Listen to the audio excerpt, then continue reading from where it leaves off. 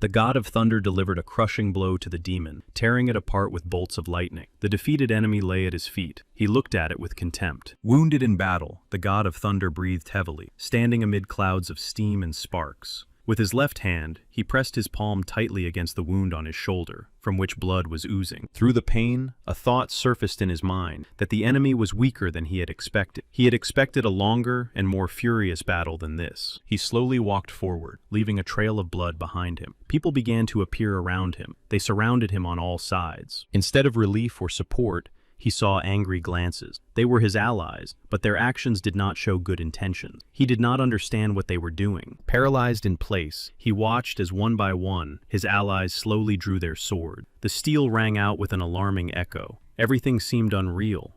The silence was broken when one of them stepped forward and said that now they were certain of his power. It sounded less like praise and more like a sentence. They declared that they would never allow someone like him to lead 7 influential families. It was a warning steeped in mistrust and fear. For them, his power was a threat to the established order, and they were ready to act to prevent his rise. They came to the unanimous conclusion that what had happened here was sufficient grounds for his sentence. The silence was filled with the weight of the merciless verdict. He felt how his former comrades had turned into judges ready to take his life, and he realized that now he could only count on his own strength. They announced that they did not need a leader, and that his power seemed dangerous and destructive to the foundations of their families. Wanting his immediate death, they closed the circle. He looked at them through the pain and fatigue, not allowing himself to show fear. Inside, he was boiling with rage. But above all else was the thought that they were fools. Deep down, contrary to their assumptions, he had no thirst for power. For him, strength was not a goal. His thoughts were far from ambition and political games. But he could not bear the betrayal and decided to fight. Clutching his sword with his bloodied hand and pressing the other against his wound, the god of thunder gathered all his will into his fist. Suddenly, thunder rumbled around them, and the sky lit up with bright flashes. Electrical discharges rained down, as if the air itself was filled with his anger. Sensing the growing storm, the traitors hastily took up defensive position. Their blades were raised in defense, and their bodies tensed in anticipation of the blow. He let out a loud cry, challenging all the traitors. His words were sharp and decisive, saying that if they had decided to destroy him, let them try. Gathering all his willpower, he directed lightning bolts straight at the traitors. Bright discharges flashed and crashed down with a roar, causing the whole earth to shake. His anger and power were uncontrollable. Now he had become a real storm of destruction. However, suddenly the power he had summoned turned against him. The lightning bolts gathered around him and struck him unexpectedly, piercing his body. The traitors looked at each other in confusion and fear, and the air was filled with tense silence. This unexpected change took everyone by surprise. The god of thunder himself could not understand how it happened, that he accidentally wounded himself. It seemed impossible to him, for he was accustomed to controlling the elements. He felt a strange relief, realizing that he had died by his own hand, and not at the hands of traitors. For the god of thunder, it was almost a consolation. In the end, surrounded by a tight circle of traitors, he collapsed to the ground. His fall became a symbol of his last will and dignity. Shortly after his fall, he was reborn, preparing to begin his 9th life. Each rebirth gave him the opportunity to gain new knowledge and strength. He had just awakened and did not immediately realize that he had been reborn this time. His new body belonged to Mr. Peck, so foreign and unfamiliar. He could not believe what was happening and stared intently at his hands, trying to convince himself of the reality of his rebirth. He still remembered his past. He tried to figure out what year it was, feeling lost in time and space. His new life and new body confused him. Suddenly, he saw the memories of the guy whose body he now inhabited, and considered him pathetic and insignificant. The memory caused an internal conflict. As he got dressed, he realized that only 30 years had passed since his death, although previously the interval between lives had been at least a century. This seemed strange. He immediately understood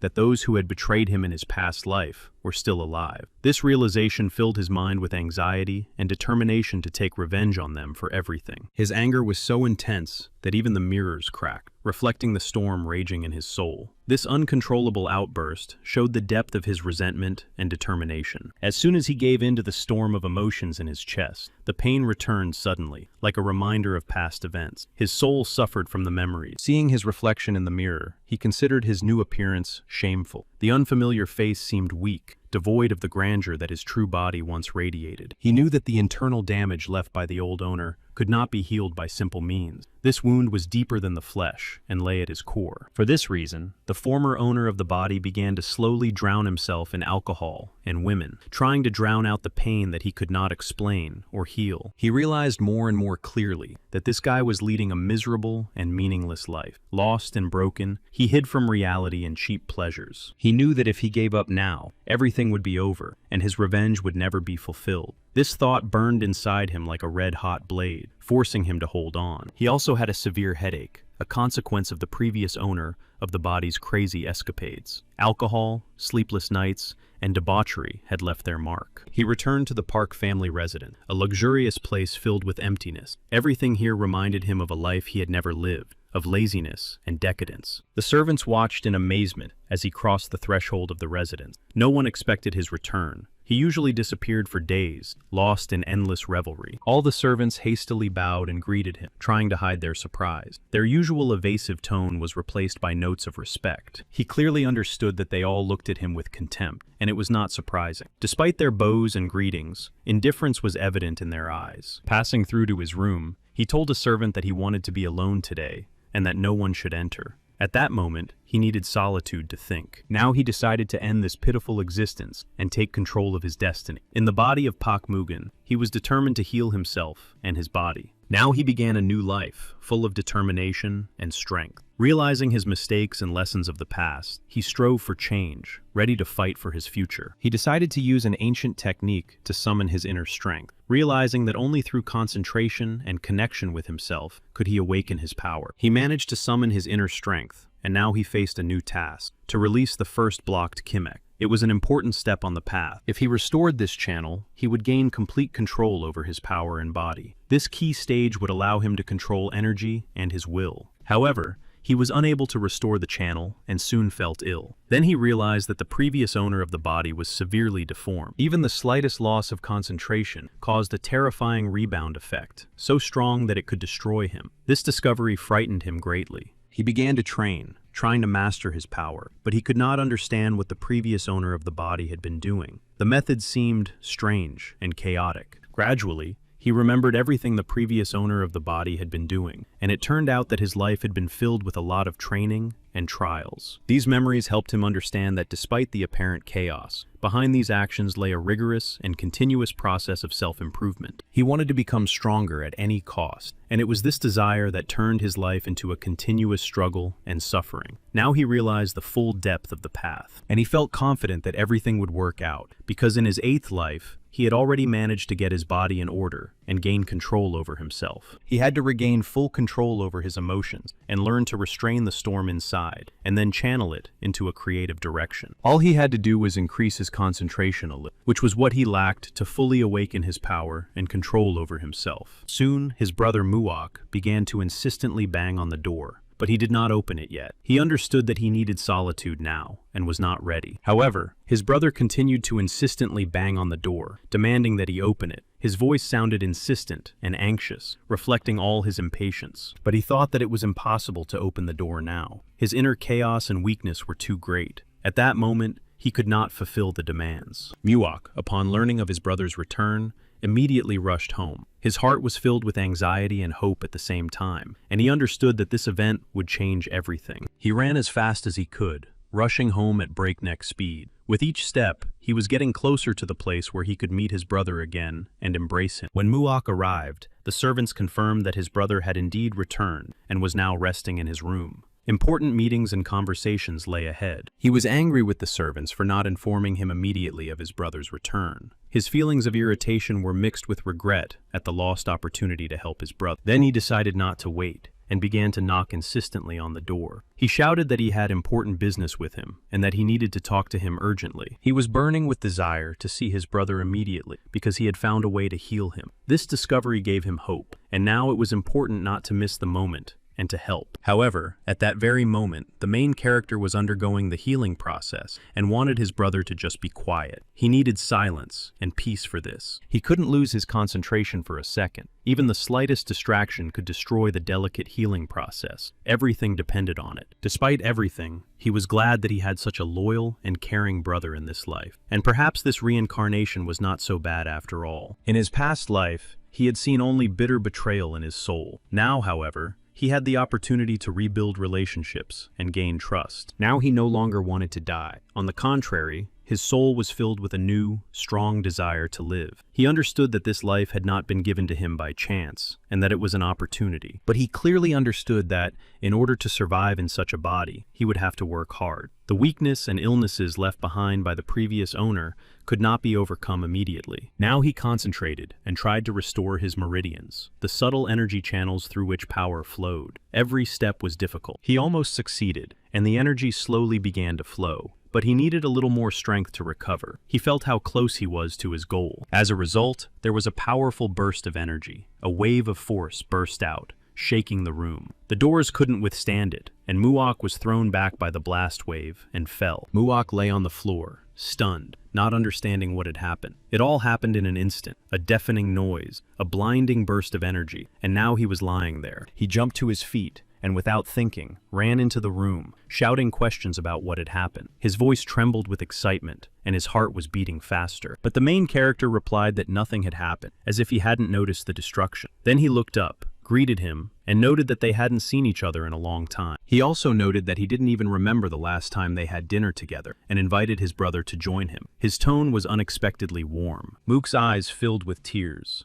He didn't expect such simplicity and warmth after everything that had happened. His heart ached with emotion, and without hiding his feelings, he nodded. They went out into the yard together and sat down at a table in a small gazebo, surrounded by greenery. A gentle breeze rustled the leaves, bringing with it a slight feeling of peace. He poured tea for both of them, carefully placing the cups on the table. Steam curled up, filling the air with aroma. This gesture marked the beginning of the restoration of their bond. His brother looked at him with a slight smile that conveyed hope and gratitude. This look spoke more than words. It reflected the deep connection between them. He asked his brother why he looked so happy. There was sincere curiosity in his voice, and he wanted to understand what brought this person joy. His brother replied that it was nothing special. He was just surprised at how much his brother had changed, as if a completely different person was standing in front of him now. He also said that he had found a way to heal his brother and restore his lost strength. The main character replied that there was no need to worry, and that he had already begun to regain his strength on his own. Although it was the first time, he believed that everything would soon return to normal. Then his brother became a little upset, but still said he was happy for him. His voice sounded sincere support and hoped that his brother would be able to overcome everything. The main character asked his brother not to bother him anymore today. He knew he needed peace and focus to continue restoring his strength. However, his brother did not understand his request and stopped him when he tried to leave. He could not accept the idea of leaving his brother alone at such an important moment. Then he returned to the room and continued his practice. Focusing, he immersed himself in the technique, striving to strengthen his inner strength and regain it. A single candle burned in the room, and a soft, subdued light enveloped the space with a warm, soothing glow. It created a calm atmosphere. He thought about what was happening in the Pak family home. Muak told him everything that had happened during his absence. He recounted the events in detail. During his absence, the number of their uncle's henchmen had increased significantly. His power was growing, and his influence was spreading, creating a threat. Their uncle had long dreamed of leading the Pak family. His ambitions grew with each passing day, and his growing army of followers only strengthened his position. Since their uncle was already old, he wanted to appoint his son, Yan Huan, as his successor. This decision was dictated by the desire to keep power within the family. It was obvious that with the help of his son, the uncle sought to expand his power by absorbing Herrenbone as well. Herrenben was a pirate group that ruled Wenzhou. He understood that they intended to go into battle with the pirate. He also understood that they would not succeed. Then he decided to join the campaign. Realizing the importance of the event and the need to act, he decided not to stay on the sidelines in order to exert personal influence. It became clear to him that the forces of the Beck family were insufficient to take revenge on the 7 supreme families. This realization fueled his determination, because the past demanded retribution. But if he managed to unite the forces of the Paik House with the 10 clans of Cholgan, their power would become unbeatable. The alliance would make revenge a reality. Only in this way By uniting the houses and clans into a single fist, thinking through alliances and sacrifices for the common goal, would he be able to defeat the 7 supreme families? He decided that he must become strong enough to lead the Park family. This required not only combat skills, but also political cunning. He had to rise to the top, overcoming all obstacles for the sake of power and justice. This required not instant gratification, but long work on himself. He realized that he had a lot of work ahead of him, and that only hard work and constant improvement would help him achieve his goal. The road to the top was long. He had to become stronger. It was not just a choice, but a necessity. Without strength, his ambitions were doomed to failure, so every effort was a step towards that power. Only then would he be able to fully recover. Overcoming difficulties, he believed that he would regain his lost strength and control, because that was the foundation. Now he took out his sword and looked at his reflection in its blade. The metal reflected not only his image, but also the determination, composure,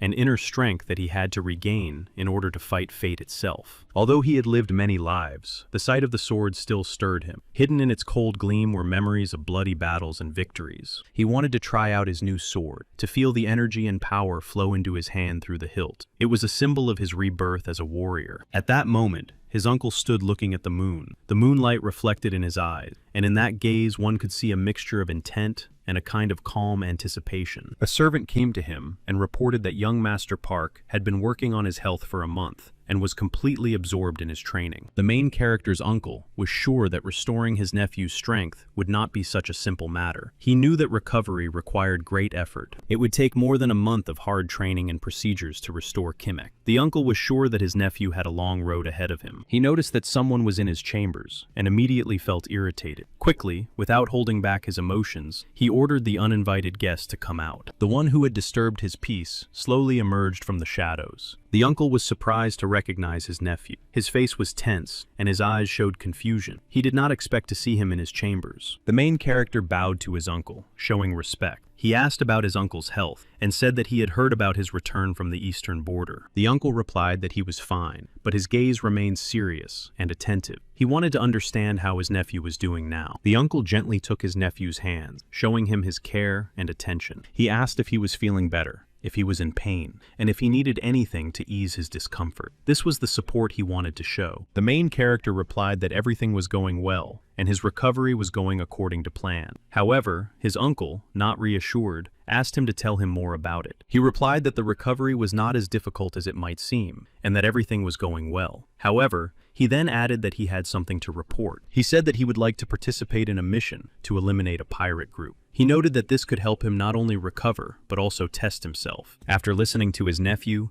the uncle said that everything would be as he wished. He understood that participating in the mission was important to his nephew, despite his weakness. They set off and soon found themselves on a ship, ready for their mission. Next to them was Muok's brother, who had also joined the journey. His presence gave strength and confidence, creating an atmosphere of unity. The main character even forgot how long it had been since he had been at sea. The sea horizon, the fresh wind, and the sound of the waves reminded him of the forgotten feelings of freedom and adventure. Muok was also happy to return to the sea, because here you can especially feel the smell of freedom. But deep down, he dreamed of going on a voyage for a different reason. The main character asked his brother if he was afraid of pirates, to which he confidently replied that he was not at all. He considered himself a warrior of the Pack family and was ready to fight. However, something else slipped into his gaze, a slight shadow of anxiety or doubt hidden behind his confident speech. Despite his loud words and courage, the brother suggested that Muok was not afraid of the pirates themselves, but that they might be stronger and more dangerous than expected. He saw it in Muok's eyes. Muok said that recently, pirates had begun to take in refugees who were wandering aimlessly. These people found themselves in a desperate situation. The warriors of the Paik family, led by Mr. Yan Huan, are trying to resist this new threat. They realize that confronting the pirates is very dangerous. However,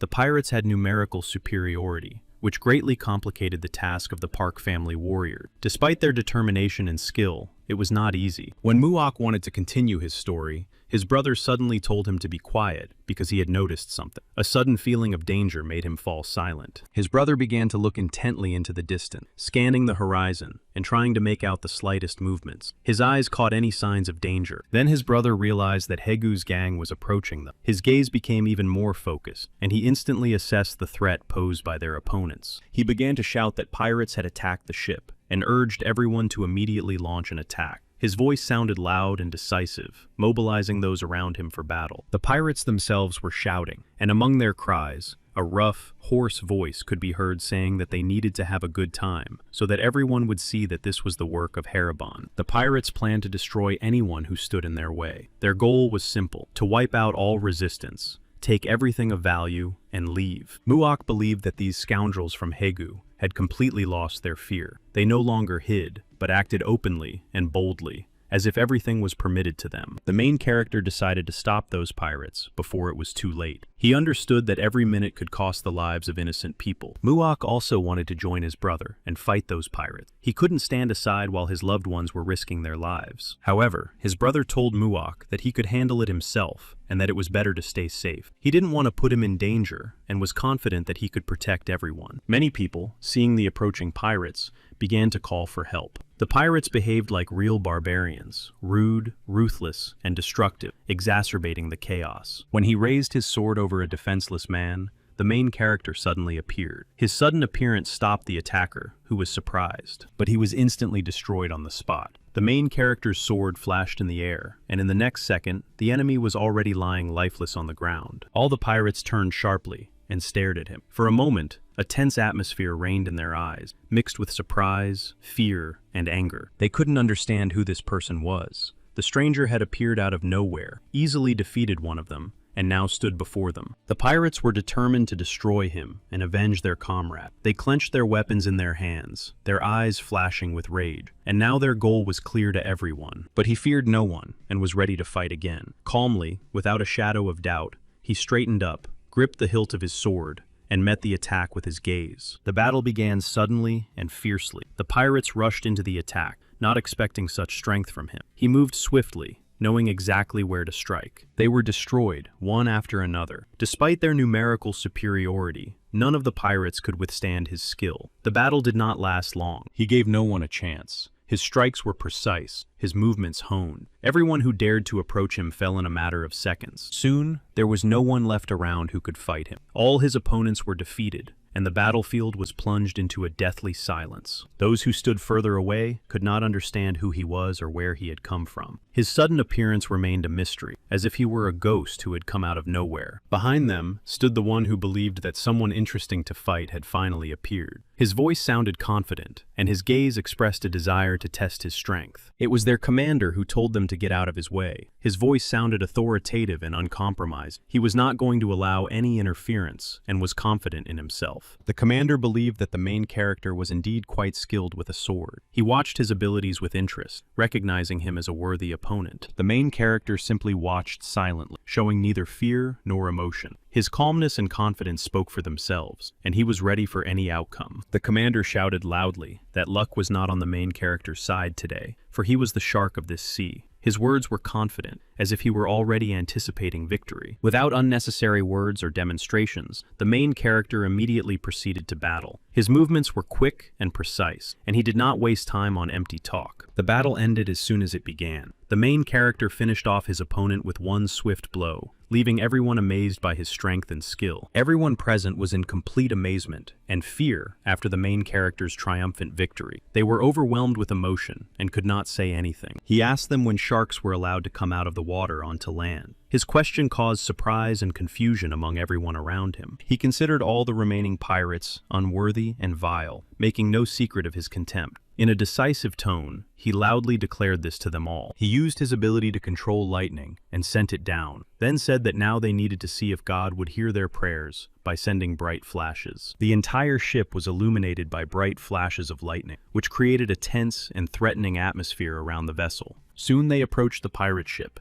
preparing for the decisive encounter. The tension grew, as the enemy was already very close. One of them announced that they were approaching the pirate ship, and called on everyone to prepare for the capture, warning them not to spare anyone there. The collision occurred, and everyone watched what was happening with bated breath. The atmosphere was tense, and every moment seemed decisive for them. Something was wrong, but they couldn't figure out what the problem was. Everything seemed to be in its place, but the feeling of anxiety did not go away. They tried to find the reason, but each time they were met with uncertainty and inner turmoil. Everyone else also couldn't understand why things weren't going as they had planned. It seemed that every step had been calculated, and everything should have worked out as it should. They were very surprised and confused. What was happening did not fit into their idea of how everything should have developed. After all, everything had been thought out. Finally, they understood the terrible truth. The main character had already destroyed everyone. The realization came too late. Shock, confusion, and fear overwhelmed them all. But Yanhuan himself was genuinely happy to see his brother. His face lit up, and there was warmth in his voice. He immediately came closer and asked where he had come from. Then the main character became a little embarrassed, lowered his gaze, and quietly said that they hadn't seen each other in a long time. There was nostalgia and a slight sadness in his voice. After such an unexpected victory,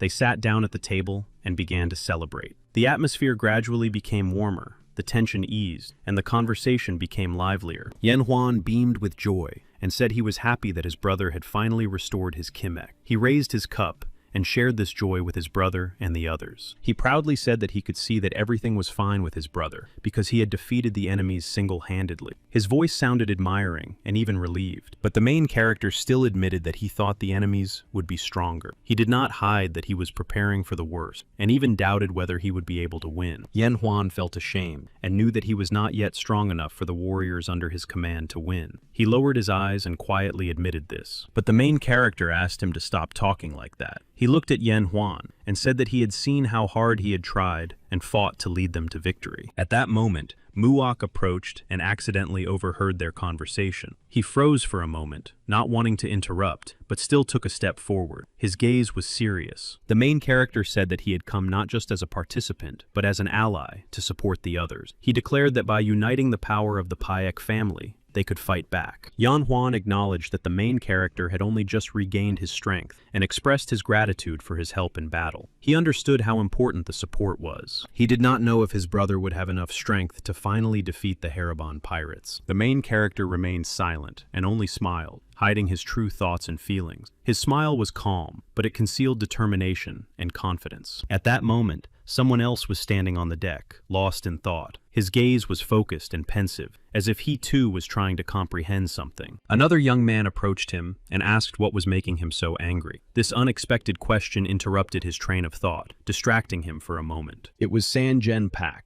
a man who couldn't stand the main character. He didn't understand what someone who had only just regained control of his body was doing among them. He replied to Sanjen Pak that he had come to help defeat and subdue the pirates. He made it clear that the main character's goal was a common victory for all of them. Sanjen claimed that the main character was simply jealous of Yanhuan and was trying to prove that he was also worth something. He suspected that his actions were not a sincere desire, but he again defended the main character, reminding him that he had single-handedly destroyed all the enemies today, and saying that this was not a bad achievement for a start. Then he asked Sanjen to just admit that he was angry because he himself wanted to talk to the commander over a glass of rum. It was teasing, but Sanjen was angry and said that he didn't care what they were doing there. He said that he didn't want to participate in conversation and considered such conversations a waste of time. He also said that he didn't care about blood ties and only recognized strength. For him, the real value was power and victory. He added that the only person stronger than him on this ship was Mr. Yan Huang, not the main character. The main character heard all this but remained silent, listening attentively. Sanjen called the main character an upstart, and these words hurt him. Disappointed and unwilling to continue listening, the main character went out to him. When he saw the main character, he was shocked and did not expect such a turn of events. Everything he had heard before was filled with negativity and prejudice. Then, slightly embarrassed by his previous belief in false rumors, he bowed respectfully and greeted the main character. The situation was awkward. The main character calmly said that there was no need to bother with unnecessary formality. His voice was even, devoid of arrogance, but there was strength in it. Then he made it clear that he did not consider himself superior to others. He preferred to be treated the same as the other members of the team and said so. Those who were nearby froze in confusion for a moment. They did not expect such simplicity and openness. His behavior confused everyone. One of the team members, still under the impression of what was happening, admitted that he himself would not have dared to behave so informally with him. But the main character replied that they were just as worthy warriors as he was. That is why, in his opinion, each of them deserved equal treatment. Then he suggested that they drop the formality and treat him like a regular member of the team. He did not seek a special position or any honors. Both stood in silence, not knowing what to say. The hero's words knocked them out of their usual framework and made them think. Before them was an open person. After a pause, one of them smiled, realizing the sincerity and determination of the main character. He replied that they would do exactly as he wished. He introduced himself as Nak Ilban. The name sounded simple, but it conveyed confidence and strength of character. This was a new stage in their communication. He also said that the big guy's name was Paik Sang-gen. The name sounded impressive, reflecting the strength and steadfastness of this man. Thus, connections were established. The main character mentally noted that these guys were really in great shape. If the rest of the team maintained the same level, the team should be unbeatable. Nak Ilban said he would take him to the cabin, where they could meet the rest of their team. The main character did not object, and readily agreed to follow Nak Ilban. Together with him, he called Muok to join the meeting as well. He also expressed a desire to meet with the warriors of the Paik family, and share with them his experience in fighting pirates. It was about working together for a common goal. Pak Sang-gyun had a hidden dislike for him, and considered him a poser. Despite his outward politeness, he did not trust the main character,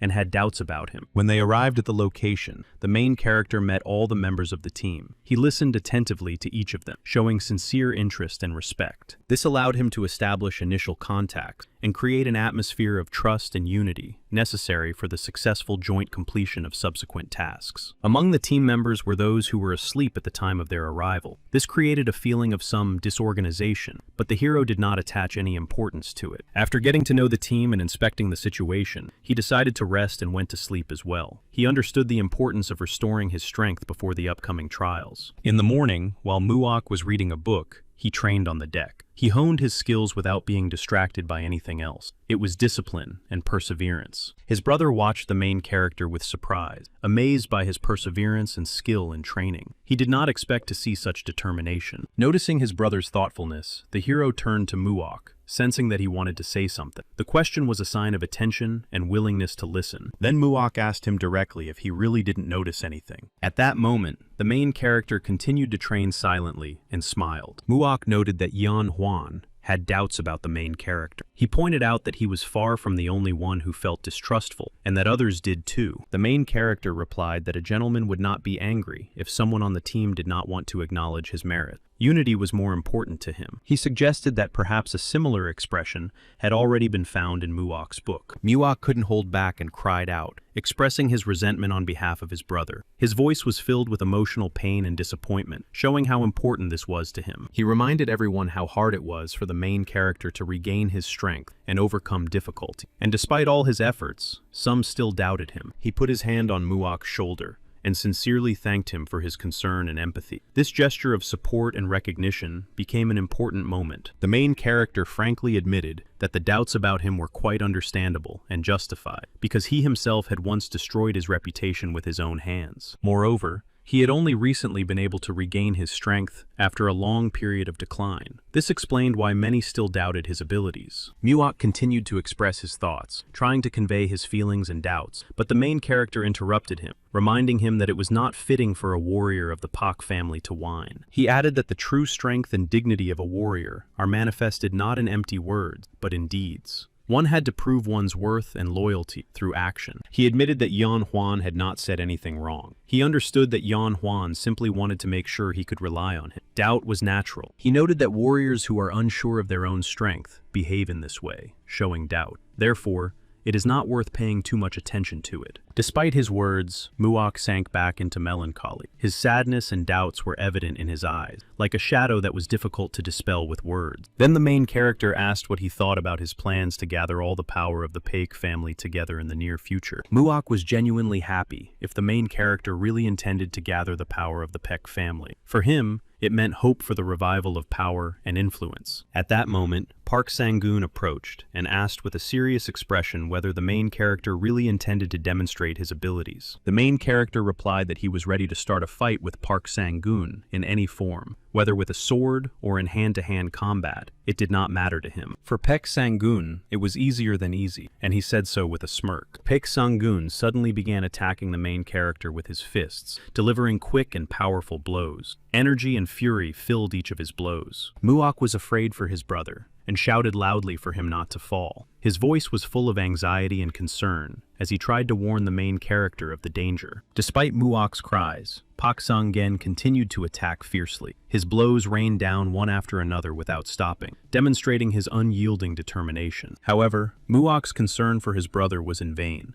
as the main character had already begun to strike back. He quickly gathered his strength and confidently repelled Pak Sang-gen's attacks. Pak Sang-gen had a clear dislike for the main character, which was evident in the fight itself. His blows were full of malice, and every movement reflected tension. Pak Sang-gun resumed his attack. His movements became faster and more precise, as if every muscle in his body had been trained for combat. He did not hesitate. Meanwhile, the messenger bird, having traveled a long way, reached the pirates. It landed softly on the railing of the old porch, carrying a message. He approached the bird and carefully removed the letter tied to its paw. The paper was slightly damp from the dew, but the seal remained intact. He unfolded it. The old man began to read the letter attentively, his eyes following the lines of neat handwriting. His face gradually clouded over, his wrinkles deepening. Then, without wasting any time, he went deep into the house and reported the contents of the letter to those who needed to know. He understood that the message was important. The chief pirate could not believe what he had heard. His face froze as if he was trying to comprehend it. The words were clear, but his mind refused to accept them. He was angry that the Payak family and their warriors were heading for the eastern border. This decision seemed to him a bold challenge, almost a provocation. He clenched his fists. Pak Sang-gun was also overcome with anger, not only because of the battle itself, but also because he had once again failed to defeat the main character. His pride had been hurt. The main character himself remained calm. Despite the tension around him, his mind was clear and his heart was calm, like the surface of a lake before a storm. Pak Sang-gun felt as if he was fighting not a man, but an iron wall. Every blow reverberated in his own bones, but had no effect. Then the main character finally acknowledged that all of Pak Sang-gen's attacks were powerful and well-aimed blows. He appreciated his opponent's strength and skill. However, he advised Pak Sang-gen to work on his technique, noting that strength is important, but without accuracy and proper execution, it loses its effectiveness. Pak Sang-gun was angry at the advice. His pride did not allow him to accept criticism, especially from the main character, whom he considered a rival. He was irritated and offended. Then he completely provoked Pak Sang-gun, which only increased his anger. His sharp words were like adding fuel to the fire, causing even more irritation. As a result, Pak Sang-gun collapsed onto the deck with a loud crash, overcome with rage and disappointment. His voice echoed throughout the area. It was a loud and piercing scream. All the soldiers ran out onto the deck, ready and alert, thinking that the pirates of Haribon had arrived. The noise and Pak Sang-gun's cry alarmed them all. Nak-il-ban explained to the soldiers that their fears were unfounded. The pirates of Haribon had not yet appeared, but they were just in time to see what had happened there. Pak Sang-gun struggled to get up from the ground, each movement causing him pain and effort. His body felt the full weight of the defeat that had just occurred. The main character calmly asked Pak Sang-gun if he wanted revenge. There was no mockery in his voice, only a sincere invitation to a new battle. Pak Sang-gun, overcome with anger, replied that the main character would pay for everything. His words sounded like a threat filled with irreconcilable rage and hatred. From that moment on, Pak Sang-gun decided to fight with all his strength. His heart was filled with a thirst for victory, and his every movement became more decisive. However, Nak-il-ban believed that Pak Sang-gun would lose. He could barely stand and looked exhausted after the previous battle. He found it all ridiculous. Despite Nak-il-ban's doubts, Pak Sang-gun suddenly launched an attack. His movements were sharp and full of rage as he tried to break through his fatigue. But the main character remained indifferent, standing calmly like a rock in the middle of a storm, showing complete control over himself and the situation. Pak Sang-gun himself ran around him, trying to strike. He looked for a weak spot, made sharp lunges and swift attacks, but the protagonist remained unperturbed. The protagonist simply watched Pak Sang-gun, not rushing to respond to his attempts. All the warriors were amazed by the calmness and skill of the main character. They watched as he withstood Pak Sang-gun's onslaught without fuss or unnecessary movements. In the end, Pak Sang-gun collapsed again. His strength was exhausted, and his rage was replaced by despair. He realized that despite everything, the main character remained an unyielding obstacle. The main character casually encouraged Pak Sang-gen to attack again. He remained calm as he watched his opponent gather his last strength. Pak Sang-gen was even angrier, gritting his teeth in pain and humiliation. Despite his exhaustion, he struggled to his feet. His body trembled like a leaf. He screamed at the top of his lungs and lunged forward, furiously attacking attacking the main character. His cry was filled with hatred, pain, and desperate determination. But the main character took the initiative again, smoothly and without unnecessary force,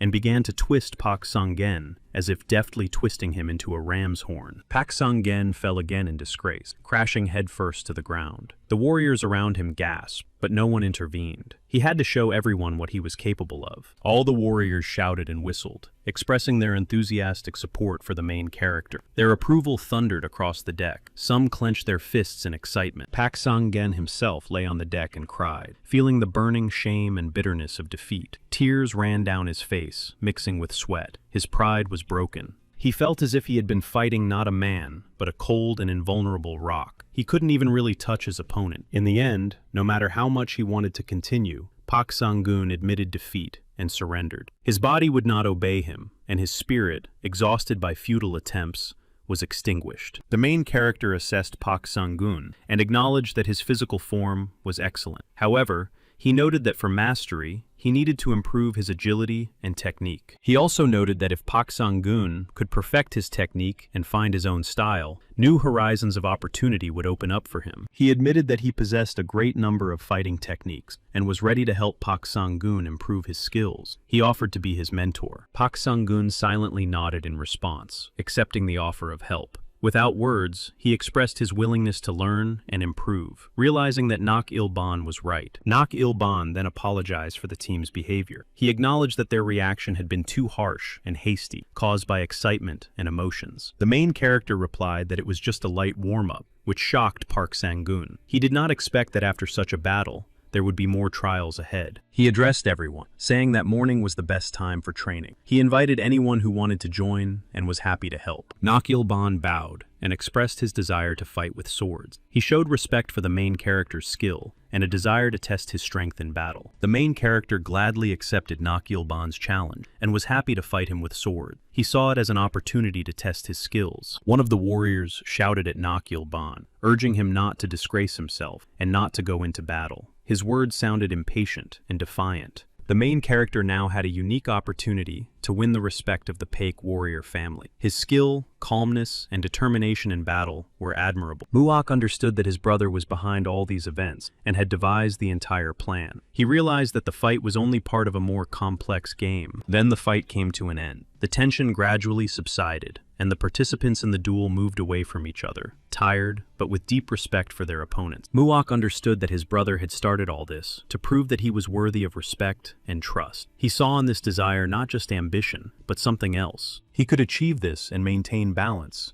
thanks to his strength and mastery of combat techniques. He wanted to maintain his authority by supporting harmony in his affairs. Soon, the warriors began to argue and quarrel among themselves, each striving for the opportunity to fight the main character. They wanted to prove their strength. Watching the heated arguments and the warriors' desire to fight his brother, Muak realized that his brother would indeed be able to win their favor. Then their ship arrived in Tonda, located on the eastern border. This place was strategically important and expected to be heavily guarded. When the main character disembarked from the ship, someone called him by the name Mugun. The voice was familiar and sounded like a reminder of the past and the battles to come. It was Paik Jong-in, Mugun's uncle. Mugun approached his uncle Paik Jong-in and bowed in respect. He also noted that they had not seen each other for a long time. Pak Chong-in expressed his joy that his nephew Mugun was healthy and well. Pak Chong-in also noted that he had heard how Mugun had managed to defeat an entire pirate ship single-handedly. These words expressed admiration and respect for his strength. Pak Chong-yun also admitted that he found it hard to believe such stories and asked Mugun not to keep the secret of his rapid recovery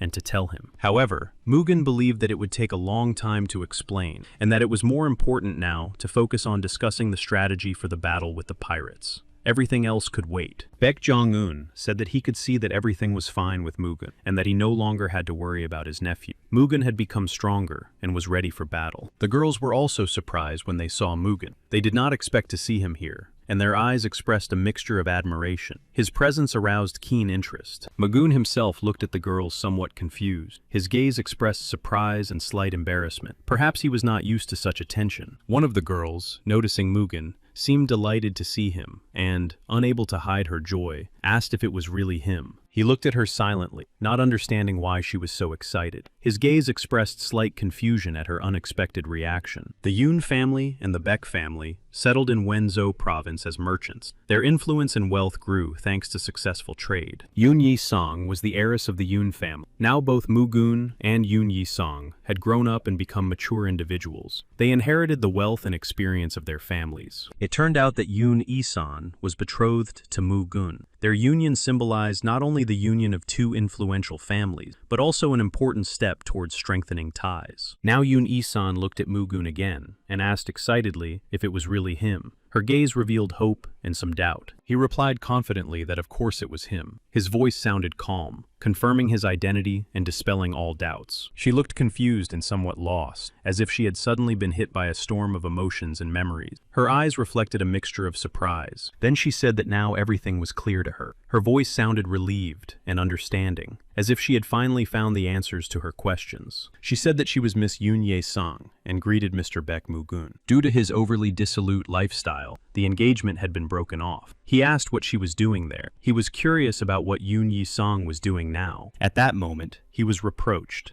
told that he should have come home immediately to greet everyone and not linger. The voice was insistent. It was his uncle, Mr. Baek Jong-gi, who sternly reminded him that he should have come right away. Mugung was a little taken aback by his uncle's sudden remark. His face showed slight confusion and awkwardness because he did not expect such a stern reception. He bowed and said he was sorry for keeping his uncle waiting. His words expressed respect and recognition of his mistake, a desire to make amends. The other uncle noted that Mugen had not yet fully recovered, expressing concern for his condition. At the same time, Paek Jong-gi said that he looked healthy. Paek Jong-gi also wanted to check whether Mugen's fighting abilities had returned. He watched his nephew closely, assessing his physical condition. When his own son, Yan Huan, arrived, he was very pleased with him. His smile and warm gaze expressed pride and confidence in him, but he was very strict and biased towards Mugen. He praised his son for defeating the pirates, even though Mugen had actually won all the major victories. Yang Huan himself was very modest and said that he was not the one who won the victory. He wanted to emphasize Mugen's merits by refusing to take all the glory for himself. Yang Huan's father said that even though he was tired, he needed to discuss military strategy as soon as possible in order to finally destroy the enemy. He did not listen to him. At the same time, he gloated over Mugun, showing hidden dissatisfaction and rivalry. Mugun had not recovered, but decided to take part in the mission anyway. Mugun himself understood that his uncle could not even hide his malice. He clearly felt the hostility and ill will emanating from him. He hoped that Muok did not notice all the malice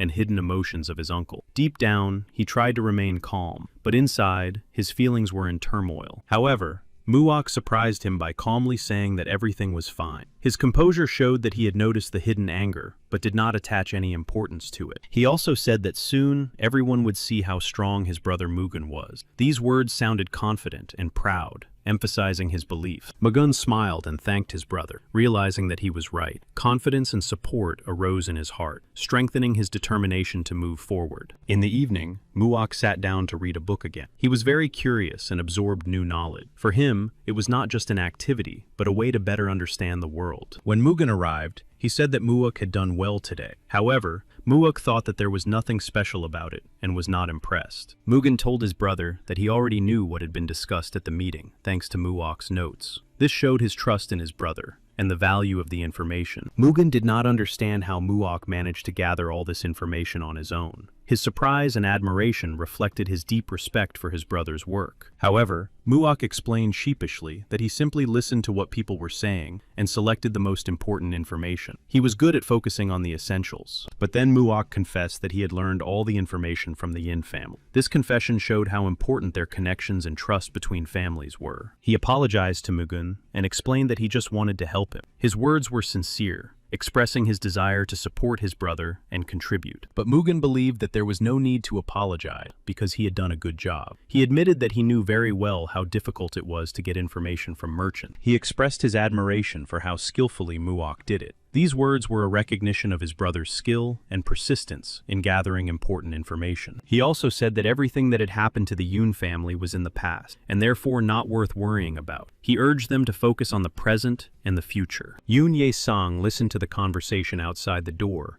and thought that he did not have the makings of a great warrior, but he possessed intelligence and inner strength. Mugun praised his brother, noting that the information he had gathered allowed them to determine the location of enemy ships and emphasized that this was very important. All the information obtained from books and other people was collected and organized by him into his own information network. This approach allowed him to analyze data effectively and make quick decisions, which made him an indispensable assistant in preparing for battles. Muok possessed a sharp intellect and all the makings of a master. He was already capable of doing what the best scouts of Marima did. Mugen had high hopes for his brother and decided to entrust him with an important task. He believed that Muok would cope with the responsibility and prove his worth. Mugen asked his brother about his strategy for fighting pirates. Mugen wanted to know his brother's personal opinion, not just a plan of action, but his vision of the situation. Muok explained the essence of the situation. They were outnumbered by the enemy, so it was necessary to send reconnaissance ships to gather information about their movements. The goal was to identify their movement patterns and main routes, so that, after receiving accurate data, they could organize an attack. Mugen was very pleased with his plan. Muok's proposal proved to be correct, and at the meeting, his conclusions were unanimously confirmed, and that tactic was adopted. Mugen praised Muok for his correct decision. He noted that this strategy was indeed appropriate, and that, in essence, they would now only be repeating what had already been done many times before. Throughout all the battles, it was mainly civilians who suffered, becoming innocent victims of the conflicts. Their fates remained in the shadow of the great battles. He wanted to find a way to protect civilians and minimize their suffering during the fighting, to develop more humane and effective tactics. Then he asked Muok what specific measures needed to be taken to resolve this unpleasant problem as quickly and definitively as possible. Muok thought for a moment, but then confidently replied that he knew what needed to be done to solve the problem. He believed in his brother's strength and suggested something. At that time, on the Heron Islands, they were discussing Mugen, remembering that 3 years ago he had lost some of his power and control over his body, and he should have died. However, Mugen suddenly regained his lost power and control over his body, which turned him into a serious threat to the Heron Islands and pirates. One of those present was angry and did not believe that Mugen could really regain his strength and control over his body, considering it impossible or some kind of deception. He was also informed that the Yoon family had convened a council to discuss the fight against pirates in order to develop a joint strategy against the new threat. For the pirate leader,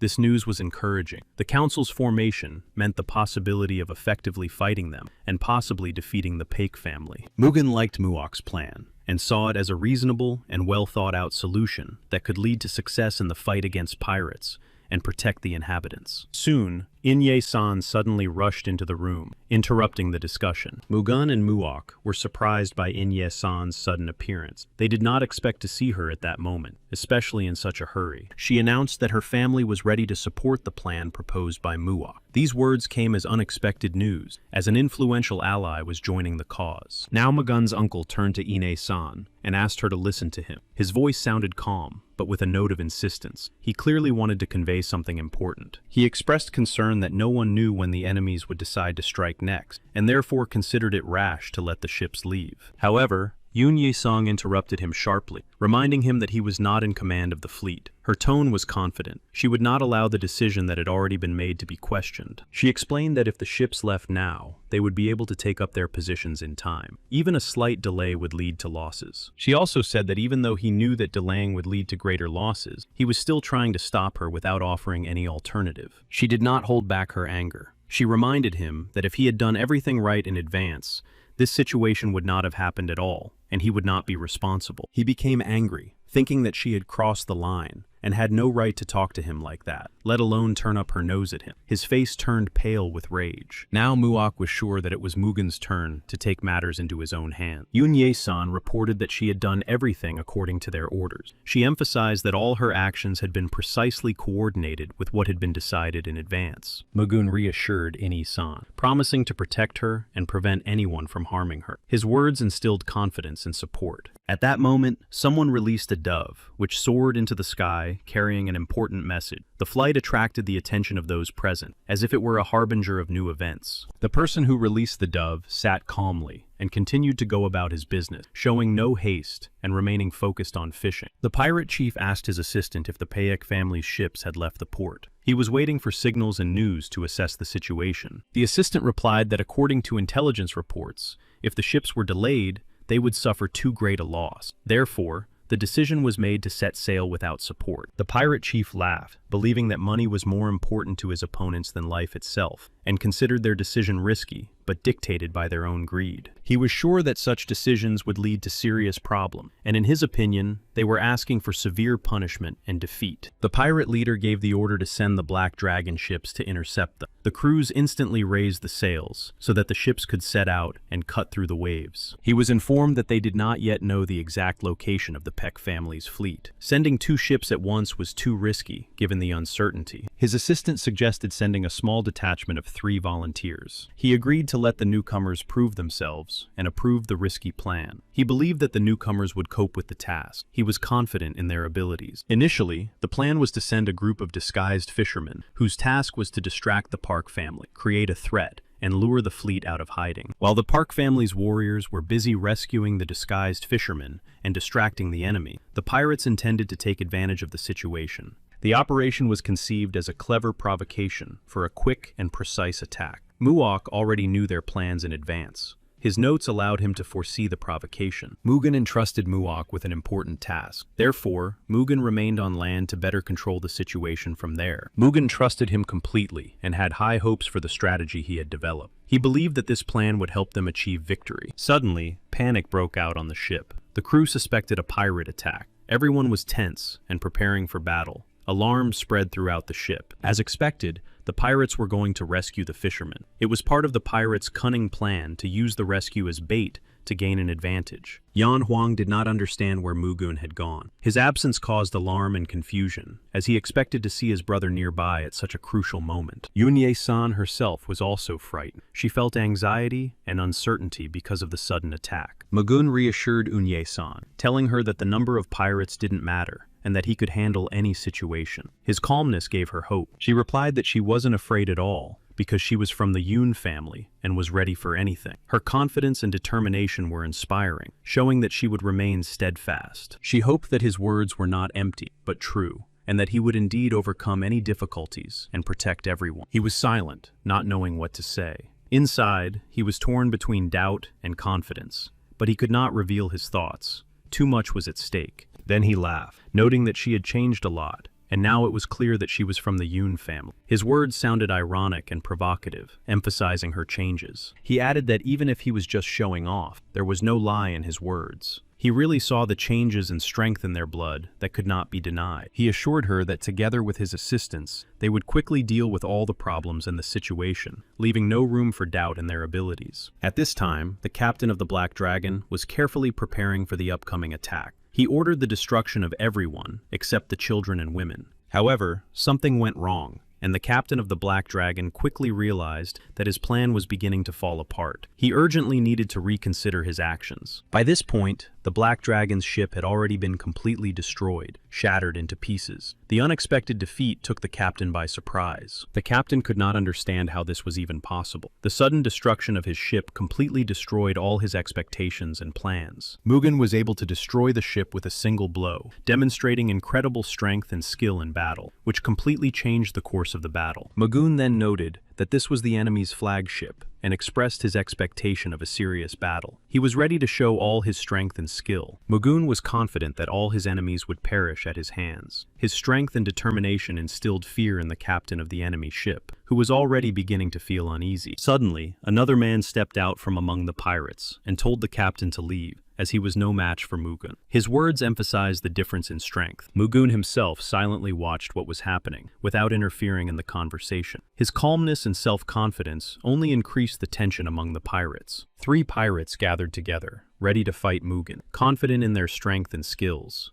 They prepared for battle, deciding to join forces. At the same time, Mugen hoped that a worthy opponent capable of challenging him had finally appeared. He watched the 3 pirates closely. Pak Sang-gun and another warrior noticed that only 2 ships had approached. Pak Sang-gun took it upon himself to deal with the enemies approaching from the right flank. He focused on developing tactics and strategy. The other warrior abruptly joined the battle, declaring that whoever was the first to defeat all opponents would be the winner of the battle. They argued. The enemy threatened Mugen, confident that luck had turned away from him since their encounter. He believed that the outcome of the battle was now predetermined in his favor, but Mugen was not afraid of his opponent's threats and calmly called on him to attack, demonstrating confidence and a complete lack of fear of the upcoming battle. Soon, the opponent did not have time to do anything, as Mugen was already next to him, quickly and decisively closing the distance between them. The opponent was terrified. Yan Huan was puzzled by the disappearance of the pirate, because they themselves had seen them attack the fishermen. His confusion grew because there was no logic in it. He also suspected that the pirates had deceived them by playing on their trust and confusion. He felt that there was a cunning plan behind this disappearance. Muak understood that Yan Huan and the warriors were confused and suspicious because of the sudden disappearance of the pirate. He knew that their confusion was preventing them from understanding the situation. Everything that was happening was part of a carefully thought-out plan. Every move and decision had been calculated in advance to confuse the enemy and then defeat them. Muak was pleased with how events were unfolding. Everything was going according to his calculations and plan. He understood that thanks to his carefully thought-out strategy, they had managed to confuse everyone. Suddenly, something became clear to Yan Huan. He realized the hidden plan of his enemies and understood that their actions were part of a more cunning and complicated game. He suddenly realized that the pirates had attacked the Yun family's fleet. Realizing this, he wanted their ships to turn around immediately and come to the aid of their allies. Yan Huan realized that he had behaved foolishly and fallen for the pirates' tricks. Understanding his mistake, he felt the need to rectify the situation. Suddenly, he noticed the Black Dragon ship, which alarmed him. Muak knew that thanks to the lighthouse signal, they had sent the Payak family's fleet there in advance. According to calculations, the ship should have already arrived and met. He knew it was a good move. Sending the fleet ahead of time allowed them to take the initiative. This step gave them an advantage. The enemy did not understand what was happening. Their ships were caught off guard, and their plans collapsed one after another. The unexpected arrival of the fleet disrupted everything. He did not understand why the soldiers of the Pak family were already there. It threw him off his usual train of thought, and everything was happening too fast. Yan Huang did not understand why they were returning. Everything was going differently than he had expected. He also knew that they could not simply be ignored. Even if their actions seemed strange or incomprehensible, their presence posed a threat. They suddenly rushed into the attack, quickly, smoothly, without hesitation, as if everything had been calculated in advance. Their maneuver was unexpected and swift. The enemy began to retreat. The attack was too powerful and swift to withstand without losses. The enemy ranks were confused, and the commander was in turmoil. But during the retreat, they got stuck in the fishing nets that had been set up. Those that had previously served as simple fishing tools had now become a trap. He immediately realized that this was the work of the Pak warriors. Only they could use the terrain so cunningly and accurately, turning ordinary fishing nets into a trap. He literally cursed and insulted them with his last word. Rage and helplessness overwhelmed him, and the feeling of defeat gnawed at him from within. Magoon appeared before him, and he did not expect such a turn of events. This sudden appearance confused him,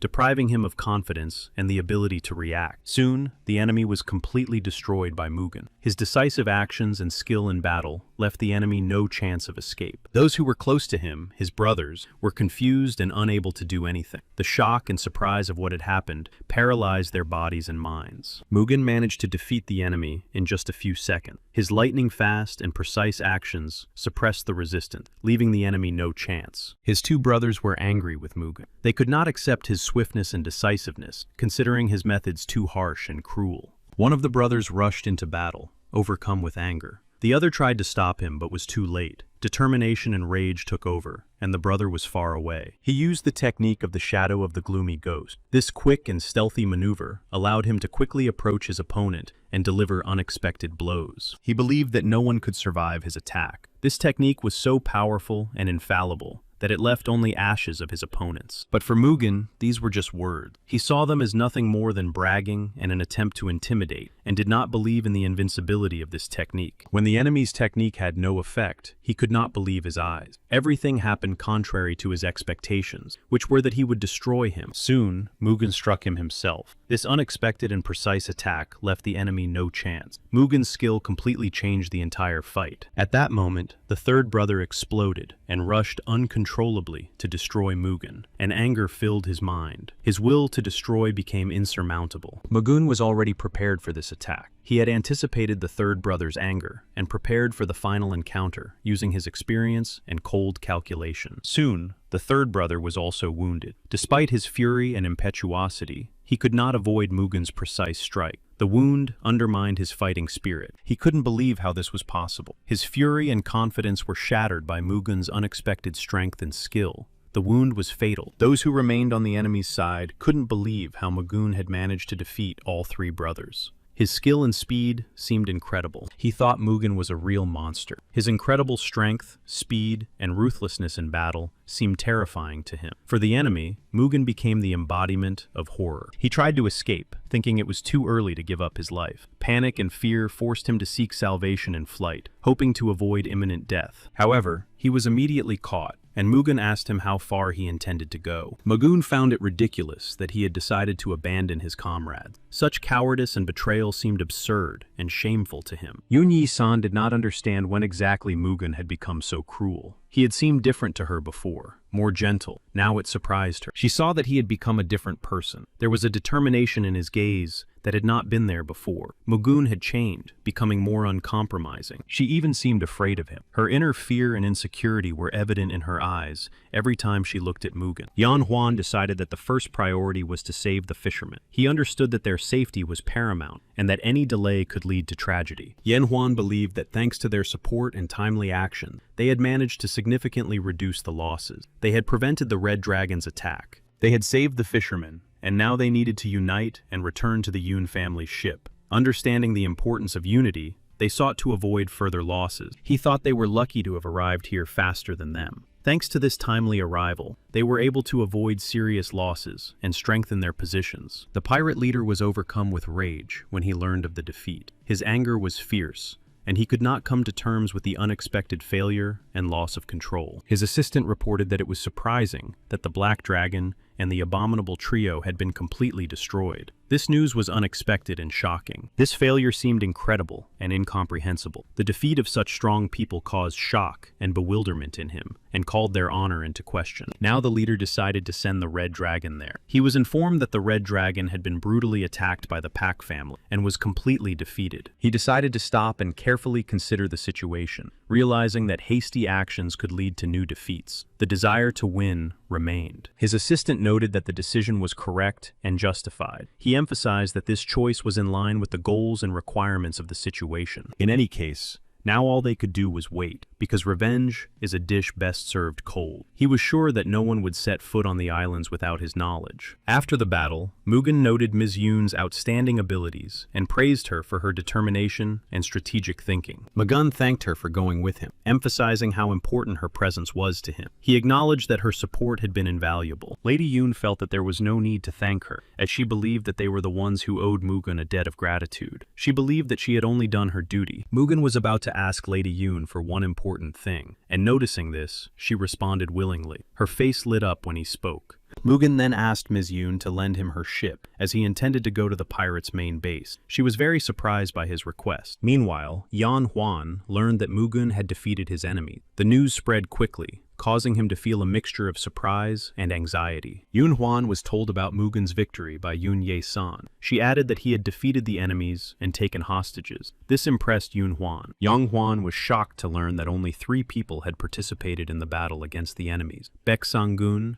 Nak Il-ban, and Mugen himself. He found it hard to believe. Yang Huan clearly realized that he himself would not have been able to accomplish such a task. But the 3 warriors, Mugen, Baek Sang-gun, and Nak Il-ban, were able to destroy the Black Dragon. Recovering from his shock, Yan Huan's first question was where Mugen was now. He learned that they had taken the ship's captain hostage and left. In addition, Mugen asked her to convey something to Yan Huan. This message was important and could influence the further development of events. Meanwhile, Mugen was already heading for the enemy base, confidently making his way through the waters. His determination and goal were already crystal clear to everyone. Before leaving, Mugen asked her to convey his words to Yan Huan and his troops immediately upon arrival. He attached great importance to this message. She knew that Mugen was strong and capable of overcoming any difficulty, but she considered his plan dangerous. Despite her confidence in his abilities, he thanked her for her concern, but assured her that the enemies must be stopped as quickly as possible. His words sounded decisive and confident, demonstrating his readiness. As he was leaving, she stopped him, not letting him go without saying anything more. She said that the Yi family would always be on his side, and they would always be ready to support any decision he made. He thanked her for everything, for her support, trust, and willingness to stand by him in the most difficult moments. His words were filled with sincere gratitude. She regretted letting him go and was very worried about his fate. Her thoughts were filled with anxiety because she understood how dangerous the journey ahead would be. She informed Yan Huan that Mugen was heading straight for the pirates' headquarters and asked him to tell them to return to base and be ready for the next move. Muok received a message from his brother and believed that everything had gone exactly as planned. This gave him hope for the successful completion of the mission. The letter said that despite the difficulties, they had managed to destroy the pirate fleet that had been attacking the Yun family's ships and had captured their captain. The island of Haribin, where the pirates' nests were located, was hidden under the cover of the misty veil. This place was carefully concealed from prying eyes. He was going to take a risk and try to infiltrate the island with the help of people who had the ability to see through objects. This plan seemed dangerous. As soon as Yan Huan returned, he and his uncle had to deliver a message telling them to be ready. He asked Muok not to worry and said he believed in him. After reading the letter, Muok thought that he also believed in his brother's strength and success. This strengthened his confidence and gave him the strength to continue the fight. While the ship sailed toward its destination, Mugen trained with Nakil Ban and Baek Sang-gun. They honed their skills and prepared for the trials ahead. Then Mugen told them that they had trained enough for the day. He emphasized the importance of rest and recovery to conserve their energy. They thanked Mugen for his guidance and support. Their words were filled with respect and gratitude for his inspiration. Mugen then said that he felt peace in his soul, seeing how they were improving. They believed that their success was primarily due to Mugen. Without a doubt, they had definitely become stronger. Joint training and Mugen's guidance had helped them significantly improve their skills and endurance. He believed that even with the pirates' numerical superiority, they would be able to win. His faith in the strength of the team and their preparation was unshakable. The warriors themselves also believed in their strength and in the success of the upcoming battle. Their confidence was reinforced by Mugen's training and guidance. Mugen knew that the two had not yet reached perfection. First, they needed to find the perfect fighting technique for them. Once they mastered it, they would be able to unlock their potential. He told them that they were not afraid and went with him. As a token of gratitude, he promised to help them find techniques that would be ideal for their abilities. They were very happy with this promise. Feeling Mugen's support and confidence, they were excited about the opportunity to gain knowledge. Soon they saw a thick fog and immediately realized that this was the foggy veil that the pirate captain had told them about. They prepared for the trials. They also brought out the captain of that ship and told him that there was business to be done. It was clear to them that he knew the situation better than anyone else and would be able to help them in the future. The captain was ready to fulfill any demands and orders just to save his life. His desire to survive was so strong. The other pirates were shouted at, accused of defeat, and harshly reminded of their losses. They were told that they had lost their entire crew and had fled with their tails between their legs. It was Chang Sa-men who scolded them, accusing them of dishonor. His harsh words sounded like a stern rebuke, reminding them of their duty and responsibility. Because of all these problems, he had to abandon what he had started and turn back. He thought with annoyance that if he had searched a little longer, he would have found what he was looking for. This thought made him feel dissatisfied and regretful about the lost time. Soon, they all saw the signal of the Black Dragon. It was from there that their captain, who had been taken hostage, was calling them. His call was filled with hope and despair, and he seemed to be counting on help.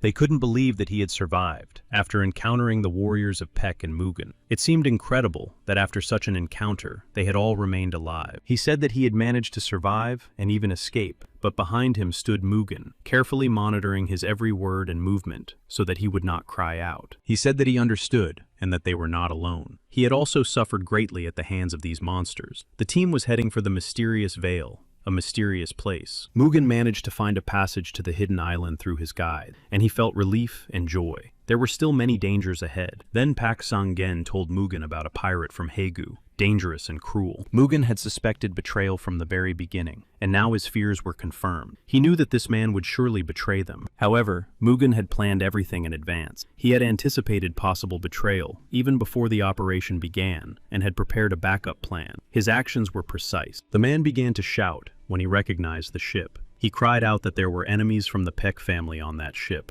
He asked them for help and protection. At that moment, as if in response to his cry, the ship was destroyed. The Red Dragon was blown to pieces by a powerful explosion, scattering debris across the water. Magoon and his friends managed to jump out of the ship at the last moment. Thanks to their agility and quick reactions, they avoided death in the explosion. They were shocked by what they saw. The sudden destruction of the ship exceeded all expectations. The debris, fire, and smoke left an impression, forcing them to realize everything. Soon, Mugen was already on their own ship. Despite recent events, he remained calm and focused, knowing that trials awaited them. Mugen gave the order to his comrades to destroy all enemies. The team accepted the order with complete readiness, realizing that the outcome depended on their action. Mugen himself also prepared for battle. He knew that the outcome of the battle depended on every move, and was ready to fight to the end for his team and his goal. The enemies were in shock, and could not believe that the man standing before them was the very same Mugen who had destroyed the Black Dragon. His appearance struck fear into their hearts. Chang Sa-men still did not understand why that captain was at the head of the Red Dragon, as he considered him weak and incapable of leading a team. Chang Sa-men did not consider Mugen a worthy opponent, and was confident of victory. His confidence stemmed from his underestimation of Mugen's strength and skill. He did not consider Mugen a worthy opponent, and was confident of victory. This caused him to underestimate the danger of the upcoming battle. Mugen quickly realized that Chang Sa-men was very strong. His confidence and behavior revealed him to be an experienced and dangerous opponent, so Mugen focused. Chang Sa-men believed that Mugen was not strong enough to defeat the Black Dragon. He doubted the authenticity of Mugen's strength and power. He decided to test how resilient and strong Mugen was, and went on the attack. His goal was to understand how many blows his opponent could withstand. Mugen himself was completely ready for battle. His body tensed, his eyes burned with determination, and every muscle was tense like a coiled spring. The opponent continued to advance, not believing in Mugen's strength. He was struck by the steadfastness and power with which Mugen held his ground, not expecting to encounter such tenacity. Mugen was unstoppable, and his energy and determination were so strong that no obstacle could slow his advance. The opponent began to swing his chains, threatening violence, and promising that Mugen would soon get what he deserved. His movements were quick and decisive. However, Mugen managed to dodge in time, avoiding the blow of the chain. His reaction was quick, and he was able to remain calm, even in the face of danger. Pak Sang-gun and Nak Il-ban asked him to be more careful as they watched. They understood that the enemy was stronger than he appeared, and that they needed to act cautiously. Mugen himself was irritated by the chain. This sinister weapon of his enemy aroused his anger and hostility. He considered them a symbol of meanness. He believed that the enemy was quite skilled, even though he was still a novice in battle. While he was in the air, Mugen had no opportunity to attack. He knew that as soon as he landed, the enemy would be finished. At that moment, Mugen would be unstoppable, and the outcome of the battle would be decided immediately. He did not want to waste much time on the enemy, realizing that a protracted battle could work against him. Mugen was only interested in a quick and effective victory. Mugen decided to test how well his technique had recovered. He concentrated, felt a surge of strength,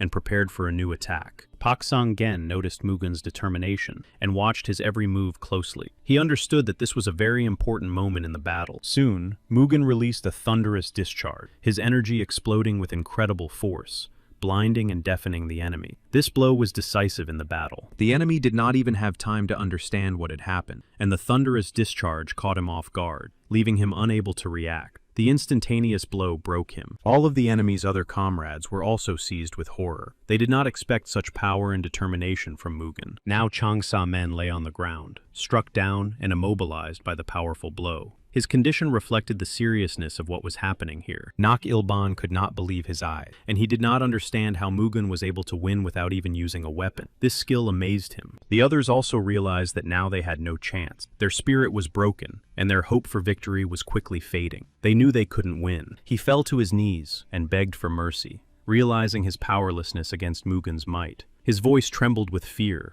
and his eyes showed despair. Mugen reminded him of the past, and he did not forget those who had once begged for mercy from him, but did not receive it. His gaze and attitude were completely unyielding. The enemy was silent, realizing that his end was inevitable. He felt the full weight of the situation, and the hopelessness of his position before Mugen's power. Mugen reproached him, reminding him of his previous actions and the deaths of innocent people. And now, he suddenly considered his own life more important than the lives of those he had destroyed. From the very beginning, he had no intention of sparing anyone, and this intention was clear. He acted without pity or hesitation, pursuing his main goal. Enraged, he began to insult Mugen, trying to gain the upper hand in some way. His fury burst out in the form of attacks, but behind this lay only weakness. He was sure he had nothing to lose, and desperately rushed to attack Mugen. Recklessness and fury drove him forward, despite the obvious. Despite his desperate attack, he was wounded, And then Mugen grabbed the book of Chang Sa Men, which was legendary for its ability to help take the soul of an enemy. He understood that this technique was unlikely to be used in battle with demons. However, he was sure that this technique would be useful to his comrades in the future. In the book, he noticed an image with a description of someone descending from the heavens, and at that moment,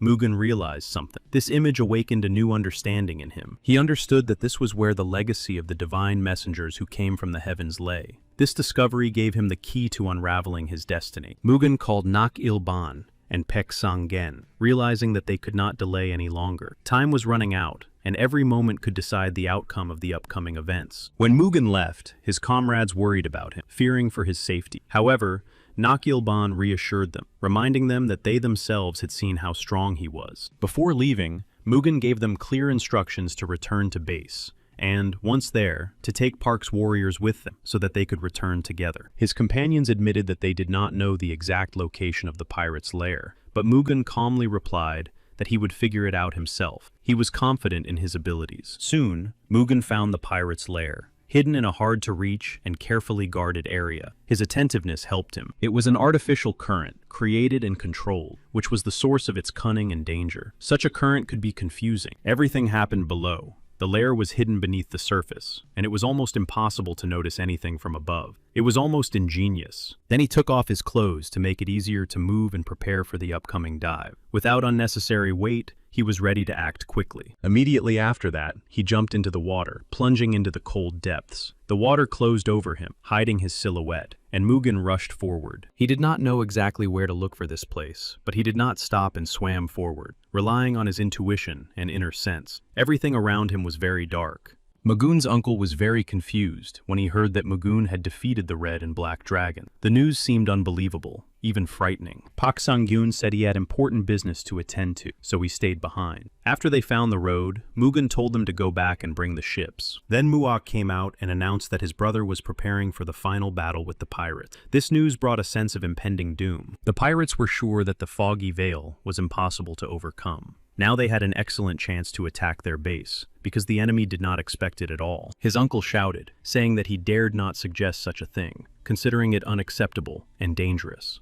At the same time, Yan Huan ordered everyone to advance. He began to speak to his son, urging him not to rush into a decision, and strongly advising him to weigh everything carefully before acting. But Yan Huan replied that now was the time to act decisively. After all, his brother had managed to accomplish what they had failed to do for many years. If he said so, then they really needed to move forward without delay. His determination was a signal that there was no time for hesitation. He once again ordered everyone to move out immediately, emphasizing the importance of coordinated and swift action. The team had to be ready for the decisive step. Yang Huan's father was worried about him, feeling anxious and uneasy about the dangers ahead. Despite his determination, his father was afraid of losing him. He said that he had always hoped that Yan Huan would not repeat his mistakes. His words were filled with bitterness and concern, reflecting his desire to protect his son. Muak looked at his uncle in bewilderment, not understanding why he had said that. To him, his uncle's words seemed mysterious and raised questions. By that time, Mugen had already arrived at the appointed place.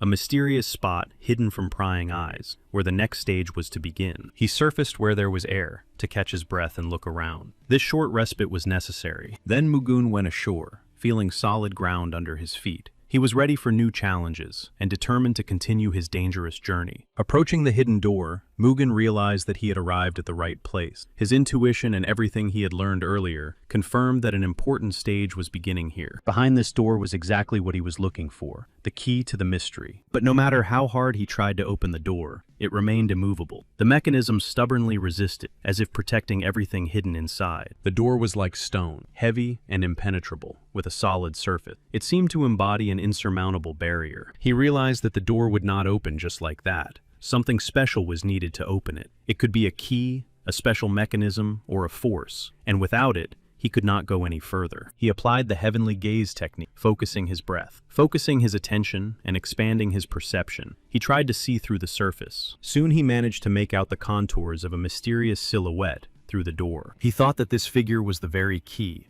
a mysterious object or creature capable of opening the door and leading to the solution of the mystery of the castle. He continued to look around carefully, trying to catch any details and clues. Every movement of light and wind could be an important detail. He did not understand why the heavenly messenger had hidden his treasure behind 7 locks, like some greedy nobleman. It seemed strange and mysterious. Soon he entered the mysterious room, crossing the threshold. Inside, it was dimly lit, and the mysterious atmosphere intensified the sensations in his body. Then Mugen approached the altar on which the treasures lay. Their glow softly illuminated the dark room, evoking a feeling of awe and respect for them. Mugen saw a golden shield sparkling in the dim light of the hall. The shield radiated powerful energy, as if it held ancient power and secrets. Next to the golden shield stood an elegant box decorated with fine carvings and mysterious symbols. It seemed no less valuable and mysterious. The letter stated that the technique described in the heavenly scroll was incredibly powerful and could not be mastered using conventional martial arts. Nevertheless, Mugen had already proven his worth by passing through the misty veil and opening the cave. There lay the heavenly scroll, and a shield made of golden heavenly armor. The papers stated that only the chosen one would be able to master the fighting technique. There was also a note explaining one of the concepts of crystal martial arts. It was created by accumulating energy in the bodies of ancient animals that lived for hundreds or thousands of years and became spiritual objects. These were turtles, carp, and snakes. Mugen believed that these talismans carried more of a mental and intellectual load and were unlikely to be useful to him. But the shield was very useful indeed. He intended to use the shield wisely, understanding that power without reason is dangerous. Mugen decided to combine the power of the artifact with his own techniques. The shield turned out to be surprisingly light, almost weightless in his hand, but it felt so strong that it was impossible to break it in the usual way. Then he decided to test the strength of the heavenly golden armor to make sure of its durability and protective properties. He struck the armor to test its strength. The blow made a ringing sound, but the armor withstood the test and remained without a single scratch. Mugen was pleased with the result and realized that this armor would indeed be useful to him in the upcoming battles. Its strength and lightness inspired confidence. He was fully prepared with his new knowledge and the strength that the heavenly armor and shield gave him. He felt confident in his abilities and his impending victory. He could not have imagined that he would be able to obtain such a powerful artifact. This unexpected gift exceeded all his expectations and opened up new horizons for him. Mugen was sure that his strength would be enough to completely destroy his enemies, and this thought filled him with determination and dispelled all his fears. However, he still had one more task ahead of him, and that was to get out of there. Despite the artifacts he had found, he understood that the way back could be just as difficult. He thought about how best to swim with such a shield. Considering its size and weight, he needed to find a way not to lose maneuverability and speed in the water. The shield unexpectedly wrapped around his arm, like a living ribbon, tightly gripping it and not letting him easily free himself. This caused mixed feelings in Mugen. Although the shield had wrapped around his arm, it turned out to be quite convenient, and now he could control the artifact more easily and swim without fear of losing it somewhere along the way. Meanwhile, Yan Huan was already sailing toward Mugen on a ship. Soon, one of them noticed a small boat nearby, rocking on the wave. This sign caused tension and hope that the meeting was already close. It turned out to be Mugen. Noticing them, he quickly swam up and deftly jumped aboard the ship. His appearance caused relief and even some excitement. Mugen said that they had arrived just in time. Their support was extremely important at this moment, and it strengthened his confidence that together they would win. Everyone bowed to Mugen and reported that they had arrived at his command. This showed their respect and willingness to follow him everywhere now. He thanked them for their loyalty and willingness to come to his aid and follow him, realizing how important their support would be in the trials ahead. The time had come to put an end to this long struggle. Mugen felt that the decisive moment had come, and it was time to act decisively and without hesitation. The pirate chief asked his assistant if the Red Dragon ship had returned. He understood that the disappearance of this ship could be his downfall.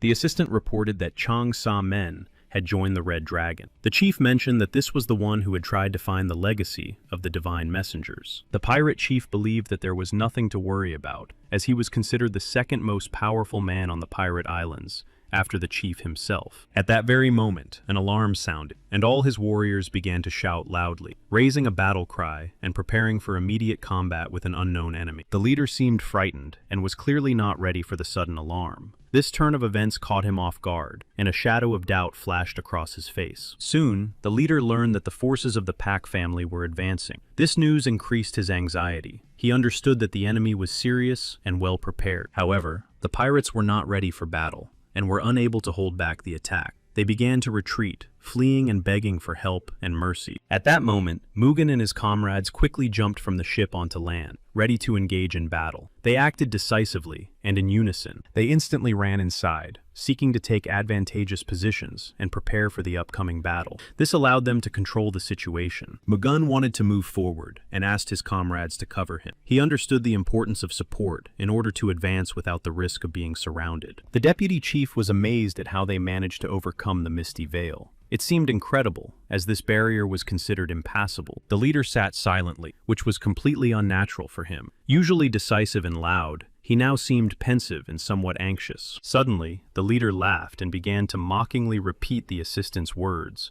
about how they had managed to penetrate the misty veil after all. Then he said that he was even glad about this turn of events, because everyone was tired of petty skirmishes. Now everything had to be decided. Either he would survive, or they would. He believed that the time had come to put an end to this once and for all. All the long years of confrontation must end in order to start a new chapter. The pirate chief refused to leave his hiding place, despite his assistant's persuasion. The latter suggested leaving immediately, before the warriors of the Pak family arrived. If fate decreed that he would die here, so be it. He would not lay down his arms. He would not retreat because he had devoted his entire life to this mission. And to the one who had killed his warriors, let it cost him his life. But he would take revenge on his enemy. He drove his assistant away, accusing him of cowardice and treason. The chief acted without hesitation. For him, weakness was worse than the enemy. He ran without looking back, his legs carrying him with all their might, his heart pounding in his temples, and panic in his head. He wanted only one thing, to escape pursuit. At that very moment, when his assistant was running away in panic, not daring to look back, Mugen had already jumped inside. His silhouette flashed, and he stood face to face with danger. Mugen was truly brave. He was not afraid of death or the enemy's numerical superiority. Every movement he made showed the determination of a warrior. He was ready for anything, and Mugen had long since said goodbye to fear. Only an unshakable will remained in his soul. He knew that his end might be near. The pirate chief had already entered into battle with him. Their eyes met.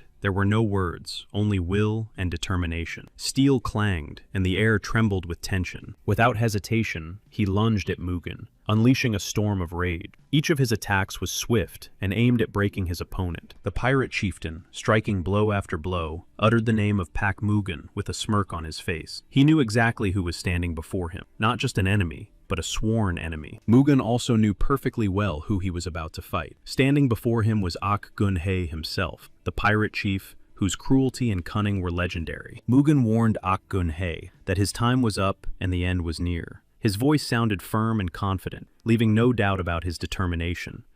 Gun. He simply smiled in response and told Mugen to try. His voice sounded defiant, and he was confident in his strength and had no intention of giving up. Mugen wasted no time and continued his fierce attack, not giving Gun-hei the slightest chance to rest. Each of his blows was precise and unpredictable. Gun. He swung his sword widely, his eyes flashing with anger. He declared menacingly that he would destroy Mugen and leave him no chance of victory. But Mugen did not give up. Despite Gun-hei's threatening intentions, he stood firm, showing neither fear nor doubt. His spirit was unshakable. Mugen realized that his strength surpassed that of Changsha men. He gathered all his energy, focused his attention, and understood that he needed to destroy the enemy quickly. But Gun-hei shouted that Mugen's pathetic tricks would not work on him. His voice sounded confident and dismissive, as if it were a trifle to him. Despite Gun-hei's loud cries and threats, Mugen remained calm and confident in his strength. He knew that true power lay not in words, but in actions. As a result,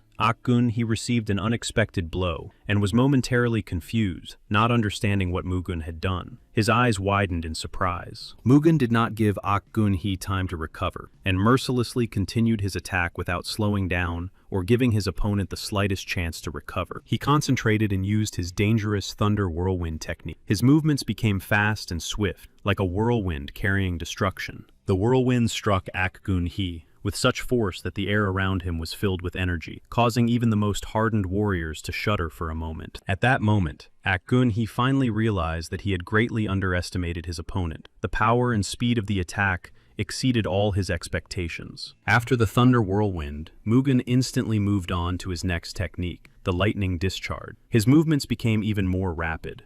Blows with such speed and force rained down on Gun-hee that he could barely comprehend them, sinking deeper and deeper into the abyss of his defeat. All the warriors around him froze, stunned by what was happening, not understanding what had happened. Their eyes darted between Mugen and Gun-hee, trying to comprehend. Mugen's attack was so impressive and swift, the warriors held their breath, amazed by the incredible strength he demonstrated in battle. Gun-hee was boiling with rage, but despite all his anger, there was nothing he could do. He realized that Mugen had completely seized the initiative. Then, Gun-hee said that he recognized Mugen's strength. Too late, but honestly. However, he was not going to die alone. He would take Mugen with him. Then, clenching his fists and gathering his last strength, Gun-hee shouted the name of his forbidden technique, Sea Ghost Palm, and he began to attack Mugen. But Mugen didn't care. The sinister energy of Sea Ghost Palm did not change his determination. He did not retreat. On the contrary, he passed through this wave.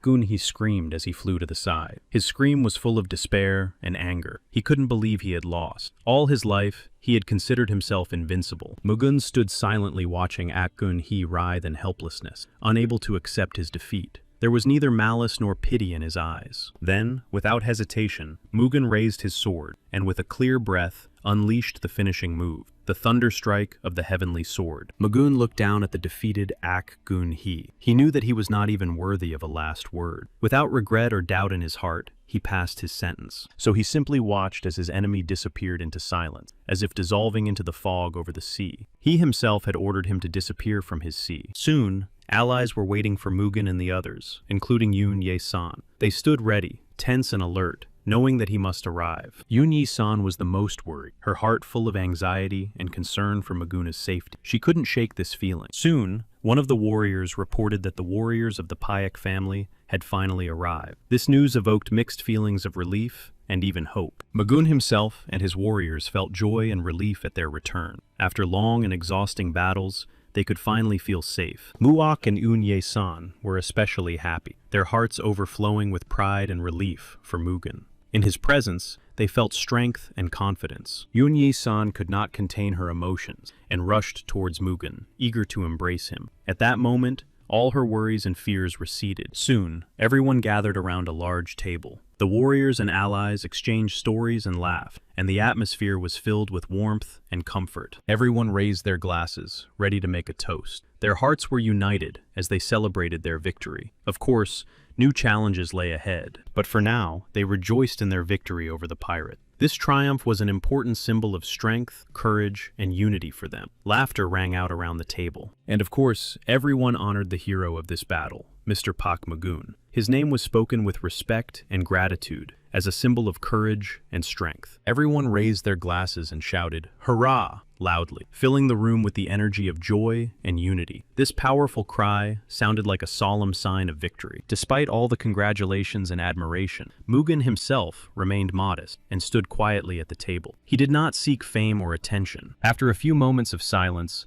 Mugen decided to speak. He raised his hand to get the attention of those gathered. He also decided to make a toast. Mugen then expressed his gratitude to those gathered, acknowledging their support, but noted that he could never have won this battle alone without them. He understood that each of the warriors had made an invaluable contribution to the victory and shed blood for the common goal. Their efforts were an integral part of the overall triumph. He was proud that fate had given him such loyal and strong comrades. For Mugen, their loyalty and strength of spirit were a real treasure. Therefore, Mugen called on everyone to come together to glorify and honor the memory of those who had died in battle. He reminded them that their sacrifices should never be forgotten. He hesitated, but quickly decided not to tire people with long speeches. He believed that actions and the memory of the fallen were more important than words, so he asked only for a brief moment of silence. Then Mugen made it clear that it was now time to continue celebrating the victory. His calm and confident voice eased the tension, allowing everyone to relax. But Yan Huan said he would raise his glass and drink only after Mugen. His respect and loyalty were obvious. He wanted to be the first to acknowledge Mugen's achievements. However, Yan Huan's father was sad. His gaze revealed anxiety and regret. Despite the victory and the joy of those around him, he was very dejected. Soon, Yun-Ye-sang approached and joined the others. She moved calmly, observing what was happening. Mugun and everyone else immediately noticed her appearance. Their eyes involuntarily turned to Yoon Yi-sang, who was very beautiful and elegantly dressed. Yoon Yi-sang noticed that they were paying attention to her and felt slightly embarrassed. She lowered her gaze and blushed, feeling both joy and timidity. Everyone was stunned by her beauty. Her grace and energy attracted attention like a magnet. She captivated everyone who was there. Then Yoon Ye-san approached Mugu. Her steps were confident, and her gaze was filled with warmth and respect. At that moment, it was as if a mutual understanding arose. She bowed and congratulated Mr. Park Mugu on his victory, expressing sincere respect and gratitude for his courage and leadership on the ship. He also thanked her in return, appreciating her sincerity and support. His words were warm, reflecting the respect and mutual understanding between them. Then they left the hall together to get some fresh air. In the silence of the night, under the soft light of the moon, there was a calm and somewhat light atmosphere between them. He smiled and complimented her, saying that she looked even more beautiful than usual today. It sounded sincere,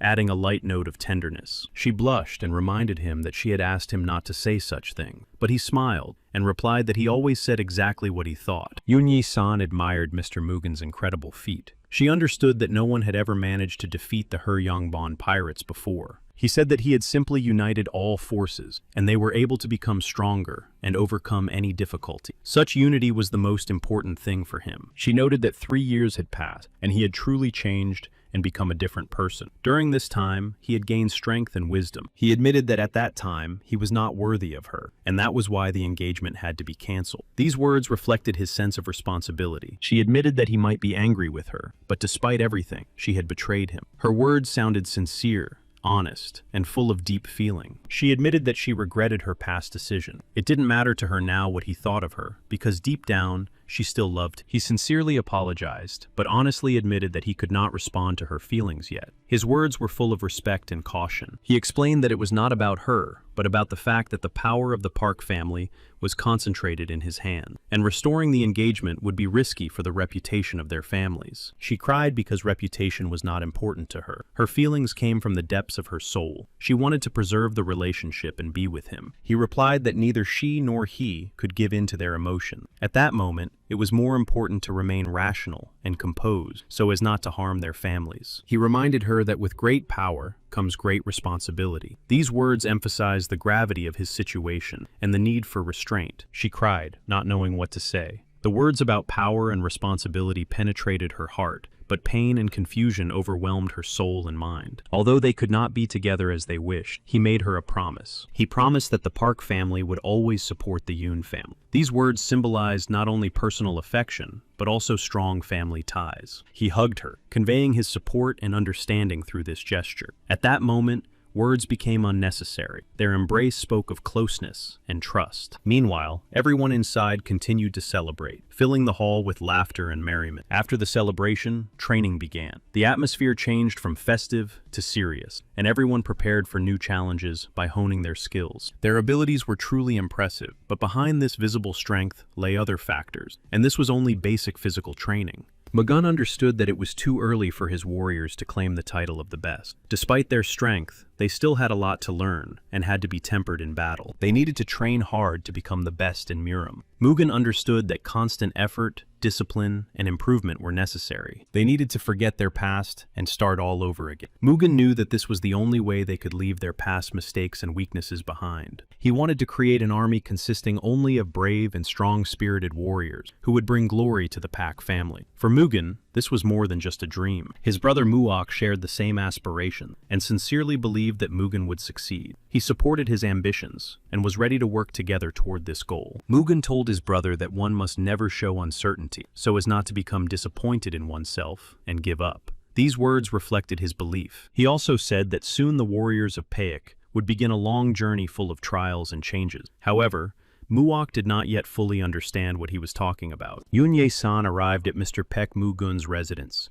and greeted him on behalf of the Yoon family, saying that she had come with an official request. Her visit was important. He said he was already aware of her request and promised to accompany her. This decision showed his willingness to always support and protect her. She thanked him for his support and willingness to help, expressing her sincere gratitude. Then she turned and left. Muok asked if he would really accompany Yoon Ye-sang. He replied that he would, and that they would accompany them to Nanjing. Mugen asked his brother if he wanted to go with him. This offer reflected his desire to share responsibility and support each other in the cause. Muok was very happy. For him, it was an honor and an opportunity to walk an important path with his brother, share trials, and contribute. During the meal, Yan Huan asked Mugen if he was going to accompany Unye-san. This question revealed his curiosity and desire to understand Mugen's plans. Mugen replied that the best warriors of the Pak family would accompany him. He apologized for not being able to take Yan Huan with him, explaining that Yan Huan had a very important role to play in the upcoming changes in the family. Success depended on the actions of everyone. Yan Huan replied that everything was fine, and acknowledged that Mugen had entrusted him with an important task. He was ready to fulfill his role with full responsibility. However, he wanted to know why Mugen was so eager to accompany Unye-san. He wanted to understand his brother's personal motives, which might be hidden behind this. Mugen replied that, first of all, pirate groups such as the Four Seas Pirates were still active in the area.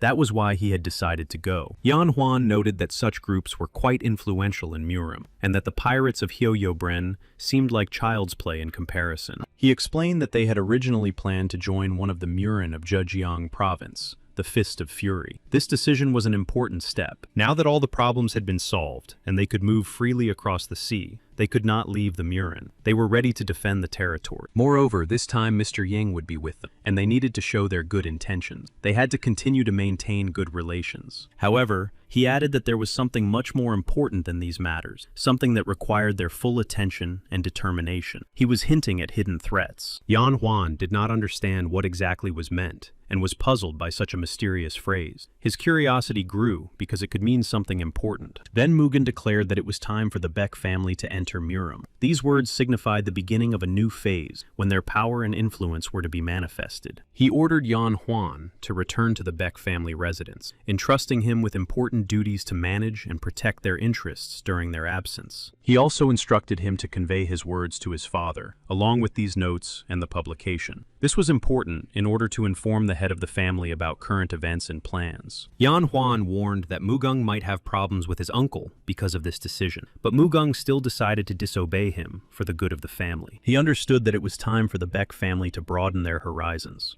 go beyond their usual limits, and strengthen their influence in Murim. It was necessary. He arrived in Zhejiang province, where he met with Zhang Ho. This meeting was an important step in establishing alliances and discussing future plans. Zhang Ho noted that he had heard that Mugen had already died, but apparently he was alive and well. His words expressed slight irony and interest in Mugen's condition. But Mugen noticed that Zhang Ho had gained some weight. Zhang Ho explained that the weight he had gained was muscle, but Mugen warned him to be careful, otherwise everything could quickly disappear as it had appeared. He was happy about Mugen's return, and greeted him enthusiastically. In response, Mugen suggested going for a drink to celebrate their meeting and strengthen their alliance. Soon, Mugen, Chang Ho, and Muok were sitting at a table enjoying each other's company. The atmosphere was relaxed, which allowed them to discuss everything. Mugen admitted that he did not expect him to meet him personally upon his arrival. This admission spoke of his surprise and gratitude for the attention. Zhang Ho replied that everything depended on money and their time. Even some influential families struggled to make ends meet. This underscored the harsh realities. Then Zhang Ho asked if Mugen had already fallen under the spell of the beautiful woman from the Yun family. The question was half joking, but it showed an interest in his personal life. However,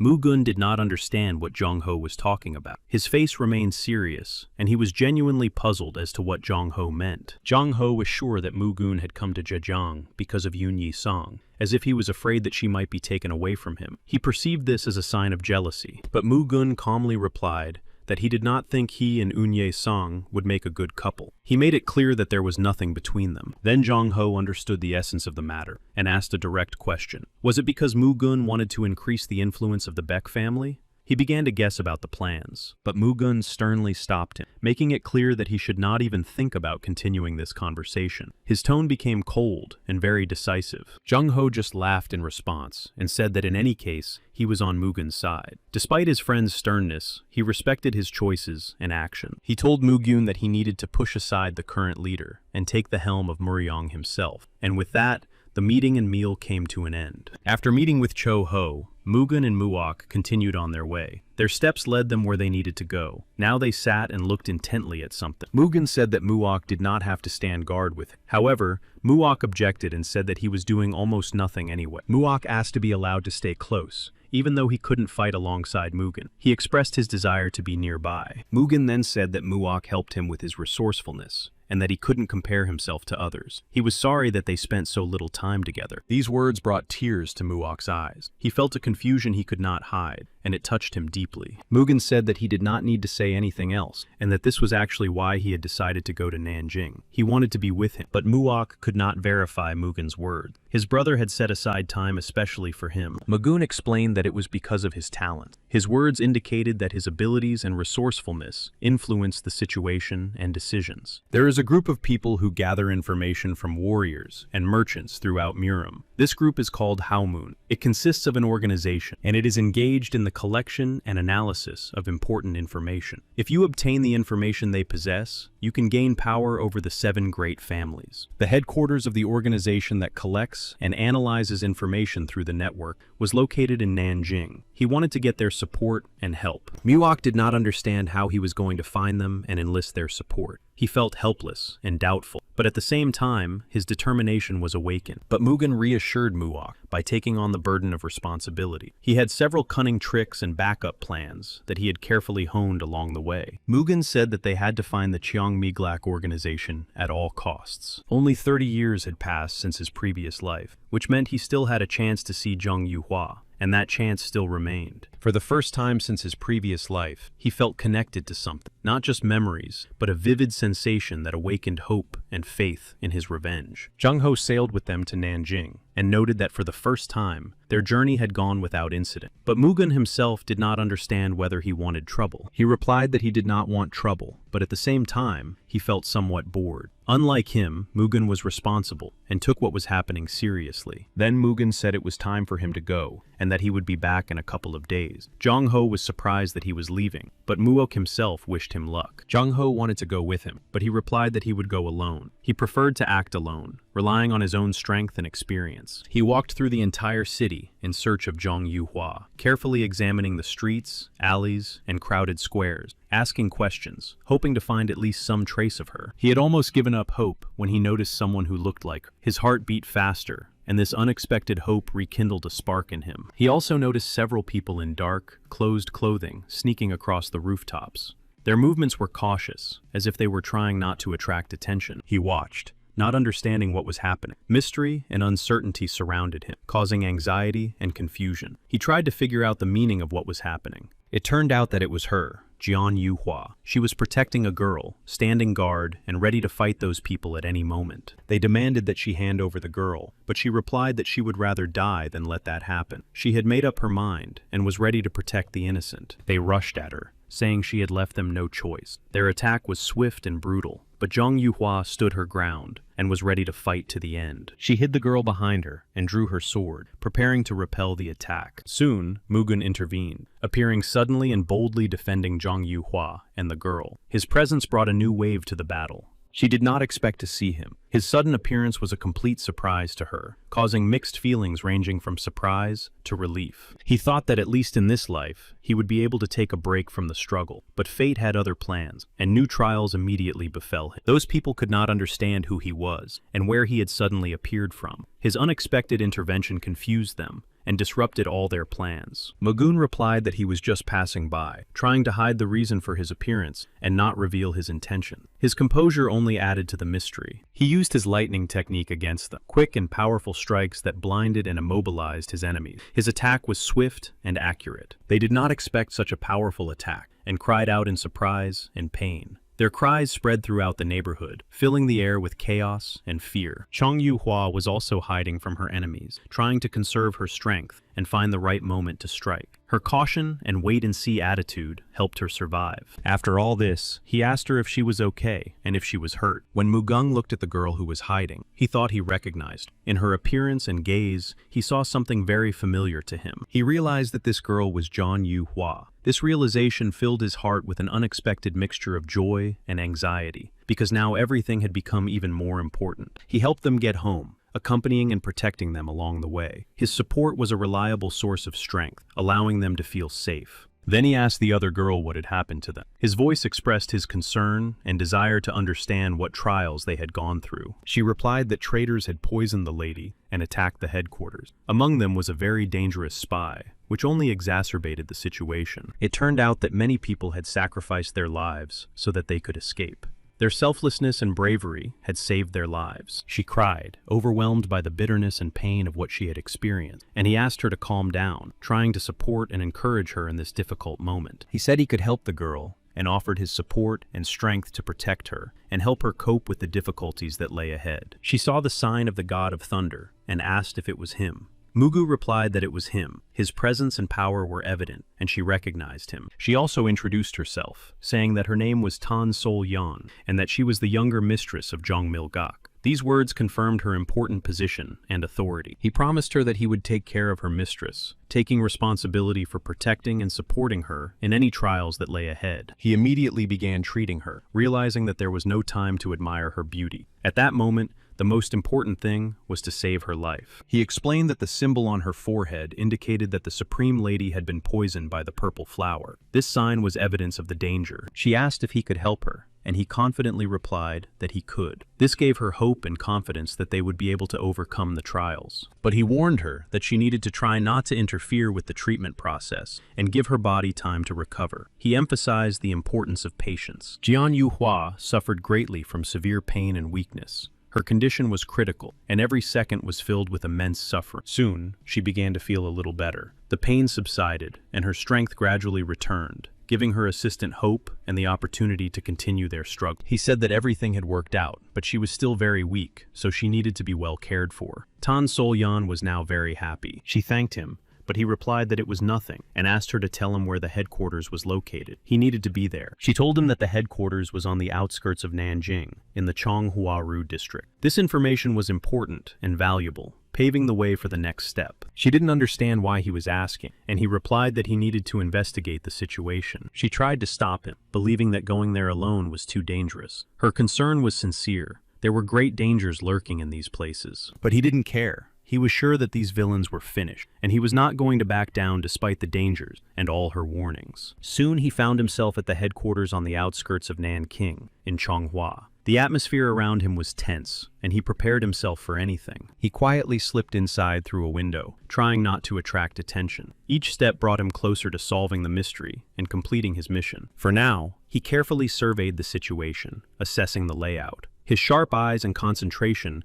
helped him not to miss a single detail. He noticed the Supreme Master and two first-level masters next to him. Their presence spoke to the seriousness of the situation and the high level of security. He thought that if only the Supreme Master were here, he could defeat him with a surprise attack. But the presence of two masters complicated the task. He understood that he would have to deal with them, and thought that using the Thunderer technique could quickly solve the problem. At the same time, he was aware of the risk. But then he realized that he did not yet have enough strength for this technique. He began to observe and think about how to break through the guards with small, precise actions. He was still thinking about the plan, going over the options in his head. Observing the placement of the guards and the rhythm of their steps, he noted their weak spots and also the corridors. He felt that heaven would help him, and he believed in his strength. The Chief Master openly harassed the girls, doing so to intimidate and control them. His actions caused horror and anger, but he was confident of his impunity, not suspecting that he would soon face decisive resistance. Soon, Mugen went on the offensive, and the master craftsman did not expect such a blow. His confidence quickly turned to confusion when Mugen appeared. Mugen looked very frightening, his eyes flashing with lightning, and the energy around him seemed to thicken, creating an atmosphere of irresistible force. The Chief Master opened his mouth in amazement, not knowing what to do next. His confidence completely disappeared in the face of Mugen's unexpected and terrifying power. Mugen used a multi-core thunder strike that hit several targets at once. This attack was so sudden that the enemies didn't have time to react. The enemy was struck by this blow.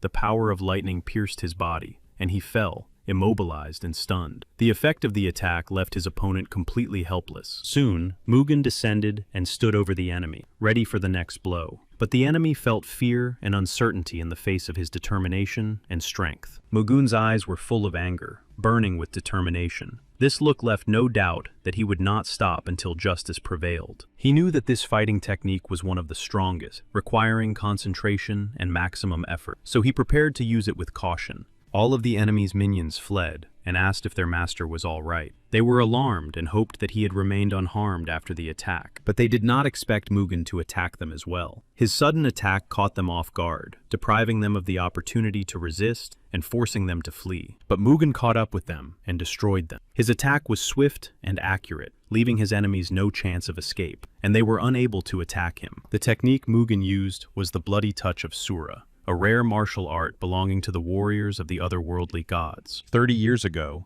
it was this technique that killed them all, leaving not a single one alive. He thought that none of those vile people had survived, but it turned out that they had all somehow survived and returned to life to continue their evil ways. What should have been left behind stood before him once again, but now he was determined to put an end to it. There was no more room for mercy or doubt. Once evil had been resurrected, it had to be destroyed completely. Soon he noticed some women hiding, and they were very frightened. He approached them and reassured them, saying that their mistress was fine and that she had sent him. He realized that everything here needed to be put in order. The warriors could have helped with this, but they had already fallen. Now all the responsibility fell on his shoulders. He began to examine their clothes. Traces of struggle and dirt were on every detail. He tried to understand where they were from and who they were by the symbols and patterns. And he noticed something very interesting on the clothes of one of them. It was a sign. Soon, Tan Sol came running up. Seeing the girls, she immediately ran up to them and hugged them, struggling to hold back her tears. Her relief was evident in her trembling hands. She thanked Mugen and bowed to him, expressing her gratitude for saving them. She said that if there was a way to repay him, they were ready. He replied that the best way to thank him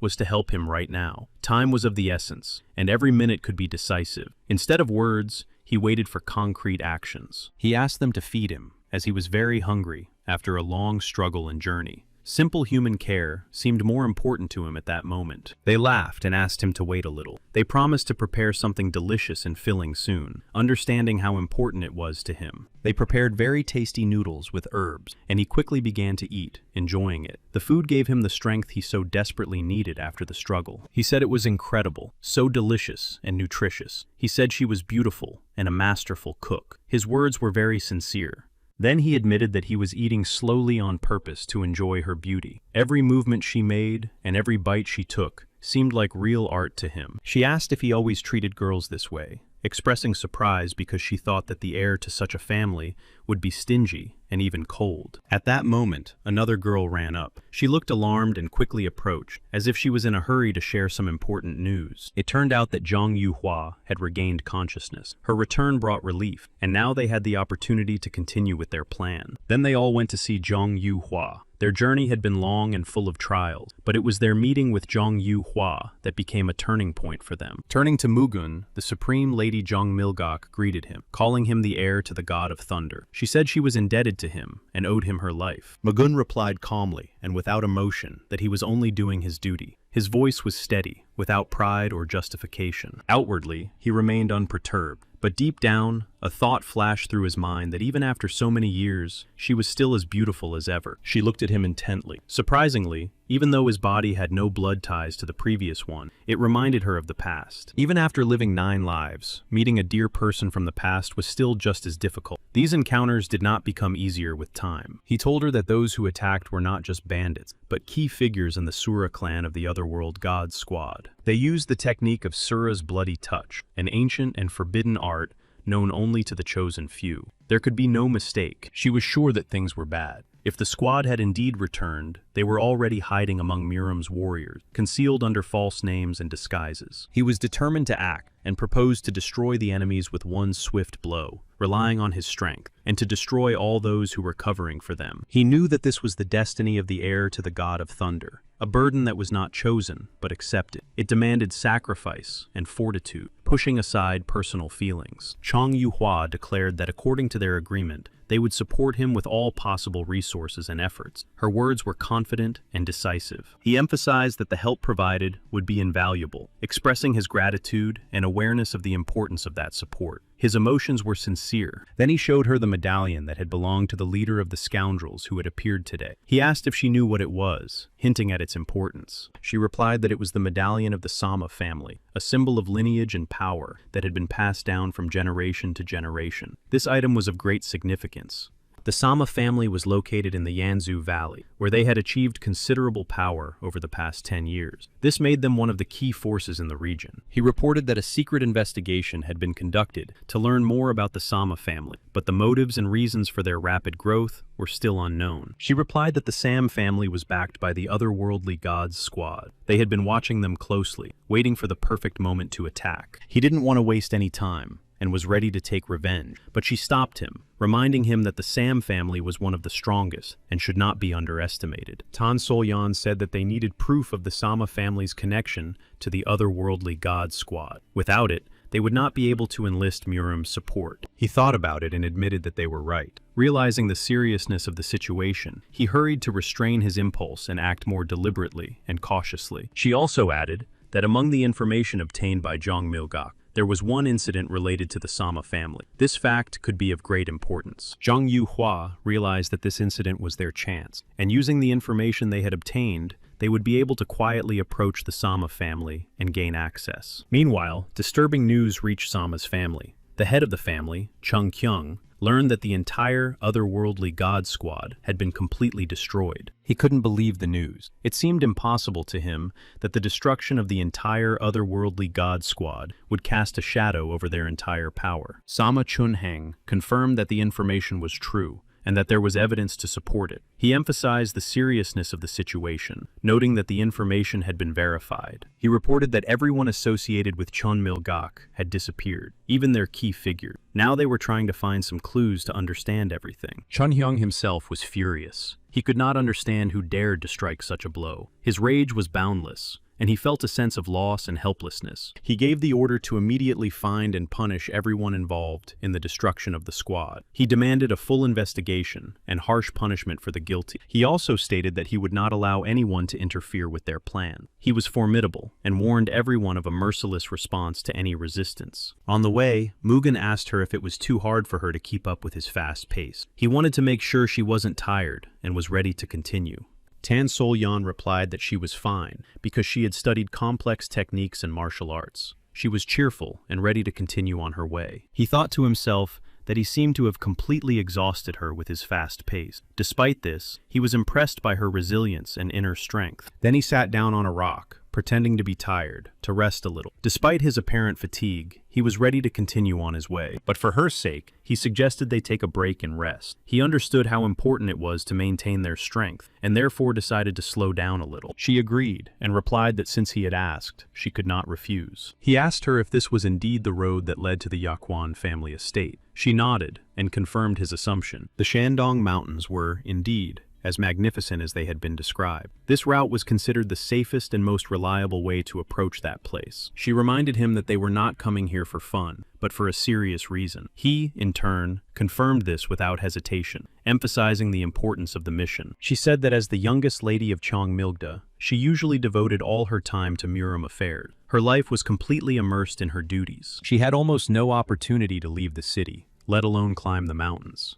These restrictions made the journey even more difficult. That's why her heart was racing when she first saw such magnificent views. She even felt a little ashamed of her reaction. He told her not to be upset, because in the future, she would be able to visit a huge number of places and see many different things and places. She explained that the head of the Shandong Chamber of Commerce had a daughter, and the two families, Sama and Huangbo, immediately began discussions about an engagement with Mrs. Sangwon. The problem was that the Sama family was backed by the Sura clan, which meant they were trying to secure the financial support of the Chamber of Commerce and the engagement. However, due to the intervention of the Huangbo family, which had its own political interests, everything had to be postponed, and Mrs. Sangwon ran away with another man. Mugung asked her again, not quite believing what he had heard. He was genuinely surprised. Such a bold move by the head's daughter was unexpected. The man with whom Mrs. Sangwon ran away turned out to be Mr. Sanu, a doctor working at a clinic supported by the Shandong Chamber of Commerce. Sanu is a family name, which means that Mr. Sanu is a member of the Yaquan family, known for its traditions in the manufacture of various elixirs. Mugung felt relief and joy. Everything was falling into place. He had already been planning to go to the Yaquan family, and circumstances pushed him in that direction. At first, they did not understand what it all meant, and considered it a mere coincidence. However, the connection between the Sama family and the God Squad was revealed. Then Tang Sol-yan thought that this incident could be used to expose the Sama family. Everything was fine, and fate gave them a chance. Mugen was genuinely impressed by her courage. He noted that she had done a brilliant job. Not everyone could have come to such conclusions in such a confusing situation. She was embarrassed by the praise, but he smiled and said he would like his younger brother to learn from her. Such recognition emphasized her importance. He added that they couldn't just stand by and watch the Sura clan try to get to the Yaquan family. Such inaction could lead to serious consequences. He set off on his journey and advised them to return to their homeland. This advice was dictated by his desire to protect them all from possible danger. During this conversation, Tan Sol-yan felt anxious for him. Despite her confidence in his determination, she could not shake her uneasiness. Then Jian Yuhua expressed her confidence that she could handle moving John Milgok on her own, taking full responsibility for this task. However, she had a request for them. Despite her willingness to take on this task, she wanted to discuss taking Tan Sol-yan with him. Now, Mugung was wondering if the Supreme Lady and the other members of Chong Milgok had managed to escape. Tan Sol-yan reassured him that everything was fine. She was worried that the two they were looking for might have taken a different route, but he replied that there was no need to doubt,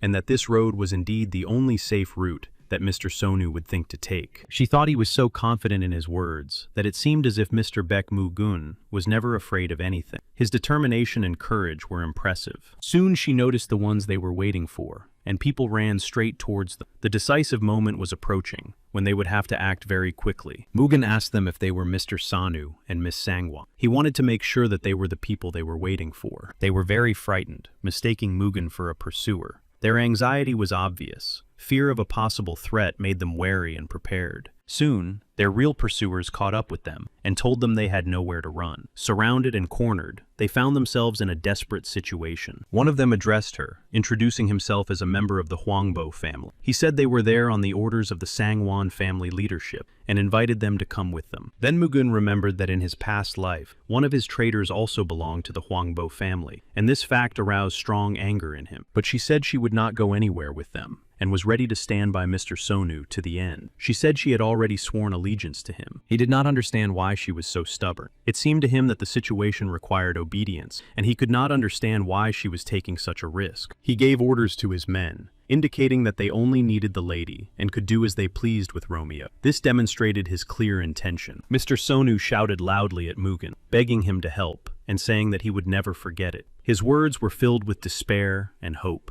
When Mugen heard that Mr. Sanu would never forget his help, he came closer and asked again, to make sure he had understood the request correctly. He replied that if that was the case, he was definitely in. It was not difficult for him to deal with his enemies. His experience and composure allowed him to quickly neutralize the resistance, leaving his opponents defeated. The representative of the Huangbo family was shocked. He was overcome by an unexpected feeling of anxiety, for his opponent's strength and determination exceeded all his expectations. Soon it was his turn, and the representative of the Huangbo family found himself directly involved in the events, and he got what he deserved. All his warriors feared for their leader. They felt anxiety and unease, realizing the threat hanging over him. Their faces expressed utter horror. Mugung loudly declared that they were facing Paek Mugung himself, and if they did not want to die, they should leave immediately. His words were like a warning. Upon hearing the name Pak Mugen, Tan Sol-yun was surprised. The name was unexpected for her and caused a mixture of doubts in her mind. At that moment, Mugen began counting down, demanding that everyone leave the place immediately. His voice sounded stern and decisive, leaving them no choice. He sincerely wanted to punish those scoundrels, but at that moment, he had more important matters requiring immediate attention and decisive action. He clearly understood that first, he needed to separate those connected to the Sura clan. The two expressed their gratitude to him for his support and help, to which he replied that everything was fine. He did not attach much importance to this. However,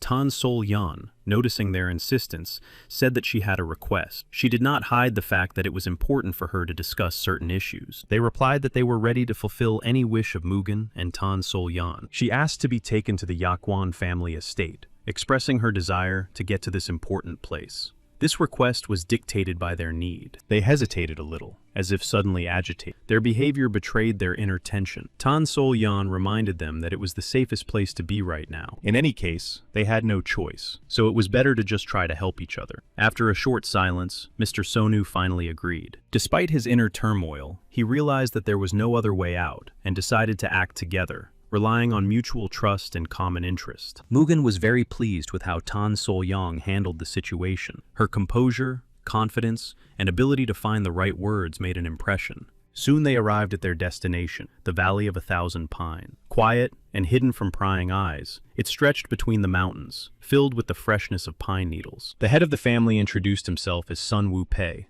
and greeted Mugen. He said he was the owner of these lands and expressed his gratitude for saving his son. However, Mugen replied that there was no need to thank him and that he had only done his duty to the Yaquan family. His voice sounded calm and confident, without pride. Sun Wu Pei admitted that his son just wanted to see the world, but ended up getting into trouble. He was ashamed to even look Muguan in the eye. Mugan assured him that everything was fine, but reminded him that the Huangbo family would not give up so easily. Their authority had been undermined, and they would seek to restore it. He noted that the real threat came not only from the Sama family, but also from the squad of gods of the other world behind them, and they would not back down. Sun Wu Pa acknowledged that it was impossible to stop the Sama family and their patrons, the squad of gods of the other world, alone. He stated the scale of the threat. Mugun reassured Sun Wu Pa, assuring him that there was no cause for concern. He confirmed his oath and determination to protect the Yaquan family, promising to be a reliable support. However, Mugen also had a request for Sun Wu Bei that he wanted to discuss before proceeding further. It concerned the divine radiance. Sun Wu Bei understood the significance of this concept and realized that it played an important role in their cause. They arrived at a place of extraordinary beauty. The calm blue water of the lake reflected the sky, creating an atmosphere of peace and the grandeur of nature. This place seemed like a true paradise on earth, so harmonious and magnificent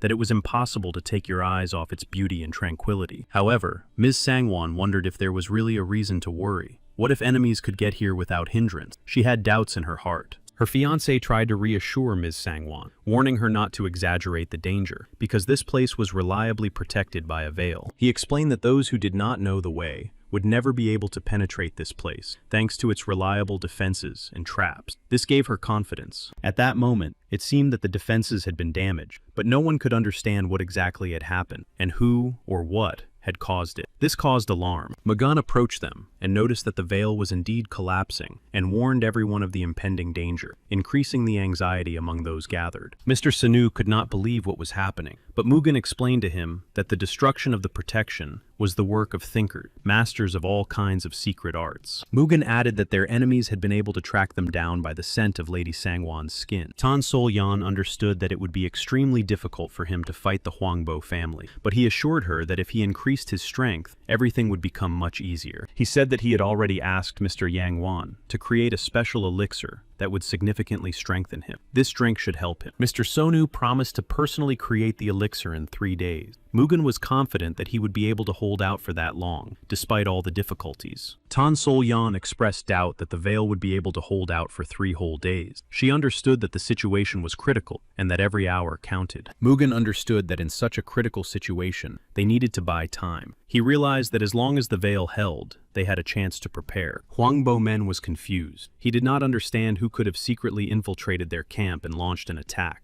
This situation angered him. The warriors were exhausted. Their energy had waned. One of those present noted that, in such a state, they were unlikely to be able to do anything. Huangbo Men demanded not bloody reckoning, but urgent measures to restore his people, and to organize care, treatment, and reinforcement. Sama Chun Hen was disappointed in the Huangbo family. He expressed his dissatisfaction with their weakness, emphasizing that their actions did not meet expectations. Huangbo Men responded sharply, condemning his opponent. He reminded him that if Sama's family had sent pursuers after them in time, they would have already dealt with them. He noted with contempt that they had relied on their former reputation, and now the consequences were clear. They were not prepared to have to clean up after them. Sama Chun Hyun noted that despite all the difficulties, the girl had escaped and had not given up. although Hwangbo men insisted that this was impossible. Sama Chun-hyun nevertheless declared his unwillingness to destroy long-standing diplomatic relations because of this incident. Despite Hwangbo men's fury, he calmed down. Chun-hyun decided to increase his support, promising to send more thinkers and, if necessary, an additional detachment of warriors. Hwangbo men rejected the idea of obligations and assistance in exchange, as he did not want to be indebted to anyone and believed that his own warriors were sufficient. Chun-hyun thought about his desire to destroy these people right now and prove to everyone that the Asura clan had returned, but he was sure that they were not yet strong. He wondered what would happen if the enemy attacked and Hwangbo's troops were destroyed, and they would shift the responsibility to the one who pretended to be a member of the Sama family. Tang Sol-yeon finished the messages that Mr. Beck had asked her to send. As soon as Tang Sol-yeon finished the messages, she saw that Mugun was training. She realized that they had not had a conversation. Despite their desire to discuss important issues, problems prevented them from exchanging thoughts. She hoped that the elixir would be ready on time. It was extremely important, and the entire course of events depended on the successful completion of all the preparations. At that moment, Mr. Sonu was working hard, and his beloved was supporting him. She was there to inspire and help him so that he could concentrate. When Tan Sol-yeon arrived, Mrs. Sangwon was already waiting for her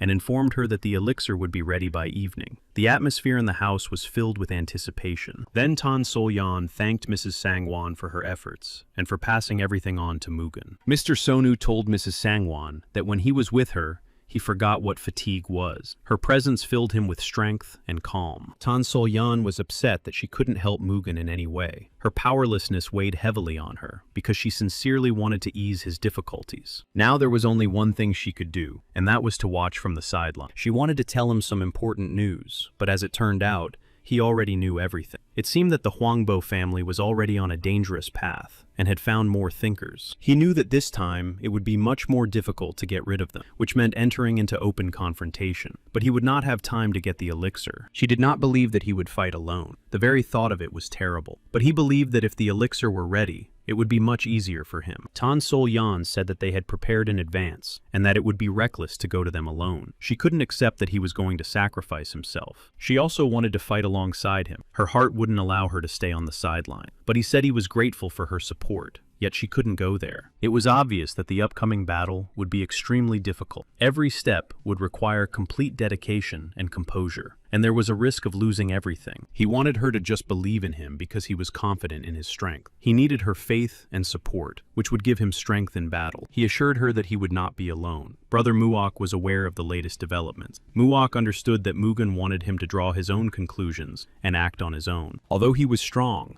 this time he had a worthy opponent in the warriors of the Hwangbo family. The confrontation promised to be particularly tense for him. Muok understood that the real enemy was only the Sama family, not the Hwangbo family as a whole. Their influence and power posed a much greater threat than others. Soon, Muok ran to his brother's aid, sensing that fate was being decided at that moment. He understood how critical the situation had become and was ready to support him. Meanwhile, Mugun had already entered the fray. He stood up to his enemies, not allowing himself the slightest weakness because their lives depended on his actions. Those who attacked Mugun not only fought, but also insulted him, trying to undermine his spirit and confidence. Their words were poisonous and malicious, but Mugun paid no attention to their insults. He was completely focused on the battle, and the words of his enemies could not change his determination and will. He was like a beast, and his every movement was filled with unbridled strength and wild determination. His enemies could not predict his next move. Hwangbo men quickly realized that Mugun was a strong opponent. His skill and tenacity in battle were impressive, and his confidence in his movements spoke of true power. He suddenly attacked Mugun, shouting about how he dared to disrespect the Hwangbo family. The enemy fiercely threatened Mugun, challenging him to a duel, and declaring that he would not leave the battlefield alive. His words were full of anger.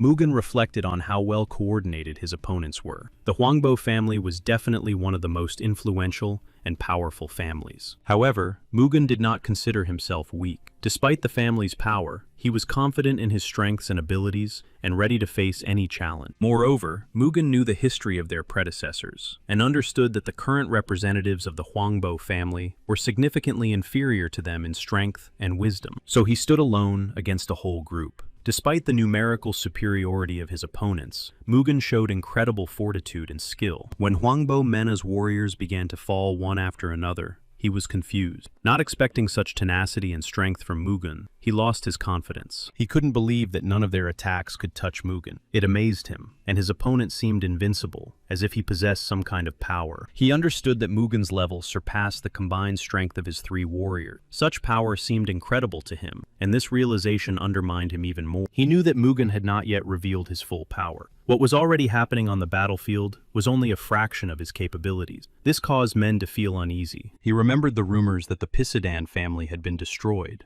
and wondered if it was really Mugen. The thought struck him. Watching the fight, Tan Sol Yun clearly understood that Mugen was holding back. His movements were precise and measured, but they lacked power. She wondered why, because everything that was happening looked as if Mugen was waiting for something. It seemed as if he was waiting for the right moment, or for someone to appear. Suddenly, Mugen shouted loudly, interrupting the fight. His voice sounded sharp and commanding, and he declared that enough of this spectacle, and that they could not defeat him. Then he ordered the survivors to leave immediately, and convey his words to the warriors of the Huangbo family. He saw that those who called themselves representatives of the great family were still pursuing the wounded and exhausted lovers, losing their honor for the sake of a showy victory. He also shouted that they should see that the enemy was the Sama family. The enemy accused Mugen of hypocrisy, claiming that he himself was pretending to be a member of the Sama family. He demanded that they stop feeding them all lies. Then Mugen realized that for the Huangbo family, power always took precedence over reason. Their decisions were born not from wisdom, but from a desire to suppress and control. When Mugen decided to stop delaying the battle and move on to the decisive blow, he suddenly sensed someone approaching. Perhaps it was Muok. However, to his surprise, the new arrivals turned out to be members of the Sama family. At their head was Chun Hyuk,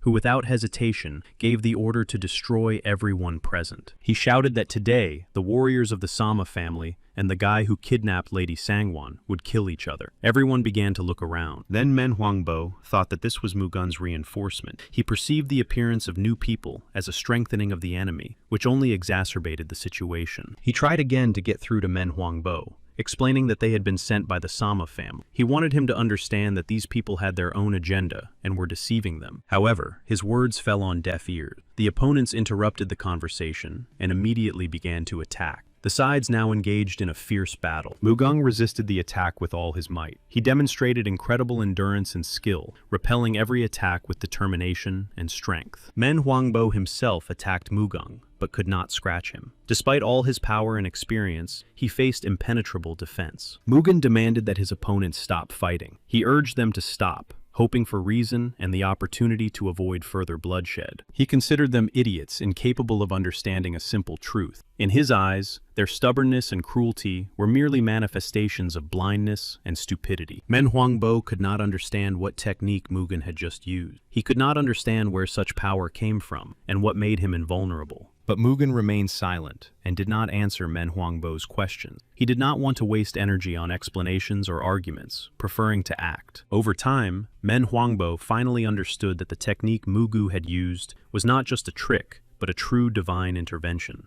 They finally realized that Mugen was the heir to the god of thunder. His strength and technique were manifestations of divine power that set him apart from ordinary warriors. At that moment, the warriors of the Sama family began to attack everyone indiscriminately. Their actions were decisive and merciless, sowing panic and chaos among the warriors. Mugen watched what was happening with complete readiness. Inside him was an unshakable will, and he was ready to act at the most crucial moment. He once again used one of his powerful techniques, demonstrating his outstanding strength and skill. This move was precise and even destructive. No one could resist him. His actions were coordinated, and his enemies were confronted with his power. Each of his actions destroyed the opponent's defenses. It was simply impossible to stop him, as if thunder and lightning were embodied in his movements. His power was an element that could not be restrained. His opponents screamed in horror, struck by his incredible power. They simply fell one after another. It was a defeat from which there was no escape. Suddenly, as if out of nowhere, Men Huangbo appeared and began his attack again. He sought to turn the tide of battle, despite everything that had happened. He could not understand what was happening or where Mugen got so much strength. His bewilderment grew with each new step,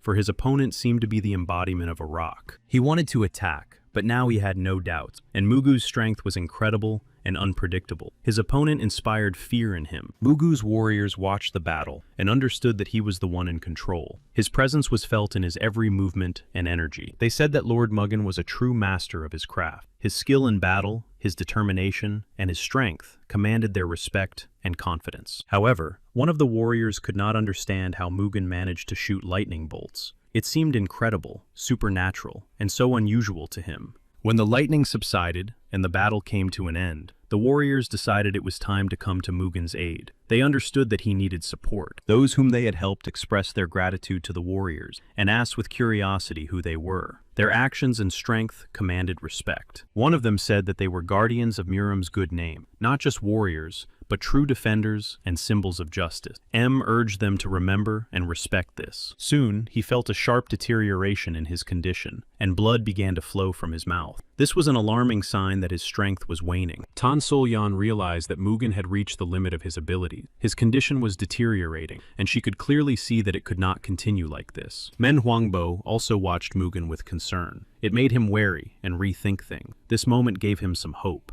Now he couldn't even move a finger, and didn't understand why his body was failing him. His strength was leaving him completely confused and helpless. He was afraid that all his efforts up to this point, including the prepared elixir, had been in vain and meaningless. This thought filled him with despair. Men Huangbo reached for his sword. He considered the moment opportune, as Mugen was exhausted and unable to defend himself. He gauged his breathing and the distance between them. Tan Sol-yan realized that he had to be stopped immediately. She understood that if she allowed events to unfold further, the consequences would be irreversible. He had already lunged toward Mugen like a hyena, ready to attack a weakened and defenseless opponent. His movement was swift and ruthless. Suddenly, Tan Sol-yan stood in front of him, shielding Mugen with her body. She did not allow him to come any closer. She was ready to defend him, even at the cost of her own life. He shouted at her, indignant at her interference. He demanded an answer, asking who she was and why she was standing in his way. He did not understand. Mugen was scared for Tan Sol-yan. He could barely move, but his heart was pounding with fear, and she stood between him and the threat. She could get hurt. Tan Sol-yan explained that Mugen was not going to fight the Huangbo family. She asked him to stop the fight, appealing to his reason and understanding. She tried to convey the truth, because the real threat came from the Asura clan, hiding behind the Sama family. She did not understand why he could not see this, but Men Huangbo shouted back, not believing what he heard. He was sure that the Asura clan had been destroyed many years ago by the god of thunder himself. He didn't believe her. He shouted that he couldn't let a man who,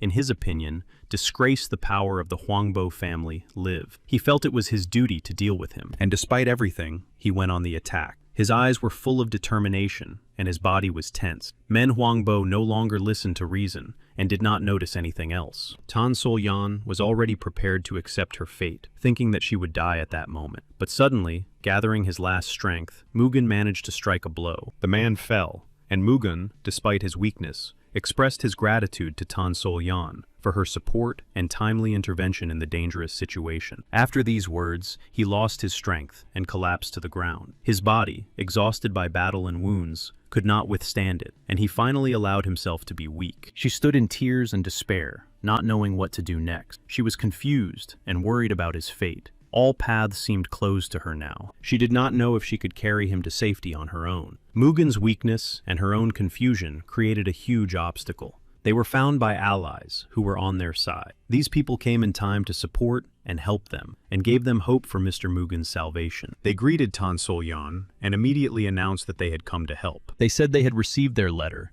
and that there was now no reason to worry. They picked up Mugen and began to carry him to safety. The Huangbo family received news that thousands of their allies, including the Huangbo and Huangbo Mina warriors, had been destroyed. This news promised major changes. This news came as a significant shock to the Huangbo family. They realized that the situation was changing rapidly, and that they would now have to face problems. They could not understand who this mysterious and powerful warrior was, who was able to stand up to them and their powerful family. His strength and courage frightened them. The father realized that it was most likely not the warrior who had pretended to be a member of the Sama family who had destroyed everyone. He was sure that it was someone else entirely. According to the surviving warriors, they were suddenly attacked and surrounded. However, a group of unknown warriors came to their aid and helped them fight back. In addition, After examining the fallen warriors, it was discovered that they belonged to the Sama family. This confirmed that they had attacked the Huangbo warriors. The main task was to find the person who had pretended to be a member of the Sama family as soon as possible to find out his connection to this family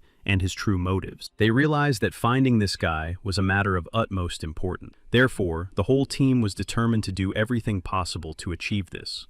Meanwhile, Maguna continued to receive treatment, but he was still unconscious. His condition remained unstable, and the doctor was doing everything he could. Tan Sol-yan noticed that Maguna had a high fever and seemed to be burning up. She was worried about his health, sensing his weakness and inner struggle. She decided to use a technique reminiscent of the divine power of thunder to ease his suffering and help Mugen finally come to his senses more quickly. Thanks to her efforts, he began to regain consciousness, but his body was still in severe pain and weakness. Every muscle ached from overexertion. He was delirious and asked for forgiveness from Zhang Yuhua. His mind was confused, but deep down, he felt the weight of the past and sincerely regretted something. He promised to return to her, expressing hope for a future meeting. This promise reflected his inner strength and desire to correct his past. Tan Sol-yan heard these words and felt the depth of his emotions. Her heart was filled with compassion. She was ready to help him. She realized that she could transfer the power she had inherited from Zhang Milgak to him, to help restore his health and also strengthen Mugu's spirit. She used the Heavenly Thunder Harmony technique to transfer her power to Mugen and help him. This powerful practice filled his body with strength. In the morning, Mugen woke up feeling better than the day before. His body no longer ached, and his head was clear. Looking around, he realized he didn't recognize the place. Tan Sol-yan had fallen asleep by his bed, not straying far after a restless night. She sat leaning on the edge of the mattress with her eyes closed. Then she woke up and immediately noticed that Mugen had regained consciousness. She froze for a moment, staring at his face, and then sighed with relief. Mugen sat up slightly and looked at her with sincere gratitude. He nodded slowly and expressed his appreciation for her help and care. Then she blushed slightly and lowered her eyes, trying to hide her excitement. She said it was the least she could do for him. Mugen felt the weight of his mistakes made out of self-confidence. He wanted to fix everything as soon as possible, but she stopped him because he was weak. He assured her that he was fine. He noted that his body felt lighter, as if the heaviness of the last few days had begun to fade. He wanted to take action. Even though his chi energy flows were damaged, Mugen felt that something important had happened inside him. His inner strength had grown significantly. Mugen realized that his recovery was not simply the result of rest or inner strength. He felt that it was Tan Sol-yan who played a decisive role. She said that she used the technique of internal rebirth, which was passed on to her by the Supreme Lady Chonmilgaka. Thanks to this, he got back on his feet. Mugen understood that the technique was extremely difficult. Realizing its value, he thought about how he could thank her and asked her about it. She blushed when she heard his words and explained that she had simply done what she had to do. She did not expect any gratitude from him in return. Mugen's friend suddenly rushed into the room. His words conveyed joy and relief. Mugen's long-awaited awakening was an important event. When his friend saw Mugen and Tan Sol-yan holding hands, he was puzzled and did not immediately understand what was happening. This caused mixed feelings. Noticing the awkward situation, the comrade decided that he had come at the wrong time. He immediately turned around and began to leave, leaving Mugen and Tan Sol-yan alone. In the Valley of 1,000 Pines, it was necessary to evacuate everyone, and preparations for this had already been completed. The warriors had carefully planned each stage. Mugen watched with satisfaction as the evacuation in the valley was carried out in a careful and organized manner. He appreciated the efforts of all those involved. He entrusted Nakilban and Pek Sangun with the important role of accompanying the Yangquan family to Nanjing. Mugen trusted them completely and was confident. He also informed them that the Pak family's fleet in Nanjing would escort them to Wenzhou, where their headquarters were located. Upon arrival, they would be able to settle in. They expressed their gratitude to Mugen and promised not to remain indebted for his help. Mugen assured them that everything was fine and that there was no need for thanks. He handed him a box, explaining that it was the only thing he could offer in return. For Mugen,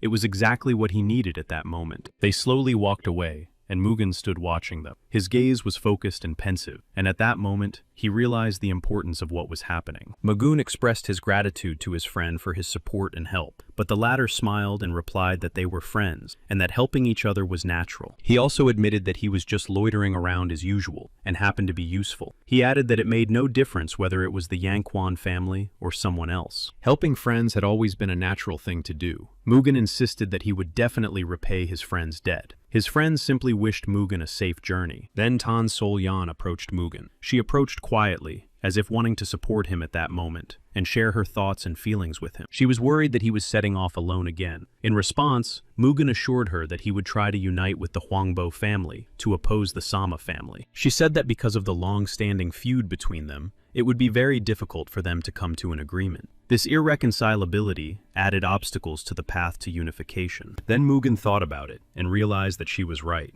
Because of the deep and long-standing feud between the families, it would indeed be difficult to find common ground. She offered to try to negotiate, despite all the difficulties and animosity. She believed that even in such a situation, she could handle it. He replied that he had no doubt about her ability, but still thought it would be dangerous. Therefore, he advised her to go to Nanjing as well. She replied that she was not afraid. As the youngest lady, she was ready to face danger at any moment. For her, it was not just a duty, it was her destiny. But most of all, she wanted to help him. Behind her outward calmness lay a sincere desire to be there to support him and share his journey. He sighed, realizing that it was impossible to change her mind, and with a smile, admitted that there was nothing he could do about it. Mugen said he wanted to trust her. She was genuinely pleased by his words, and a smile appeared on her face. At that moment, it seemed that complete mutual understanding had been established between them. She was truly glad that he trusted her. This trust meant much more to her than words. It confirmed that her efforts had not been in vain. Meanwhile, the enemies arrived at the Valley of 1,000 Pines, hoping to take its inhabitants by surprise. However, to their surprise, they found the valley empty. They quickly realized that they were too late.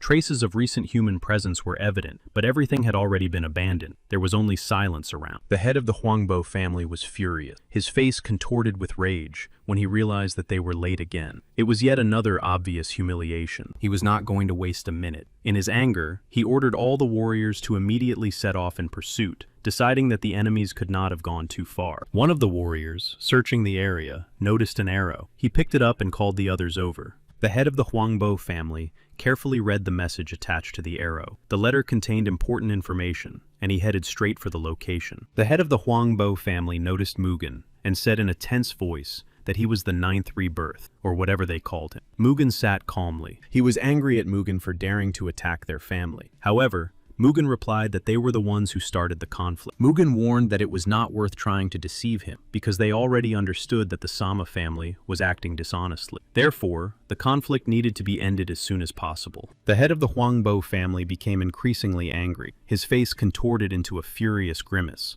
like a wild beast ready to attack. His teeth were clenched. Then Tan Sol-yan reminded him that they couldn't just mend relations with the Hwangbo family. Despite their differences, they now had a common enemy. Tan Sol-yan suggested that the Hwangbo warriors in the Valley of 1,000 Pines had been killed by the Sama family's warriors. She said this with great confidence. The head of the Hwangbo family admitted that this was indeed the case, and that the Sama family was behind the attack. He sighed heavily, confirming the truth of these words. She said that from the very beginning, they had tried to protect the Hwangbo warriors from attack. Therefore, now was the time to unite against their common enemy. She admitted that she had lost her family because of the feud. If they did not stop the Sama family and the Asura clan, the tragedy could repeat itself and claim the lives of innocent people. The head of the Hwangbo family agreed with her words, but emphasized that they did not know the true nature of their relationship with the Sama family. Therefore, they could not trust them immediately. She asked if they were going to wait for confirmation from the Sama family before making a final decision about uniting with them. She offered to take responsibility and find the squad to determine who they really were. Only then would everything be clear. She believed that after this act, the Hwangbo family would be able to trust them. But at the same time,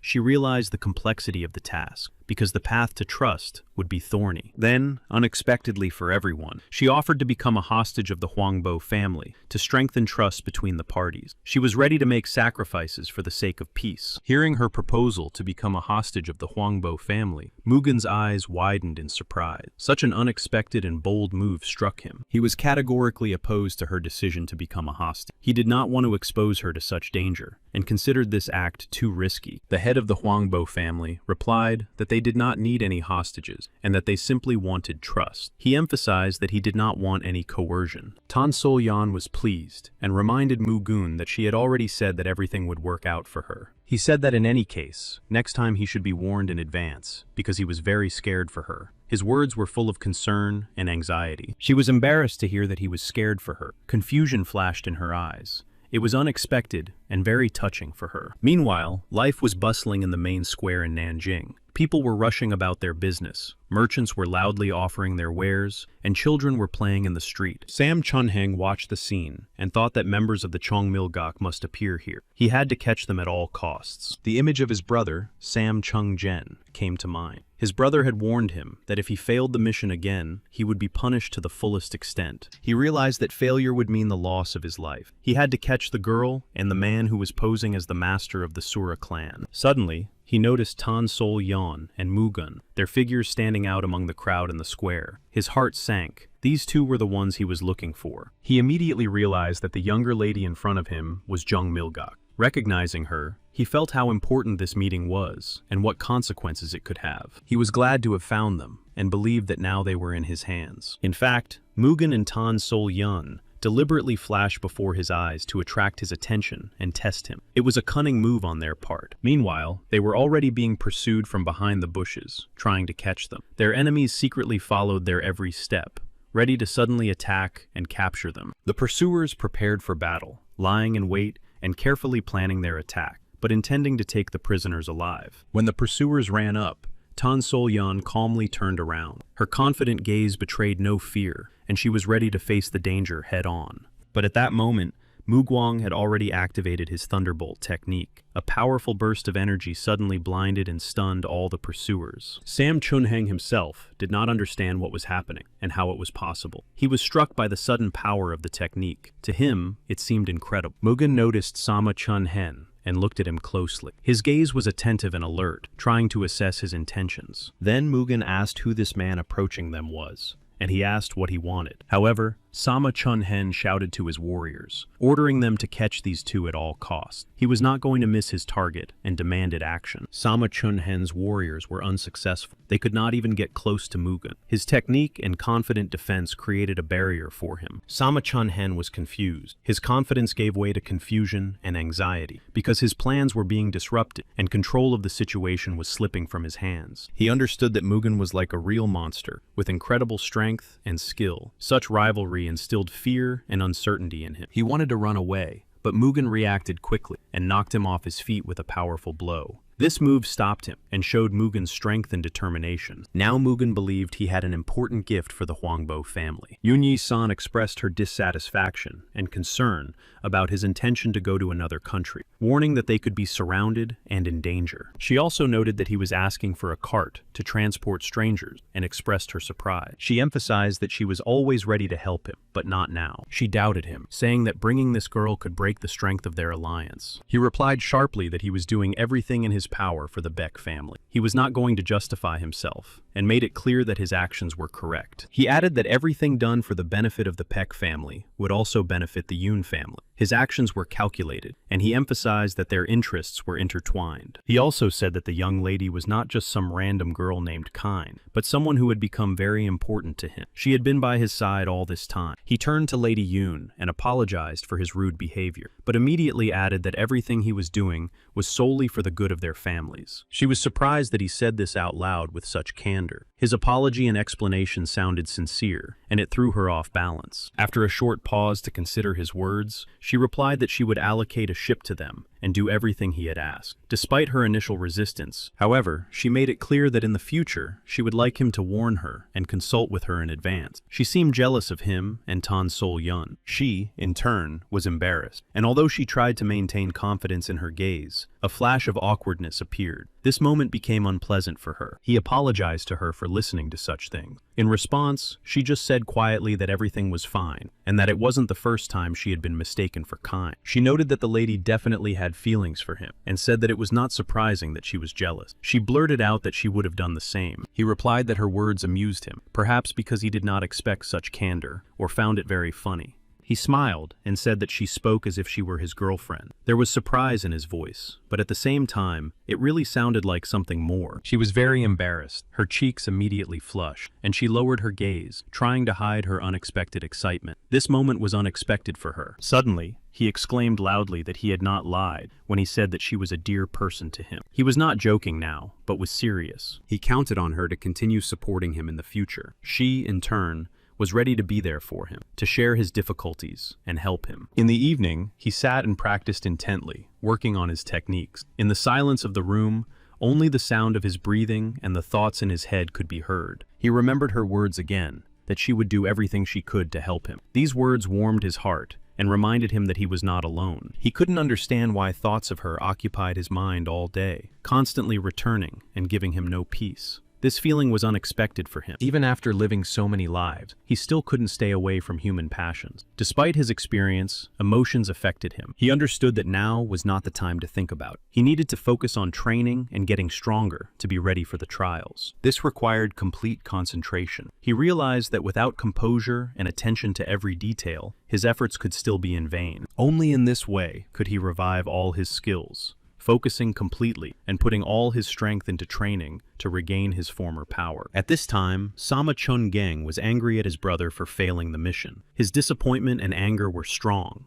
because their honor depended on the success of the task. Now the battle with the Huangbo family was inevitable, and the tension had risen to the limit, and everyone understood that a very violent conflict would soon erupt. He immediately summoned his 2 assistants to discuss strategy and prepare for the upcoming battle with the Huangbo family. Meanwhile, his brother was brought before the head of the Huangbo family. As promised, Mugen proved himself through his actions and skill. Now there was trust. Mugen told him that here he was, along with the gift he had promised. He was surprised that Mugen had kept his word, which earned his respect and strengthened his trust, because promises were rarely kept in their circle. Now Mugwan waited for an answer as to whether the head of the Huangbo family would decide to attack the Sama family with him, knowing that the outcome of his battle depended on this decision. The head of the Huangbo family confirmed that they would act together as previously agreed, and realized that Mugen had become much stronger than before. He clutched his head, unable to understand how Mugen had managed to become so strong. His thoughts were confused, and anxiety grew in his heart about the upcoming events. Muak approached Tan Sol-yan and asked if she was worried about his brother.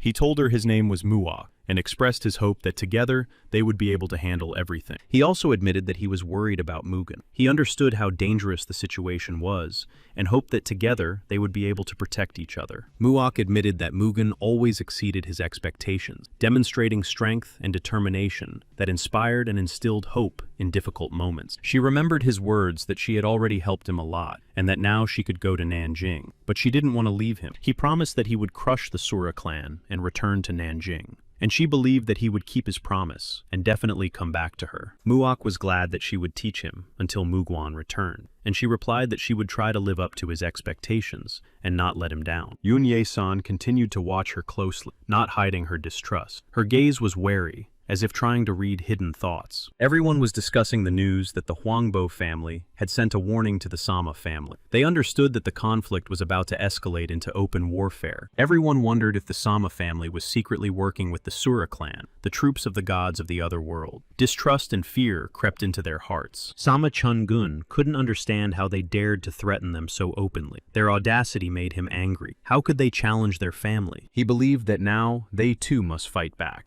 Enough was enough, and the time had come to act decisively and show their strength. Soon, Sama Chun-gen's warriors attacked the Huangbo family residence. The attack was swift and sudden, and the clang of swords and cries filled the house. The head of the Huangbo family and Mugen were informed of the alarming news that they had been attacked. The warriors of the Sama family had launched a surprise attack, and there were already casualties among their people. He could not believe that the enemies had decided to attack first. But Mugen calmly remarked that even a rat cornered in a corner can bite a cat first. The head assured them that their forces were more than sufficient to withstand the enemies. He was determined to repel the attack and protect his people by mobilizing his warriors. Mugen believed that the fact that they had attacked first could mean an attempt to buy time. The enemies were probably trying to distract attention in order to prepare themselves, and to find ways for their leaders to retreat. Mugen suggested striking the enemy base to prevent them from leaving and disrupt their plan. Everything was already in place. They managed to surround the enemy base, and the warriors silently took up advantageous positions. The Namgun family joined the operation, strengthening the encirclement. Their elite fighters took key points, ensuring complete control over the territory. The joint actions of the three forces showed high coordination and power, making the enemy's chances of escape negligible. Mugen and the head of the Huangbo family expressed their gratitude to the head of the Namgun family. His timely assistance and participation in the operation strengthened the entire encirclement. The head of the Namgun family replied that he was only doing his duty to Muram, because unity is strength, and only in this way can common enemies be opposed. Mugen reported that he had been observing the enemy detachment for a long time, and asked for understanding that in this situation he could not reveal his identity to them. The latter stated that now there was no other choice but to trust him. Mugen understood that now was not the time for personal disputes. He restrained his anger, knowing that he needed to be patient, but he wanted to get even with those who had betrayed him in the past. The head of the Namgun family watched Mugen with interest. Despite his youth, he already possessed impressive strength.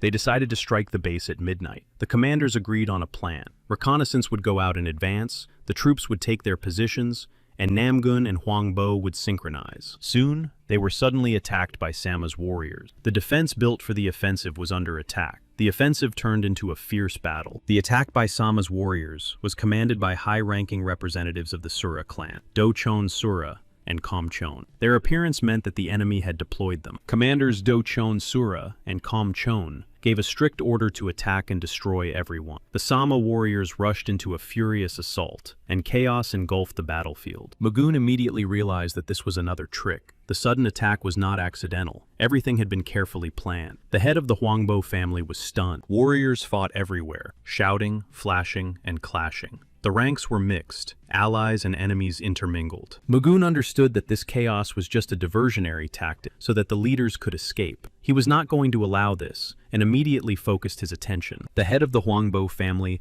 realized that they had to support Mugen. Otherwise, they would not be able to win this battle. He decided to join forces with the head of the Namgun family. They tried to stop Mugen and his allies with all their might, creating obstacles and setting up ambushes. But Mugen was determined, and the other two were also strong. Mugen concentrated and activated the Eye of the Thunder God technique. His gaze became as bright as lightning. Sparks of energy flared around him. Despite the power of the technique, the enemies did not give up and continued to attack, like a wave crashing against the rock. Mugen prepared to meet them and destroy them. The enemies failed to harm him, and his defense withstood all attacks. Mugen stood like a rock, confidently repelling the onslaught and striking back. Then he suddenly ran away, rushing towards the front lines. The head of the Huangbo family covered Mugen, standing between him and the advancing enemy. Mugen broke down the front door with a powerful blow, and it burst open with a crash. He rushed inside, moving at incredible speed. The enemies tried to stop him, but no one could match his power and determination.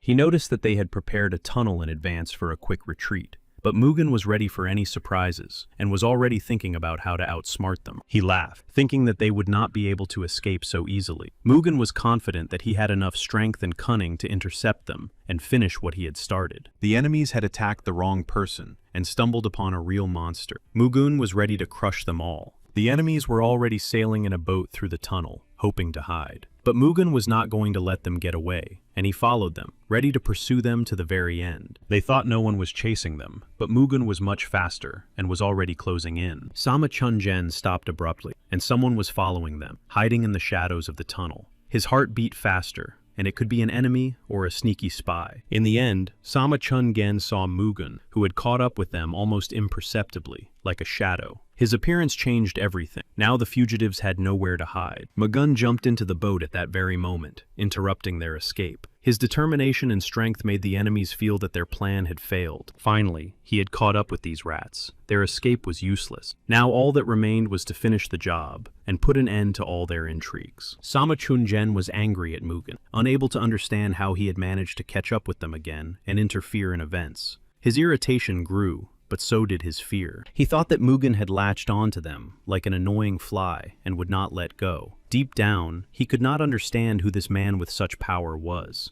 Mugen took a deep breath, clenched his fists, and with determination in his eyes, rushed into battle, ready to prove his strength and show who he really was. He loudly proclaimed that he had come to destroy trash like them, and his words sounded like a sentence. Mugen's aura became even stronger, and silence hung around him. In response to Mugen's words, the enemy sharply called him a nameless nobody, not understanding how he dared to speak to him that way. His voice trembled with rage. Mugen knew that the enemy was hiding his true face behind a mask of charms. Realizing that Mugen had exposed him, the enemy threw off the last shackles of deception and revealed his true form. The real confrontation was just beginning. His warriors rushed to attack Mugen, The battle became fierce, and every blow could be decisive, with the tension growing with every passing second. Mugen stood firm, not allowing anyone to get close to him. His movements were quick, and he parried every attack. He was like an invincible shield. Thanks to his powerful techniques, Mugen confidently held back the onslaught of his enemies. And thanks to the technique of the coming of the God of Thunder, Mugen once again gained the upper hand, and powerful lightning strikes rained down on his enemies, sowing chaos and fear among them all. Soon, the ship was completely destroyed,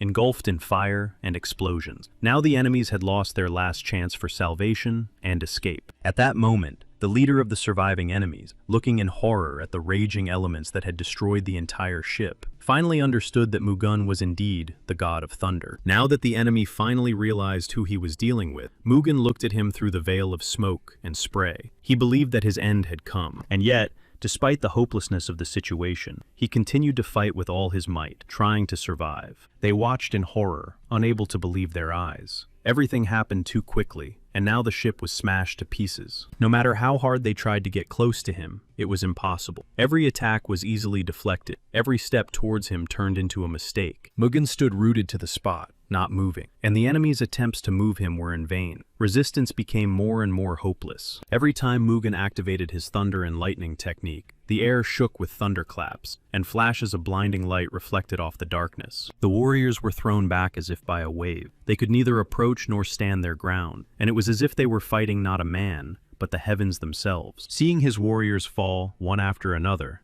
the bloody blade Sura looked at them with contempt. To him, they were now nothing but pathetic and useless. The magic of blood descended upon Mugen, but he did not allow its power to break his defense. He attacked Mugen, spewing dark energy, but Mugen could not be broken. The battle grew more and more fierce, but Mugen was driven by strength and determination. Mugen confidently repelled all of Bloodblade's attacks. His movements were fast and precise. Every attempt by the enemy to break through his defense was shattered to pieces. Blade. Sura looked at Mugen with his mad eyes full of rage and determination. But Mugen was not afraid. He only clenched his fists tighter. The enemy's assistants tried to intervene, but Mugen instantly overpowered him in a stance. Without wasting a second, they used Sura's all-consuming fire technique. Mugen remained completely focused and mobilized, every movement precise and calculated. He was like steel, ready for any turn of events. They used the Sura blood immortality technique, which increased their survivability and regeneration, making them virtually invulnerable to the enemy. Mugen's lightning and thunder were so powerful that their energy broke through the defense of the Sura blood immortality technique. He turned the enemy's power against them. In his rage, he shouted, demanding that Mugen not look down on the Blood Guardian, for it was their power that sustained the might of the Sura clan. Mugen continued to fight, but for a moment he paused and thoughts flashed through his mind that this battle could be decisive, and that not only his life depended on the outcome. He realized that this opponent was much stronger than those he had fought before, that his strength and fury were on another level, and that the fight would be a real test. The bloody blade gathered all his strength and delivered a decisive blow, hoping to break Mugen once and for all. Bloody Blade's assistants decided to use the 40 Ways of Sura technique. This powerful and rare technique required great concentration and skill. Mugen watched, assessing the risks, and wondered whether to intervene directly, organize a flanking maneuver, or create a diversion to take advantage of the opportunity. Then he soared into the air, pushing off the ground with ease. Rising above the battlefield, Mugen carefully surveyed the situation, looking for vulnerabilities. He used the Thunder Path of Light technique, focusing his energy into the strike and ready to break through the entire enemy formation. He understood where all this was leading. Mugen then used the technique of the striking light blade of the God of Thunder. His body glowed brightly, and a powerful stream of energy burst from his hands. This unexpected blow took the enemies completely by surprise. They did not have time to prepare for Mugen's swift attack and were struck by his power. They screamed in horror that they were facing a real monster. Mugen's incredible speed seemed inhuman and terrifying to them. They now feared him. After the devastating blow with the Thunder God's light blade, Mugen immediately used the technique Moonlight of Heaven and closed in on the enemy. The enemy's last words were insults directed at Mugen. Desperate attempts to fight back were unsuccessful. However, they were powerless against him. Not wanting to die alone, he decided to strike back at Mugen. Despite the superiority of his opponent, he gathered all his strength and attacked. In the end, Mugen wanted to emerge victorious from this battle. Despite all the difficulties and dangers, he showed incredible fortitude, skill, and determination. The enemy struck and wounded Mugen, which came as a complete surprise to him. He did not expect an attack, especially from someone he considered already defeated. The enemy threatened Mugen, declaring that he would send him to the other world. He said that the otherworldly squad would always be there, and now these words made sense. Mugen replied that the enemy could rage as much as he wanted, but it would not change anything. He despised the otherworldly squad, considering it nothing more than trash. He was confident in his strength and declared that he would destroy them and wipe them off the face of the earth. He was angry at Mugen and shouted that glory be to the 9 squads of the otherworld. His cry echoed across the field and reached everyone. Mugen suddenly fell to the ground and seemed unable to control himself. When the ship slowly docked at an unfamiliar shore, a girl sitting on a horse noticed it from afar. Her gaze fell on the ship. Mugen was still lying on the floor of the ship, standing at the shore. His body remained motionless, as if he was unable to get up after the blow. This was the result of a brutal battle at the Sama family's base. The battle left behind traces of destruction. There were many casualties in this conflict. The head of the Huangbo family received a message that none of the enemies had survived. This news confirmed their complete victory in this brutal battle. He also wanted to know if they had managed to find the head of the Sama family. His concern was caused by the uncertainty of his rival's fate after the clash. Suddenly, another warrior ran up and shouted loudly that he had found the head of the Sama family. The head of the Huangbo family asked if the head of the Sama family had tried to escape on a ship. He wondered if there had been a fire or something else. The warrior replied that the lifeless bodies of the warriors who had attacked them in the forest had the same marks. In his opinion, this was the work of the 9th reincarnation. The head of the Namgun family did not understand what the head of the Huangbo family was talking about. His words and hints seemed mysterious and incomprehensible to him, causing confusion. He did not believe that the young Mugen could defeat the entire squad alone. Such a victory seemed incredible and almost impossible to him. They could not understand where Mugen had disappeared to and assumed that the enemy had taken him to the other world. This uncertainty increased the uncertainty among them. They were sure that it was impossible to survive such an injury. But if Mugen was still alive, then Mirim was now facing serious changes. The girl who found Mugen nursed him back to health, and soon he came to. Thanks to her care and attention, he gradually began to return to life. He did not understand where he was or how he had lost consciousness. Everything around him seemed blurred. His memory was confused, and he tried to gather his thoughts together. She was surprised that he woke up so quickly because she thought he was already dead. She thought he looked pretty good and was happy about it. His condition gave her hope for a full recovery and a return to his former life. He didn't understand who she was, but she immediately gave him fish cooked over a fire. This simple act was a sign of care and support for him. She understood that he was probably hungry, so she immediately offered him fish to help him regain his strength after losing consciousness and being wounded. She asked him how he ended up on the wrecked ship. Her voice was quiet, but it conveyed curiosity and a desire to understand what had happened. He noticed her sword and thought she was a swordswoman from the Bota clan. This assumption came to him immediately, as the weapon revealed her to be an experienced warrior. The Bota clan consists only of swordswomen, many of whom are known for their great bravery. This clan regularly sends troops on journeys throughout Marimu. She was surprised by his intense gaze and thought that perhaps she had embarrassed him with her attention. After all,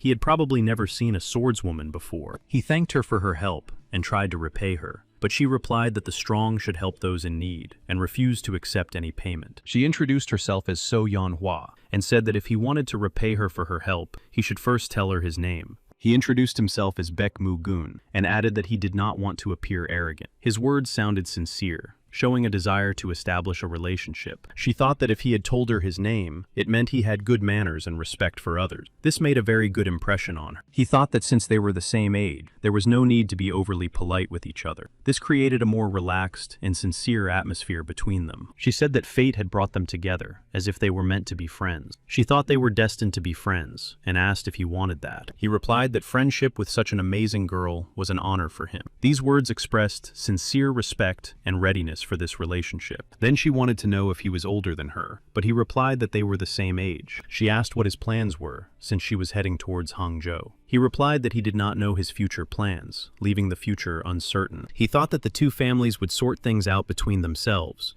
and that he only needed to return to Wenzhou by ship. That seemed to him to be the only important thing. He thought it would be better to go with her to Hangzhou now. Such a decision seemed more reasonable to him than remaining in uncertainty. She noticed that someone was chasing them and thought that they had followed her after all. That guy was from the 5th squad of the Black Warriors. Mugen was surprised that she knew those people. It seemed unexpected to him because he did not expect to meet anyone like the Black Warriors here. She explained that he had been pestering her for several days, and she had hit him and run away, but he had found her again, and now he was chasing her. He thought for a moment and said that the Black Warriors were one of the most influential squads in Shaoxin. This made Mugen take the situation seriously. He considered it despicable that a guy from the 5th Squad was pursuing a girl. For him, such behavior was shameful and unworthy of a true warrior. He jumped off his horse and headed towards her, quickly closing the distance between them. He said his name was Yang Sochu, and that he had been looking for her for a long time. His appearance was unexpected and alarming. She tried to understand the reasons for the pursuit. He said that last time he was very drunk and had committed an unforgivable act. So now he had come to her to make amends. He asked her to have mercy and forgive him for his transgression. These words expressed his sincere desire to mend their relationship and correct his past mistakes. He added that if she refused, he would have to take full responsibility for what happened. At the same time, he asked if she was against cruelty. She stated that she was not afraid of his threats, and that this was unworthy behavior for a warrior of the 5th Squad. She emphasized that she wanted nothing to do with him. He said that he had intended to be lenient with her, but now he had changed his mind. He was prepared to act cruelly towards her. Mugen was not going to just stand by and watch. He wanted to intervene and protect his friend. However, she stopped Mugen with her hand and did not want him to interfere. She thought he might hurt himself, so she wanted to deal with it herself. She was sure she could handle it on her own and did not need outside help. He started yelling at her and insulting her, but then suddenly attacked her, not giving her a chance to respond. His rage was stronger than any words. But she was no pushover either, and immediately joined the fight. Her movements were quick and precise, and she skillfully parried his attacks. She quickly knocked him off his feet, confidently gaining the upper hand in the fight. Her strength and skill left her opponent no chance, and he was disgraced once again. All his warriors watched in amazement and some disbelief. They did not expect her to defeat their comrade so quickly and decisively. He was their commander, and now he was lying on the ground like some girl. This defeat looked especially humiliating, and the warriors could not hide their surprise. Then, the warriors, wanting to avenge their commander, began to attack her. Mugen and So Yanhua understood that their enemies had completely lost their conscience and were now attacking as a mob. Such recklessness forced them to be more cautious. Mugen intervened, attacking swiftly and easily scattering all the attackers. His strength and skill proved decisive, suddenly changing everything. After the fight, he asked her if they were even, because he owed her. This question reflected his intention to keep his promise and support her. She realized that he was not a weak man, but a real warrior like her. She had previously taken him for a rich gentleman who was too cute and spoiled. Now she was convinced that he was a real warrior and was strong. He said that they needed to deal with these people and leave, putting the situation behind them. He understood that if he spared them, he would never be rid of them in his life. Therefore, he believed that harshness was the only way to stop them. He had already drawn his sword and was preparing to deliver the final blow. Each movement was quick and precise, but she stopped him at the last moment. She reminded him that he had no right to take the lives of those who had lost, and that it was not his place to judge and pass sentence. This line could not be crossed. He objected, saying that this man was not just a bandit, but the commander of a special unit. He thought about the consequences of mercy and how much loss and unrest it would bring. She acknowledged that such people would surely torment and seek revenge, but insisted that everyone should have a chance to redeem themselves. She believed in people. He laughed and said that everyone in the Bota clan was like Mother Teresa. She was surprised that he had guessed. He believed that it was rare to meet a lone swordswoman. She apologized and admitted that she could not fully reveal herself before. Her words expressed sincere regret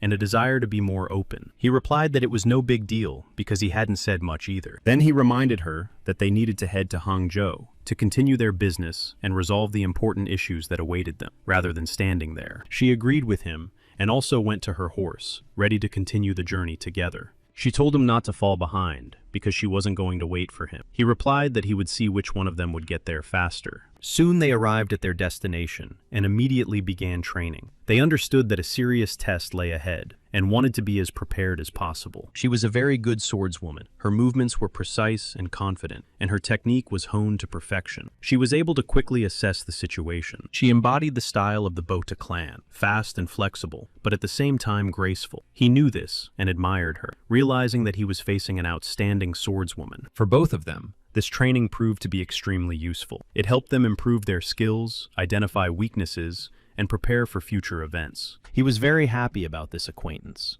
It brought new impressions and inspiration, as well as opened up the opportunity to learn and grow alongside a worthy warrior. When they had dinner that evening, she remembered who he was again. This thought crept into her mind once more, evoking respect and amazement at his status. She wondered what could have made the prince leave his ancestral home. He explained that he had a lot of business to attend to, which is why he had to leave home. When she offered to pour him a drink, he replied that he had hardly ever seen a girl pour a drink for a stranger. She replied that she was not an ordinary girl, and that her actions and views went beyond the usual, which made her unique and even unpredictable. She also added that she wanted to try everything in Miram that she had not experienced before, expressing her desire to discover new things and go beyond the usual boundaries. He said that then she should try a drink that could not be found anywhere else, a special, rare, and unique drink that symbolized her desires. She was pleased with his suggestion and gladly drank this rare and unusual drink, feeling the special atmosphere of the moment and new impressions. However, she did not like the taste of the drink, although he was sure that she would try it and like it. His expectations did not match her impressions. Na noticed a crowd of people approaching, moving in their direction. It was the one who had pursued her before, and as it turned out, he had come to take revenge, bringing someone stronger with him so as not to leave them any chance. The commander wasn't particularly interested in the matter, but he came simply to show his strength. Besides, he wanted to see the one who defeated their commander in order to personally assess his strength and understand who he was dealing with. The commander tensed up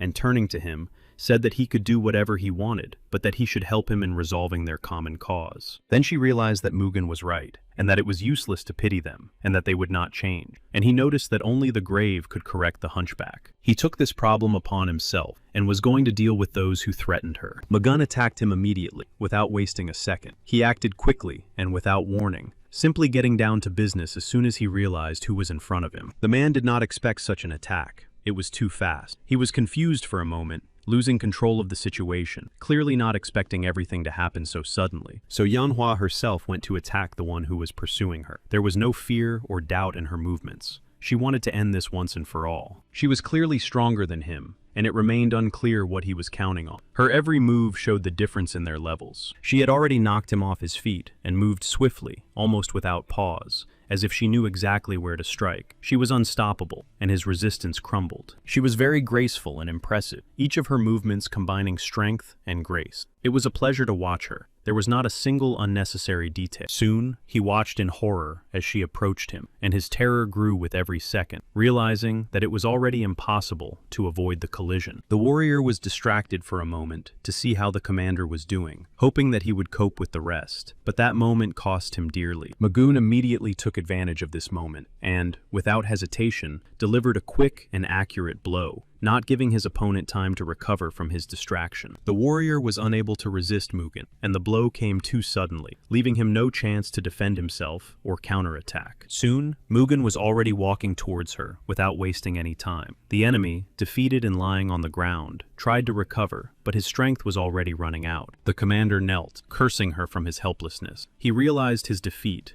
and could not accept that she was the reason for it. She was surprised by his behavior, because she was the one who had given him a chance. Her action was an act of mercy, but instead of gratitude, he cursed her. He begged for forgiveness, promising not to pursue her anymore, but soon realized that he would not be able to escape, and that his fate was sealed, and his end was near. She refused him, and declared that he would not get a second chance. Her decision was final. There was no more room for forgiveness or compromise. She swung her sword, ready to deliver the final blow, and said she hoped he would go to heaven. But at that moment, someone stopped her abruptly. It was Mugen who intervened and asked her to let him live. He understood that it was important to stop her now, despite everything that had happened. She did not understand why Mugen was offering to let him go again, considering everything that had happened. Her doubts and confusion were strong. It turned out that he did not pity him at all, but simply wanted to deal with it personally. His goal was not mercy, but true justice. He shouted that he was the commander of the Black Warriors, and that he could not simply be destroyed in an attempt to preserve dignity and power,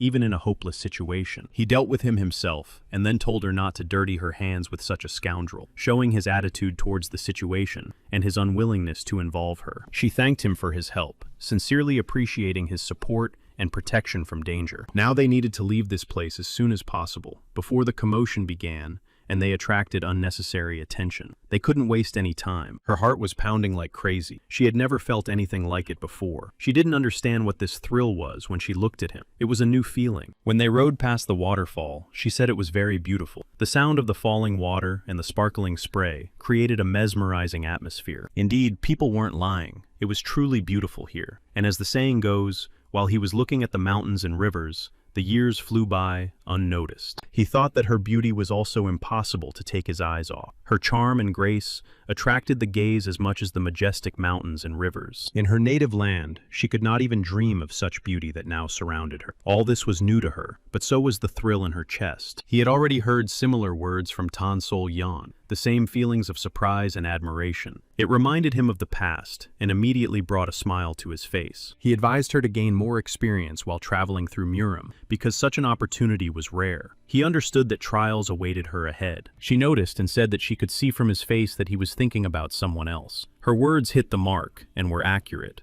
as if she had read his thoughts. She wanted to know if he was thinking about another woman. This feeling bothered her. In his gaze, she sensed something that made her search for answers. He admitted that it was true, and that he was thinking about another woman who was as beautiful as she was. His words were sincere, but she was angry with him. She thought that he didn't care about her feelings at all. She tried to understand if he had a lover, and if he was really thinking about her now. He replied that he would like to admire the scenery with her, expressing a desire to share moments of beauty and tranquility despite all the difficulties. It was clear from her expression that she was upset. Her eyes dimmed a little, and her smile disappeared, as if something inside her had broken and was causing her pain. Soon it began to rain, and they took shelter in a cave. Outside the walls of the stone refuge, the storm raged, but inside, there was silence and relative calm. She complained that she was soaked through, and he calmly suggested that she take off her clothes to warm up quickly and avoid catching a cold, showing his concern for her. She was very offended, not understanding why he was suggesting she take off her clothes, and he, in turn, couldn't understand why she was going to walk around wet. He reassured her, saying that he wouldn't look and that he would start a fire in the meantime. This helped relieve the tension, and she was able to relax a little. She didn't know what to do, and still didn't want to take off her clothes. Insecurity and embarrassment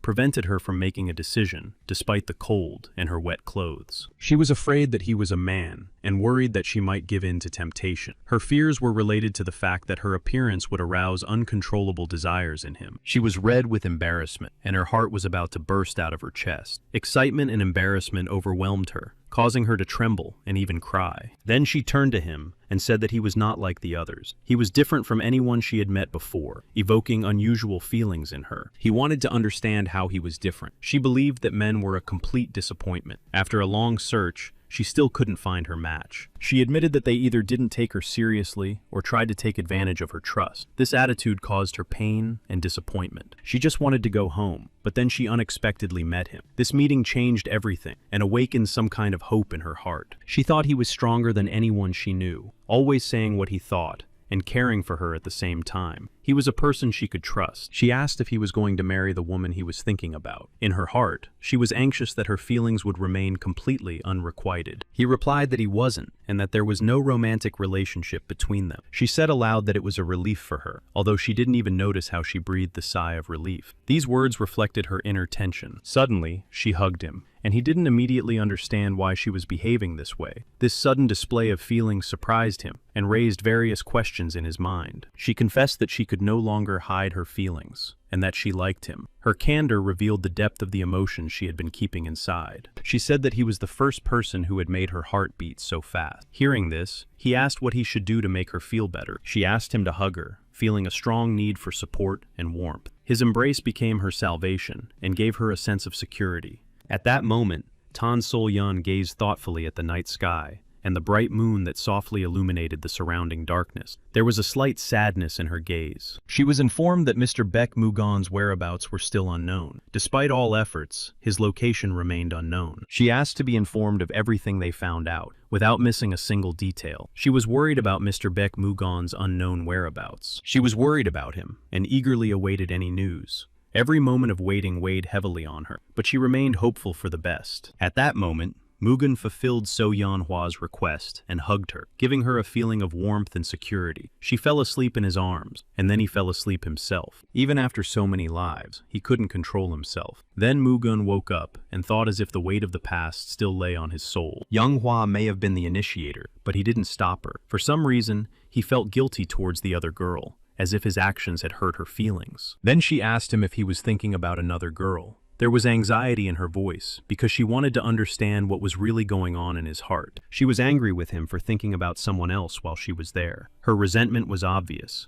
and she felt that her feelings and presence were being ignored. Then he admitted that she was right, and sincerely apologized. Soon she smiled, and even laughed, letting go of her resentment. She hugged him again, and made it clear that she was ready to forgive him, and be there for him, despite everything. He told her that there was no other girl in the world like her. Then they set off again together, supporting each other. Their journey together became a symbol of unity and strength, strengthening their bond with every step. During their stops, they rested and practiced sword fighting, improving their skills together. These moments helped them stay in shape. Together, overcoming all difficulties, they finally arrived in Hangzhou, a city full of new opportunities and unexplored roads. There, the continuation of their journey awaited them. Na was surprised to see Hangzhou, a huge city full of people. The noise and bustle of the streets intertwined with bright colors, causing her admiration. He wanted to know what she would do here and how she was doing. She replied that the Boda clan would not leave its members without money. The reason for her stay here was the need to go to the bank to get her money. She didn't know exactly how to do it, but she had heard that the money could be withdrawn at this particular place. He also thought about trying to find his past savings from previous lives. His finances were scattered across banks across the continent, and Xinhua Bank was one of them. This meant that some of the funds might be available here. He understood that he would have to pay to get information about the affairs of the Yaquan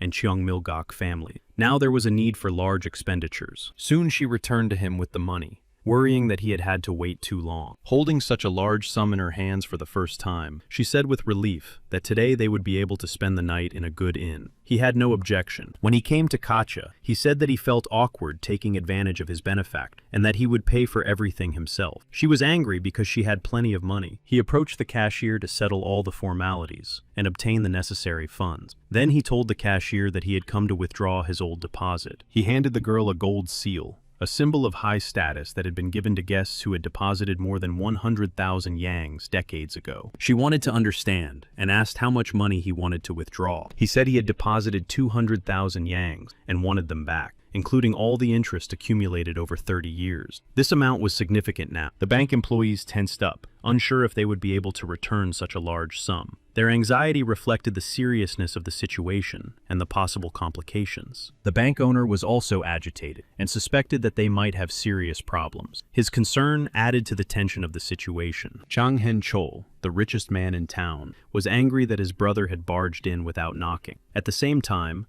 the bank manager was upset by the whole situation. He was shocked that the depositor was demanding his money back, plus interest. This unexpected situation called into question the stability and reputation of the bank. The director told his brother that the gold seal was not a fake, that the interest was genuine, amounting to 300,000 yang, and that the total amount was 500. The brother believed that even with all the gold in Hangzhou, they would suffer huge losses. He was worried about the future because the consequences could be serious. The interest was also significant because the depositor was not a simple farmer. His capital and savings reflected his high status. The bank director asked what they should do next and whether it was possible to postpone the payment date. At that time, the brother was still considering all possible options. In the end, the brother said that there was no need to pay the deceased. His words sounded clearly dishonest, and it was obvious that he wanted to harm Mugen. The bank director understood what his brother was getting at, because he was trying to avoid payment and possibly harm Mugen and even take his life. He said that it was worth entrusting this matter to the matchmaker and Mu's family, while he would take care of settling the situation, and instructed the director to continue monitoring Mugen. Meanwhile, Mugen and So Yanhua were eating at the best restaurant in Hangzhou. She really liked all the food, and the variety of dishes amazed her with their taste and aroma. She also believed that food tastes better when you are with your loved one. His presence added a special warmth and joy, making the taste even more pleasant. He remained silent, only smiling in response. His smile reflected the deep feelings and calmness he felt when he was with her,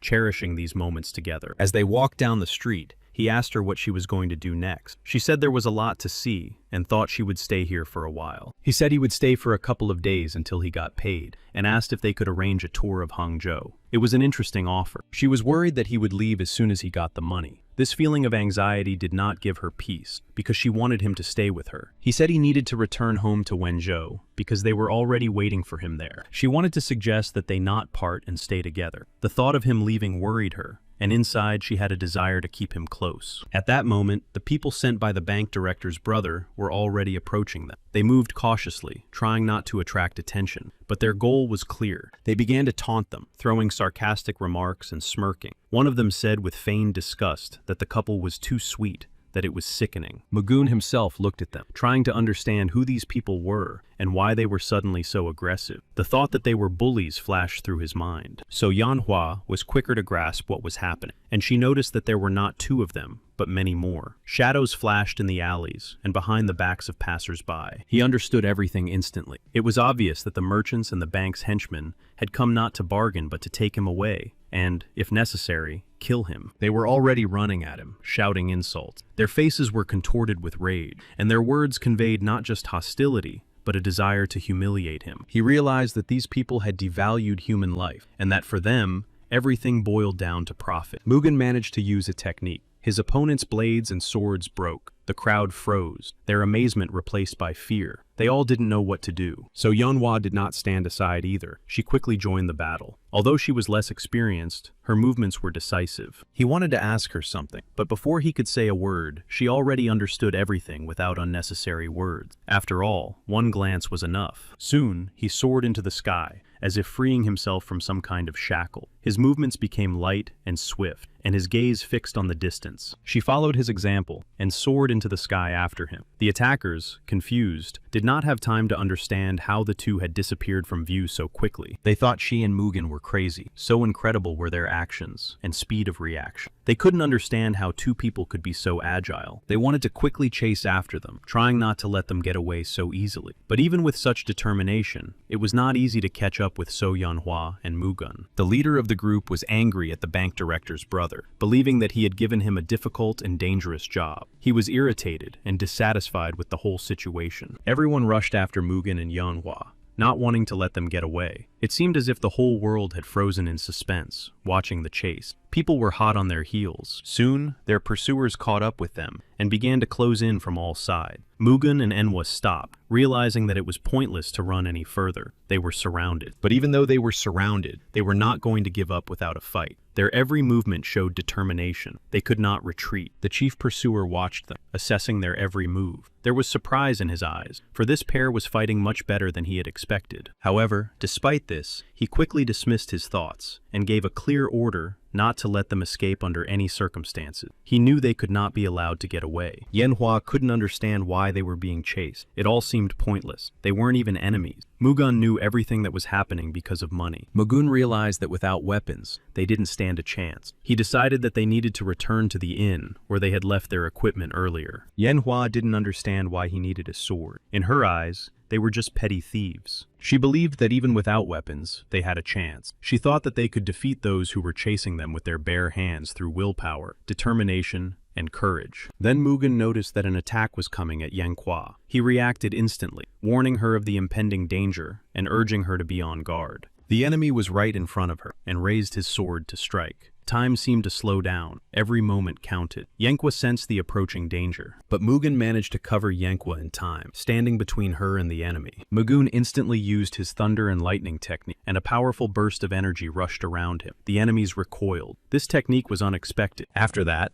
Mugen quickly asked if Yanhua was okay. Although she was shaken, she thanked him for his timely help. He told her not to be so careless, because these guys weren't just ordinary vagabonds. They had to act cautiously and prudently so as not to fall into a trap. Then, Mugen and Yanhua quickly ran into the inn, trying to get away from their pursuers. There, among familiar walls, they hid. The pursuers soon reached the inn and stopped in front of the building. They took up positions, carefully examining the surroundings, preparing for action. One of the pursuers said that they had completely surrounded their target and that not a single rat would get past them. Their leader knew that their opponents were not weak. The leader of the pursuers thought for a moment and then announced that there was a very simple way to smoke the rat out of its hiding place. He came up with a plan. He gave the order to set fire to the inn to force the enemies out of hiding. The flames would quickly spread, turning the place into a trap. She told Mugun that the inn would be set on fire on purpose to smoke them out. Hearing this, Mugun thought about how much they had been paid. Mugun clearly understood that innocent people must not be allowed to suffer in the fire. The weight of responsibility squeezed his chest, and he decided it would be better to leave. He noticed that the leader of the pursuers looked particularly strong. He decided that he would take responsibility for dealing with this threat personally. He asked her to deal with the rest. She felt hurt, as if he had left her with some kind of trash, and did not trust her with serious matters, considering her weak. A fire flared up inside her, for she was a warrior of the Boda clan, and would not humbly live under someone else's rule. She prepared to prove her strength with deeds, not words. He tried to stop her, realizing that her pride could lead to rash action. He wanted her to understand that he wanted to protect her from danger. At that moment, the main pursuer, who had come up with the arson plan, was rejoicing in his cunning. He was sure that now they were trapped. She still did not understand anything, and, overcome with rage and despair, swung her sword, believing that this way she would be able to defeat her pursuers. It was her rash behavior that played into the hands of the main pursuer, and everything went exactly as he had planned, now weakening her defense. The pursuer also took up a sword and began to attack her. His movements were precise and calculated, aimed at neutralizing her. She immediately fell to the ground, feeling the power and accuracy of his blows. Realizing that she could not cope in such a confrontation, she went on the defensive. Soon, all the pursuers joined forces and launched a joint attack on her. They attacked from different sides, giving her no time to think. She desperately tried to fight them all off at once, fighting with all her strength and determination. Every move she made was for her own survival. She realized that her opponents were worthy and dangerous enemies, and that her previous confidence had been misplaced. The confrontation required not only strength, but also cunning. The main pursuer ran ahead, thinking about what had happened. He was struck by the courage of the woman who had been the first to attack and fought everyone. He caught up with her and nearly wounded her in the fight. His blow was quick and accurate, but she managed to avoid serious injury at the last moment. He decided to grab the girl first, seeking to quickly end the fight and deprive her of any chance to resist. She could be the key link in the struggle. At that very moment, Mugen intervened and struck the enemy with a powerful thunderbolt. The flash of energy blinded the enemy and stopped his attack. His sword was broken in an instant, and the rest of the pursuers began to fall one by one under the pressure of Mugen's power. The enemies lost their initiative. She was amazed and surprised by the power of his attack. The fact that he was able to so suddenly and effectively change the course of the fight earned her deep respect. The main pursuer opened his mouth in surprise, not expecting such power and determination from Mugen. His plan was now completely ruined. After everything that had happened, Mugen asked Yanhua if she was all right. She admitted that she had acted recklessly and apologized for it. Her words expressed remorse, but also determination to learn from her mistakes and be more careful. Now the enemy understood that they were no match for Mugen. His strength and skill were so impressive that his opponents felt powerless before him. They fell to their knees and surrendered, realizing their defeat. Without further resistance, they acknowledged the superiority of Mugen and Yanhua. Mugen carefully studied their fighting style and realized that their technique was very similar to that of the swordsmen of the Peck clan. The man was shocked that Mugen had figured it out. He turned to them and asked how they could be prepared to take a person's life for such a trifle. He rebuked them and reminded them of their humanity. Mugen clearly understood that many had good reason to hunt him. He saw greed in their eyes, realizing that money was behind the chase.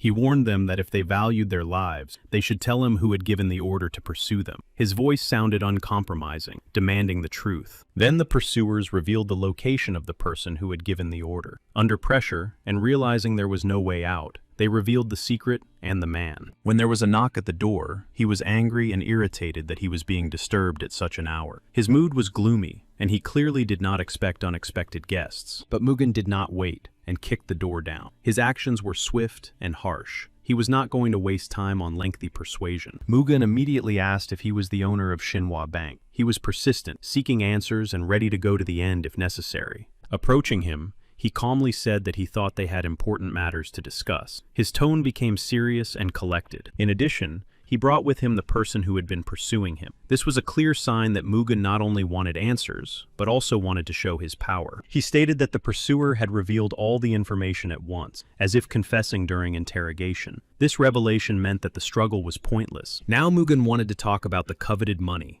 and the reason behind the whole chase. He wanted to understand what it was all about. The man admitted his guilt, showing respect and submission. His confession testified to the seriousness of the situation and his understanding of the consequences of his actions. But Mugen showed neither sympathy nor interest in his remorse and was not moved by his apology. He immediately turned the conversation to the main issue, money. The man reported that the deposit with interest amounted to 500,000 yang and promised to pay the entire amount, including compensation for the inconvenience caused. Now Mugen was sure he would get what he wanted, but the next moment he reminded him that there was a limit and that he would, of course, do everything in his power. Then Mugen decided for himself that the compensation should be 500,000 yang, which was exactly how much he estimated everything they had gone through to be worth. He was stunned. Hearing the amount of 500,000, he almost lost his composure. His contribution alone had already dealt a serious blow to the bank's business. Then Mugen slowly stood up, and his face became serious. His gaze was stern, without the slightest hint of compromise. He made it clear that the other man did not seem to understand him. He added that this was not a deal at all. His words sounded harsh, and it was not a bargain, but a fact. Mugen made it clear that the terms had already been determined. Mugen said that if necessary, he would wipe out the bank in one night. It was not a commercial concession, but a threat. He wanted to put the man in his place. The man who had previously persecuted them, and now turned in the head of the bank, quickly realized that Mugen was not joking. His words were too confident, and his gaze was stern. The frightened banker, realizing the scale of the threat and the risk of collapse, became confused and began to cry. He admitted that the payment of 1,000,000 yang would doom the bank to collapse. They clearly understood that they had awakened a sleeping beast in Mugen, and now his cruelty had become uncontrollable and dangerous. They realized the seriousness of the situation. At the very last moment, Yonhwa intervened and stopped Mugen, realizing that further cruelty could lead to irreversible consequences. She said that in the end, he would destroy people for money just like them. She asked him if he wanted to become like them, a person willing to do anything for money and power. Her words made Mugen think. He admitted that he had expected such words from her. This showed his understanding of her views and inner world, as well as his willingness to accept her words. He could have crushed them to dust, but being a noble warrior, he restrained himself and did not shed unnecessary blood. Instead of retribution, he wanted to show mercy and reminded them of this. He said he was ready to respond to that man's request. He intended to meet him halfway, but only within the limits that corresponded to his principles. With tears in his eyes, the man sincerely thanked Mugen for his understanding and mercy. His gratitude was very sincere. Mugen reminded him that trust is more valuable than words. He demanded specific guarantees and immediate payment. He made it clear that he was serious. In the evening, Mugen sat by the window and looked at the moon. Its cold light filled the room with a bright glow, reflecting his thoughtfulness and inner world. He told himself that he did not intend to destroy anyone. His intention was only to scare his opponents. Everything turned out much more serious than he had expected. She said that he was indeed capable of, and that was precisely why she was worried. She saw a power that could be both a defense and a destruction, and she admitted that he was stronger than anyone she had ever met. All she could do was feel weak in the face of his power and abilities. He apologized for making her worry, explaining that despite everything, he came from a noble family and would never allow himself to do such a thing. She replied that she trusted him. This trust became a source of support for both of them in difficult moments, and a reminder that they could overcome anything. She understood that he would now definitely return to Wenzhou, and that he had nothing left to do here. This realization brought sadness to her heart. However, she said she wanted to go with him. This decision meant not only a desire to be close to him, but also a willingness to go through all the difficulties together. She asked if she could go with him, and he replied that he could not refuse her. He appreciated her desire to be by his side in this new stage of their lives. The next day, he decided to set off by ship, realizing that in the current circumstances, he would not be able to drive a cart full of money. He knew for sure that there must be a large ship here that would sail to Wenzhou. Then, he approached a man to clarify some important details. He said he was looking for a ship to Wenzhou, and the man asked him his name in response. He replied that his name was Baek Mugun. He knew he should be on the list. The man looked at him and said they were waiting for him. He checked the list, and Mugung was on it. He said they could leave at any time, and the ship was completely at their disposal. Mugung couldn't understand who had booked such a huge ship for him. The man replied that the ship had been booked by the heiress of the Yun family. Meanwhile, Eun Ye-sang and Tan Sol-eun were already waiting for him in Wenzhou. She reported that Mr. Beck had boarded a ship that was due to arrive in Wenzhou in a few days. This was a joyful event for them. Yoon Yi-san was sure that booking the ship was not a waste of time. Then Yoon Yi-san decided to ask Tan Sol-eun a question that had been bothering her for a long time, hoping to clarify an important point and better understand the situation. Yoon Ye-sang had long wanted to know why Tan Sol-young was sharing important information with her. Tan Sol-young explained that she was only passing on a message for the gentleman, and that she was not allowed to board the ship. She said that she was not a simple woman. However, until that moment, she had not been interested in that, but in another question. Yoon Yi-sang wanted to understand why Tan Sol-young was giving her a chance to please the master. She also told Tan Sol-young not to think about making excuses because they were both women and understood each other. She admitted that she knew Tan Sol-young was longing for something. Tan Sol-young explained that she simply wanted to repay the master for his kindness and asked her for a favor. Her words reflected her gratitude. She also told Eun Ye-sang that she had the opportunity to support the master and that they were perfect for each other. Eun Ye-sang was shocked by these words. In the end, Eun Ye-sang admitted that she was pleased to hear such words from Tan Sol-young. She apologized and admitted that she was wrong about Tan Sol-young. Now she was sure that Tan Sol-young genuinely cared about Mr. Baek Mu-gun. However, she added that Tan Sol-young had misunderstood her because everything had long been decided and settled between her and Mr. Baek. Of course, she was sad. She noted that Tan Sol-young was quite naive, despite her remarkable talent for gathering information. But her unique abilities went hand in hand. She then urged Tan Sol-young to be more honest, encouraging her to be frank and sincere. After that, she left, and Tan Sol-young was left alone with the realization that she had feelings for him in her heart. This inner confession was the beginning of something. She could only think about him. His image occupied all her thoughts, leaving no room for anything else. This feeling became a trap for her. Soon, the whole family gathered at the pier, waiting for the arrival of Mugu's ship. They looked eagerly into the distance, anticipating the meeting and the joy it would bring. Muak was glad that his older brother had finally returned home. He had been eagerly awaiting this moment, anticipating the reunion and the opportunity to be close again to a loved one who could be a source of strength and support. He wanted to tell him so many things, share his experiences, and find out what he would say in response. Anticipation overwhelmed him, making the moment especially important. Soon, Mugen himself came out of the ship, and So Yeonhwa was next to him. Everyone bowed to Mugen and greeted him, expressing their respect and joy at his return. This moment united them, filling the atmosphere with warmth. Mugen admitted that he had not been here for a long time, and that his return evoked mixed feelings in him, including the joy of meeting his brother and memories of the past. Muak immediately ran up to him, feeling joy and excitement at meeting his brother. Their meeting was filled with warmth and a sense of closeness. Mugun's father also greeted him with warmth and care. He immediately asked how he was feeling, showing concern and love for his father. His father replied that he was tired of talking about him, and that he was glad to see his son in good health. Mugun replied that he had grown up, and asked him not to worry about him anymore. His father said that to parents, their children always remain children, regardless of their age. These words expressed his unwavering care and love, emphasizing their bond. Muak hugged him tightly and said that he had waited a long time for his return. This moment was filled with sincere warmth and mutual love. Of course, Muak couldn't imagine life without his brother. He asked why he had been away for so long. Mugen replied that he shouldn't worry because he was back now. Mugun admitted that he felt guilty for not writing,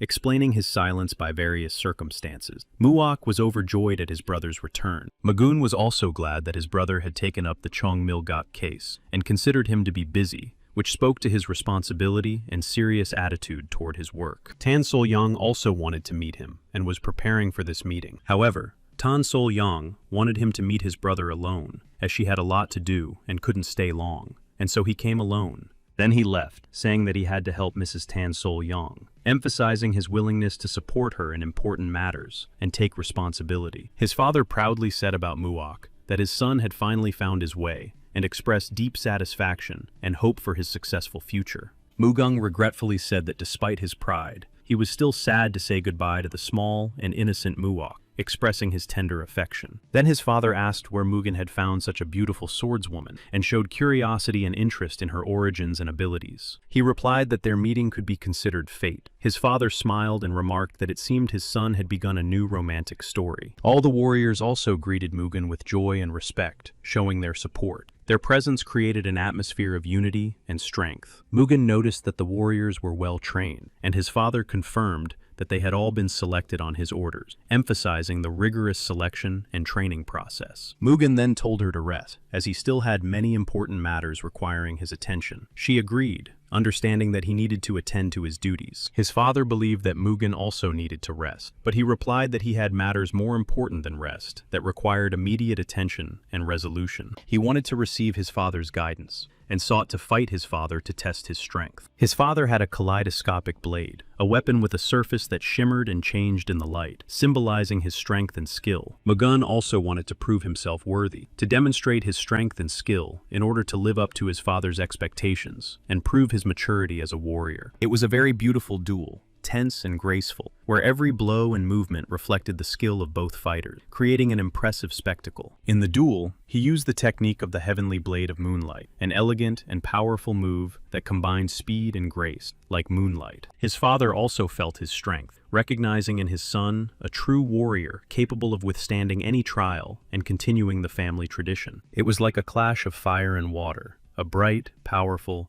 and at the same time harmonious confrontation between two forces, each of which manifested its own element. Then Mugen asked his father if he wanted to continue the fight, showing respect. His father acknowledged his defeat, noting his son's strength and skill. He respectfully accepted the outcome of the duel, realizing that Mugen had grown into a true warrior. He admitted that he felt as if he had become stronger, but compared to Mugen, he was only treading water, realizing the gap in strength between them. Mugen admitted that he had not become stronger on his own, but that the experience he had gained from meeting the Yaquan family had contributed greatly to his growth. His father said that Muok had told him about it. His father noted that an alliance between the Paik family and the Yaquan family would be necessary in the future, but Mugen said that this would lead to enormous expenses and asked what they would do. Then Mugen said that, fortunately, the past rebirth of the God of Thunder had taken care of the saving. Now it was possible to use these resources. His father never ceased to be amazed at his foresight. He noted that it would not be easy for the dreamers to cope with the changes, and asked what Mugen was going to do. Mugen asked if his father knew about the troops of the gods of the other world, for they had reappeared. The return of such a dangerous force was a bad sign. His father noted with concern that 9 bands of gods had returned, and that they were a vicious gang whose name had long been synonymous with destruction. He found it hard to believe. In the past, they had almost destroyed the God of Thunder himself. If they were not stopped now, all of Miram could be drowned in blood. The threat was real, and there was no time to delay. Mugen knew that in order to resist them, it was necessary to increase the number of swordsmen, make their strength superior, and unite the reserves of 7 influential families. His father said that this was his ambition, and that even the Pack family would find it difficult to cope with the troops on their own. He understood that the threat was too great. Mugen intended to make the Paek family the leader among the Cholgang clan, to unite forces to strengthen their position and resist the looming threat. His father thought his son's plans sounded like a fairy tale, but he understood his strength and determination. He believed that Mugen would be able to realize his plans and was ready to support him. Then he asked about the swordswoman who was with Mugen. He said that she was from the Boda clan and that they had met by chance. Feelings immediately blossomed between them. He admitted that he had not promised to marry her, but he had always been honest and sincere with her. Their relationship was special, based on trust and mutual respect. His father reminded him that traditions were important in their family, and that he himself had to choose his bride. He believed that his son was already ready to make such decisions on his own. He came to her and asked if she was tired. She smiled and replied that she was not at all. He suggested that they take a walk and wanted to show her the city. He wanted her to see everything there was to see, especially the streets, markets, and old buildings that preserved memories. She was delighted and gladly agreed to go for a walk. Together, they went out into the streets of the city, where the fresh breeze and the noise of people created a special atmosphere. When it was time to eat, she was surprised, because the dishes were not only beautiful, but also incredibly delicious. Every bite brought her joy. Then they went for a walk in the forest. The quiet paths, the rustling of leaves, and the soft sunlight through the treetops created an atmosphere of comfort and tranquility. They came to where those he had saved from persecution were, Mr. Yakwon, and Mrs. Sangwon. Their faces expressed gratitude and respect. He said that he was like a fire that could ignite the hearts of many people and breathe hope into them. His actions and determination awakened faith in them. He also noted that for His Highness Mugen, he was like the only true hero, a light in the darkness that could be relied upon. However, Yanhua then told Mugen that when she was with him, she felt lost, as if she were turning into his shadow, always nearby, but barely noticeable. Mugen admitted that he did not fully understand her words, but felt that they contained an important truth that had yet to be revealed. He said that he was just a guy who had been washed ashore, and she was the one who saved him. These words were spoken sincerely, with gratitude and respect for Yanhua. He said he was happy just to be near her, and asked her not to say such sad words anymore. She smiled and replied that it sounded strange, but apologized for her words, admitting that sometimes her thoughts were confused. He took her by the hand and said he wanted to introduce her to an important person who meant a lot to him. She followed him with curiosity. Now she understood that it was enough for her to just be with Mugen, and he really felt the same way. It filled her heart with warmth. He brought her to Tan Sol Yan, and Yanhua couldn't understand who this woman was. Their eyes met, and tension hung in the air. Yanhua was confused. Tan Sol Yan was happy to see him, and there was sincere joy and warmth in her eyes. She greeted him with a smile, as if she had been waiting for this meeting for a long time. He told Tan Sol Yan that he had returned, and his voice was calm, as if he had finally found his way home. She looked at the girl standing next to Mugen with confusion, not understanding who she was or what role she played in his life. They bowed to each other, and Tan Sol Yan warmly said that she was glad to see Mugen alive and unharmed. In response, he admitted that he was also glad to see her. When Tan Sol Yan asked who the girl next to him was, he calmly replied that Yanhua was the girl who saved his life, and that they had arrived in Wenzhou together. Tan Sol Yan invited them in, as there was much to discuss. An important conversation and a plan that required attention after his return awaited them inside. She apologized for not being able to meet him when he arrived, but Mugen replied that his brother Muok had already told him everything and how busy she had been. Mugen apologized for not writing to her during his absence. Yanhua did not understand why Tan Sol Yan was so attached to him, as if she were clinging to him. Yanhua was confused and could not understand why Mugen had brought her here, as she did not know what was expected of her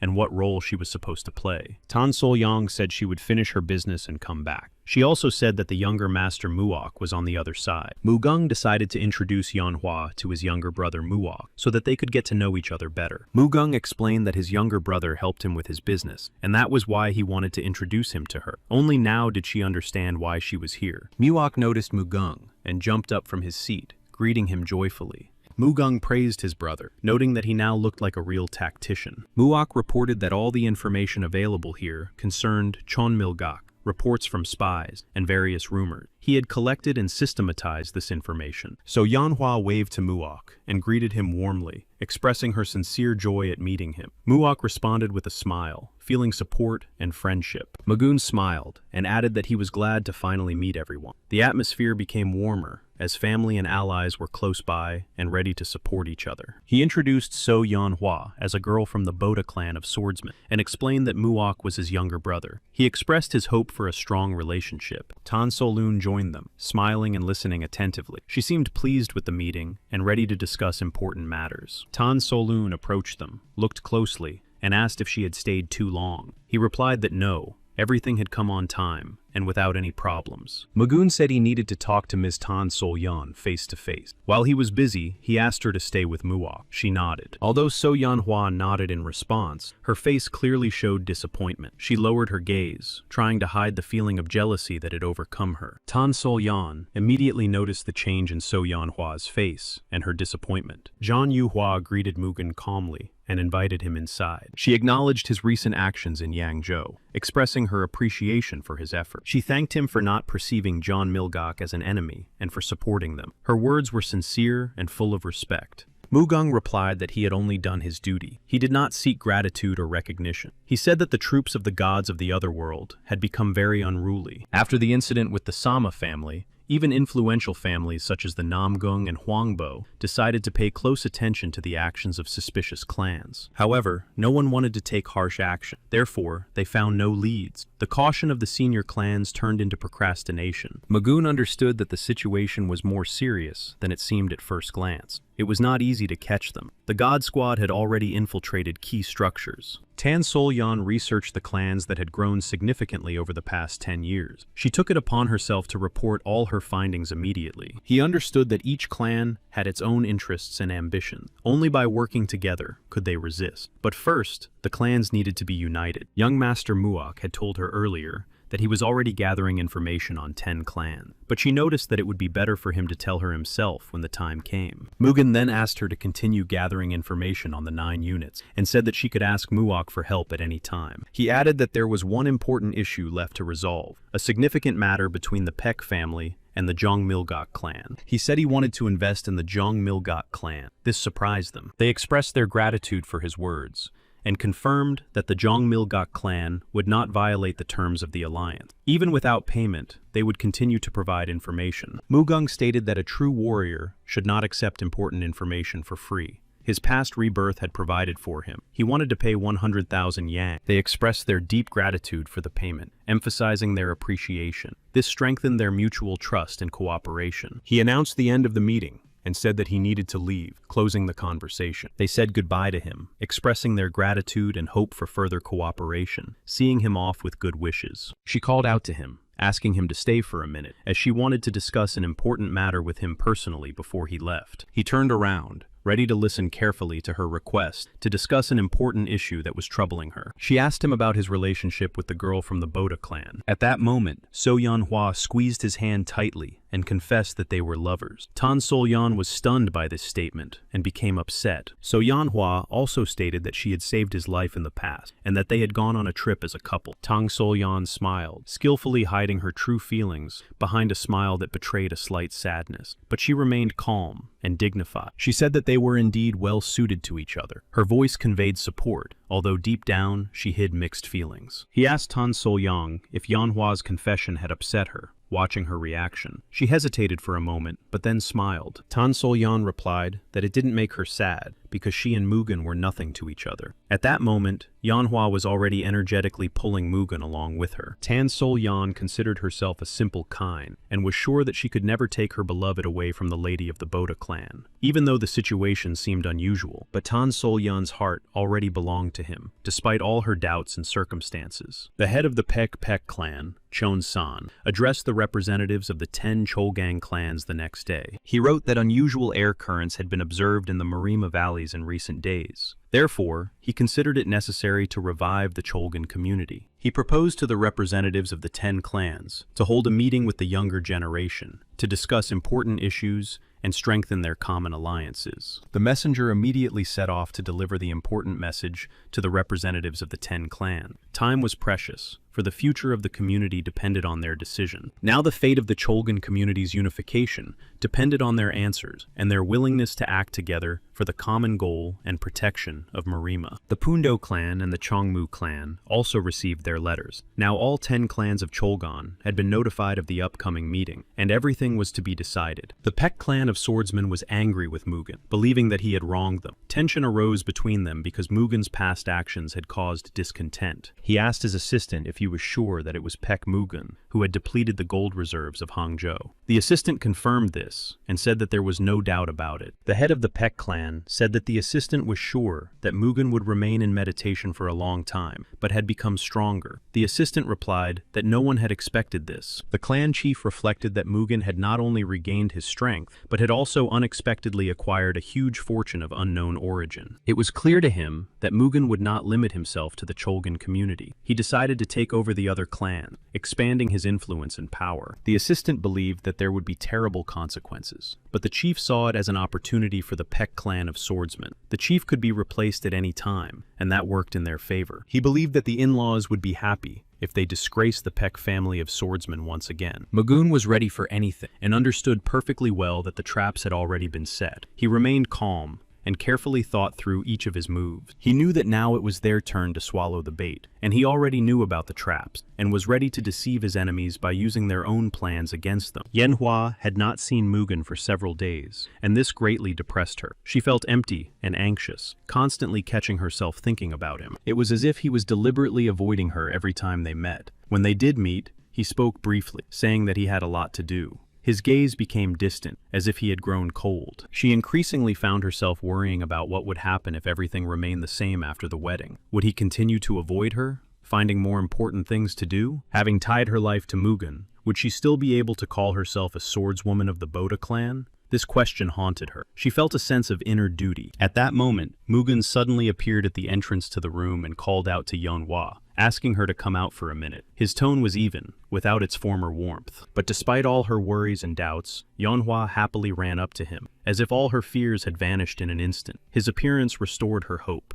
Yeonhwa smiled as she looked into Mugen's eyes and asked with a slight note of hope in her voice what their plans were for today and if he would take her somewhere. But Mugen replied that all their plans would have to be postponed until later. He asked her to take her sword and go with him. Yeonhwa felt uneasy and then wanted to understand what had happened. He confessed that he wanted to ask her for an important favor. He confessed that he wanted her to teach his warriors the sword techniques of the Boda clan. It was a serious request, and Yeonhwa appreciated his trust in her. Without a sword, she seemed so sweet. But now that he was asking her to train his warriors, she appeared before him as a strong and serious warrior. Nak Ilban realized that the rumors about the strength of the Boda clan were not exaggerated at all. Seeing Yeonhwa and understanding the power and skill she embodied, he was convinced. In the blink of an eye, Yeonhwa managed to knock the sword out of his hand, demonstrating incredible speed and strength. This unexpected action showed her skill. Nak Ilban was taken aback, and, to hide his embarrassment, smiled involuntarily. This smile betrayed his true feelings of admiration and awkwardness in the face of Yeonhwa's strength. He gave up and said so, and she smiled and replied that she liked his power, but that he put too much force into his sword. That was her observation. Mugen believed that it was not necessary for her to go so far and use so much force. But Yeonhwa seemed quite pleased with herself. She believed that such power was her main asset, without which it was impossible to be a true swordswoman of the Boda clan. Next came Paik Sang-gun. His appearance added a new dynamic to the situation. He was a man with his own view of all events. Hak Sang-gun had high hopes for Yeonhwa and believed that she could teach him something new. He sincerely wanted to improve and counted on her experience. Without wasting a second, Pak Sang-gun immediately went on the attack. His determination made everyone present feel the tension of the moment. However, Yeonhwa managed to react in time and fended off Park Sang-gun's attack. Her movements were precise. She had the experience and ability to keep her cool. She knew very well that her true strength lay in her quick reactions, precision, and calmness. It was her ability to control herself. Now Mugen understood that something had ignited and flared up inside Yeonhwa. Her energy seemed to sparkle, awakening in her an even greater desire to fight. She continued the fight with frenzied fury, driven by inner fire and determination. Each of her blows was precise and powerful, reflecting all her strength and will. Watching this, Mugen realized how much her skill exceeded expectation and how far she had gone in her art of combat. Paik Sang-gun fought with all his might. He noticed that Pak Sang-gen was too heated and was putting more force into his attacks than usual. A simple opponent would not have been able to withstand such power for long. But his opponent was a swordswoman from the Boda clan. This explained her amazing resilience and skill, which allowed her to cope with even the most powerful attacks. She also used the White Flower's shadow walking technique, moving with such speed and silence that her movements seemed very inconspicuous. Mugen knew that the two still had a lot to learn to reach his level. His skill and ability were unattainable for them now. Suddenly, someone approached and called out to Mugen. He had to take his mind off the fight. It turned out to be Eun-ye-san, who had come to greet Mugen. Paik Sang-gun admitted that he had lost, and Yeonhwa replied that an opponent cannot be defeated by power alone, so it is worth focusing on technique. She asked how he rated his fight with Paik Sang-gun, but then her attention was drawn to Eun-ye-sang and Mugen, who were talking amiably about something. Her face immediately changed, and a shadow of irritation and discontent appeared on it. It seemed that Eun-ye-sang's appearance angered her, and she couldn't understand who she was. When Yeonhwa approached them,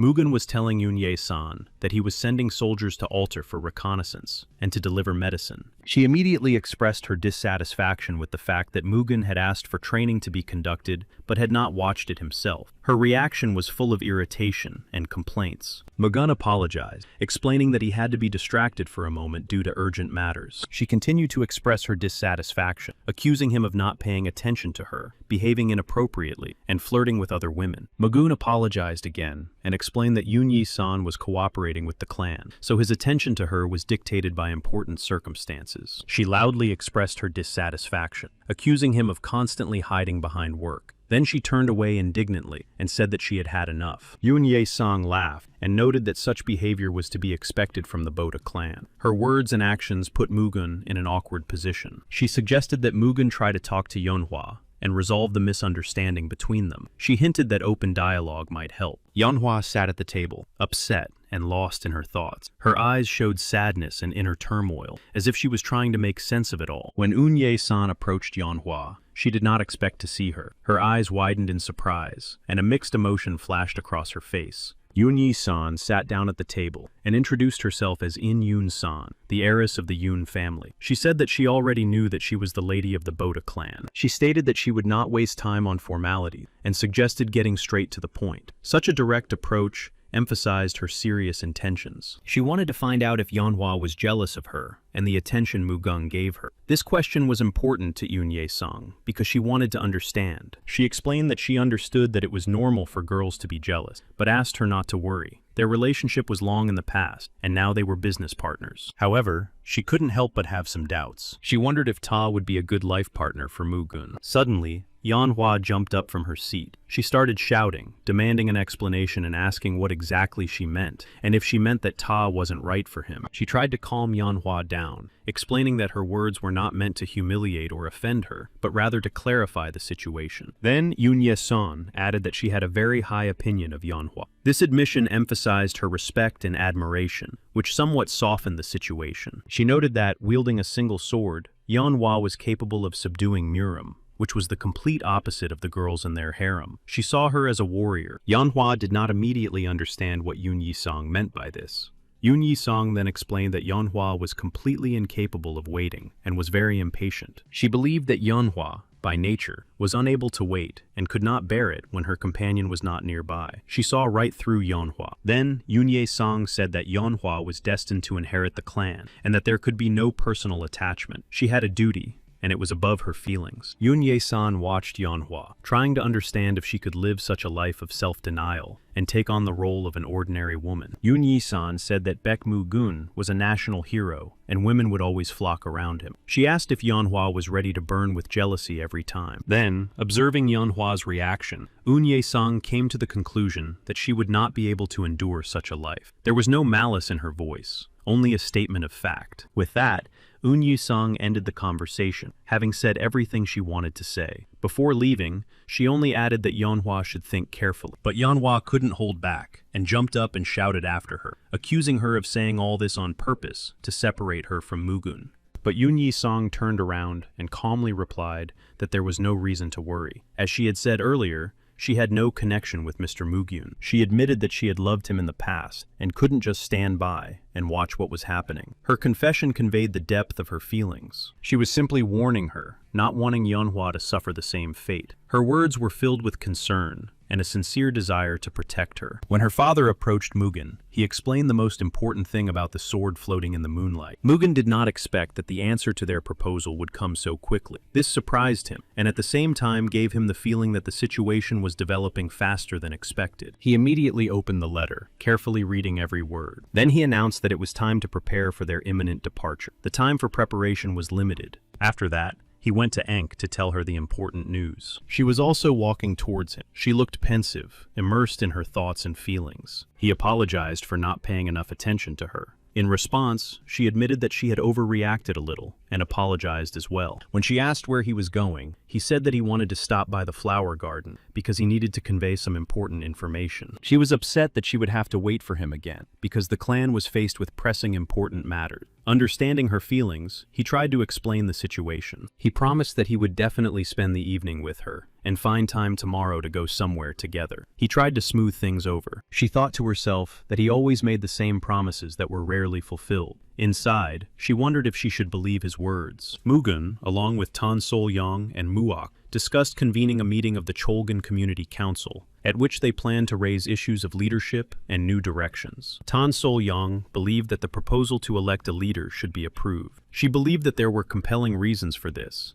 and that some clans were too ambitious to ignore the need for change. Muok noted that attention should be paid to the Mechnikov Pek clan, thanks to alliances with Hangzhou and marital ties. They managed to amass impressive capital, which made them extremely influential. Now it became clear why the Pek clan supported the Hangzhou merchants. Mugun said that on the way to Wenzhou, they defeated the losers from the Pek clan, and at the same time, ruined the local merchants. After all, they asked for it. Muok thought to himself, and said that he had no doubts about him, but he understood that now the Pek clan would do everything possible to prevent them from becoming leaders. He noted that the Pek clan had many supporters because of their financial power. He understood that it was impossible to govern the community without them. Tan Sol said that the Pundo clan would not miss the opportunity to take the leader's place. They would unite with the Kang family and the Yeonho gang and try to draw in the Bichon clan. In order to become the leader, it was necessary to obtain the support of at least 6 clans. This was a very difficult task for them. Muyuk was sure that the Jeonmu and Hogun clans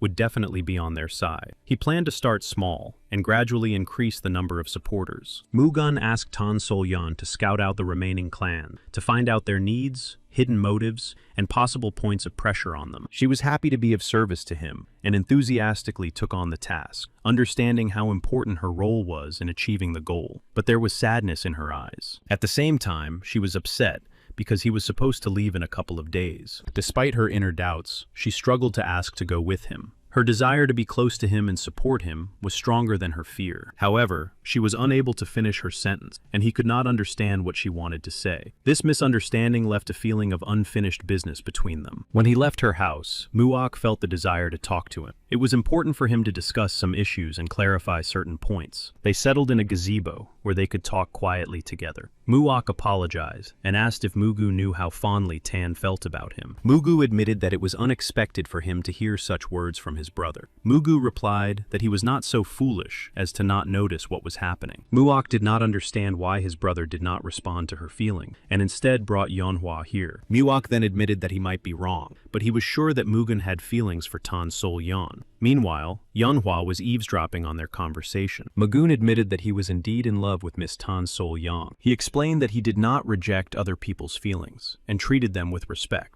Ms. Yeonhwa was the first to open her heart to him, and he responded in kind. Mugun explained that everything happens for a reason, and that he genuinely cares about the girls who are in love with him. He reminded them that he would soon face his enemies in battle. He acknowledged that the situation was very dangerous, and that he would have to leave his wife alone for a long time. She would have to come to terms with such a life of trials and tribulations. For this reason, he could not take the initiative first, and remained waiting for someone who would be ready to share this difficult fate with him. This was his way of responding to their feelings through waiting rather than hasty actions. He informed Yeonhwa that he would soon be going to Jinhua for a community council meeting. He suggested to Yeonhwa that if she wanted to, she could go with him. This offer opened up the possibility of spending more time together. She replied that in that case, she would be perceived as part of the Beck family. In response, he assured her that everything would be as she wished. Yeonhwa asked if he was going to deprive the Boda clan of their mistress, to which he replied that the choice was always hers. This emphasized his respect for her freedom. At that moment,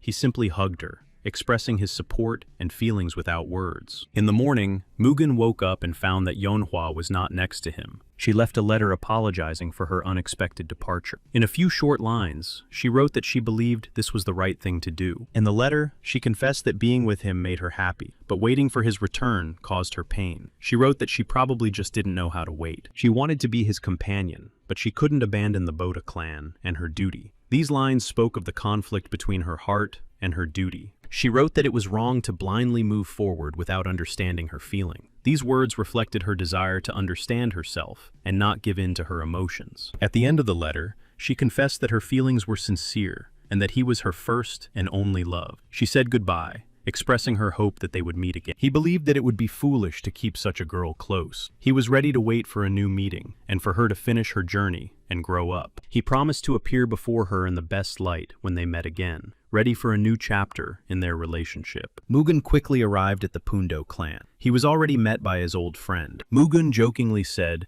that the relationship between the Cheonmu and Pek clans could be considered over. He said that he would have to see that face again. He introduced the head of the Bichon clan, Cho Wan-yi. His appearance attracted the attention of everyone present, as the Bichon clan was one of the most influential families. Cho Wan-yi greeted Pak Mugun with a smile, expressing his respect and surprise at his success in restoring the meridians. He noted the significance of Mugen's achievements. Beyond Cho noted that Mugen had changed and looked better, and her brother was indignant, believing that he would never hear such words from her. Mugen and his allies decided to seize the opportunity and unite the forces of the Cholgan community. To do this, it was necessary to arrange a meeting to discuss the details. Bichan Chowan-yi inquired about the severity of the situation in Murom. Mugen replied that it was not entirely critical, but required serious attention and preparation. There were the head of the Mechnikov clan, Pyok Pek Jin-un, the Chonyang clan led by Shim O-kwan, the Choljan clan led by Tam U-gyong, and the Ma family represented by Ma Chang-hyun. One of them asked with surprise and some contempt who this man among them was, as if he were a living corpse and no one else. Mugung replied that he had not seen Pek Jin-woon for a long time. His appearance came as a surprise, as if someone from the past had returned, capable of changing the balance in Murom. Pek Jin-woon expressed doubt about the intentions of the Beck family, who were once again convening a community council. He was sure that their plans would not succeed. Mugung was sure that the Beck clan were masters of intrigue, and always at the forefront of political games. He reminded them only of their usury. The Park clan was angry with Mugen, seeing him as a threat to their plans and influence. They believed that he was interfering with their intrigues, and prepared to oppose him with all their might. He pressed Mugen, wanting to know if he had told everything, and if he was hiding anything, trying to test his honesty and intentions, and he immediately began his attack. Mugen grabbed Pek Jin-un's fist, warning him that he had not yet told him everything he wanted to. He hinted that he had important information. Pek could not hide his surprise, wondering to himself where Mugen had gotten such incredible strength. Everyone noticed that he had changed and become stronger. The head of the Pundo clan, Tae Mungen, noted that they hadn't seen each other in a long time, and suggested that they not start arguing, but try to resolve everything peacefully. Mugen agreed with Tae Mungen, and acknowledged that it really wasn't worth reacting so violently to the meeting, suggesting that everyone remain calm. Despite Mugwan's attempts to keep the peace, the representative of the Pek clan expressed his dissatisfaction, claiming that the position of leader rightfully belonged to them. Mugen considered this man an idiot and asked if they wanted to back down. Others noted that Mugen always reacted to him like a bull to a red rag. A friend said he would always support him, but now it was better to hurry and get reinforcements, so as not to find themselves in a dangerous situation. It was important to be prepared. Mugen decided that today it was worth relaxing a little and having some fun, because they hadn't seen each other for a long time and deserved this rest after all the events. Mugen's father held a meeting to discuss the situation. He said that the Paik family's clan of swordsmen had convened a council because anomalies had been spotted in the fields of Murom. The 9 heavenly squads that had once drowned Murom in blood had returned. Mugen had already managed to split the Sura clan, causing internal discord and conflict. Father admitted that in order to defeat the Sura clan, they had to unite with the Huangbo and Namgun family. They were losing in strength and needed to stick together. The enemy was acting secretly, hiding behind the power of other clans. They could not rest easy because their influence was growing, and they were ready to do anything to achieve their goals. Moreover, Murom's existence was under threat. So was the Cholgan community. They needed to join forces to protect themselves. Otherwise, the consequences would be catastrophic. Those present at the meeting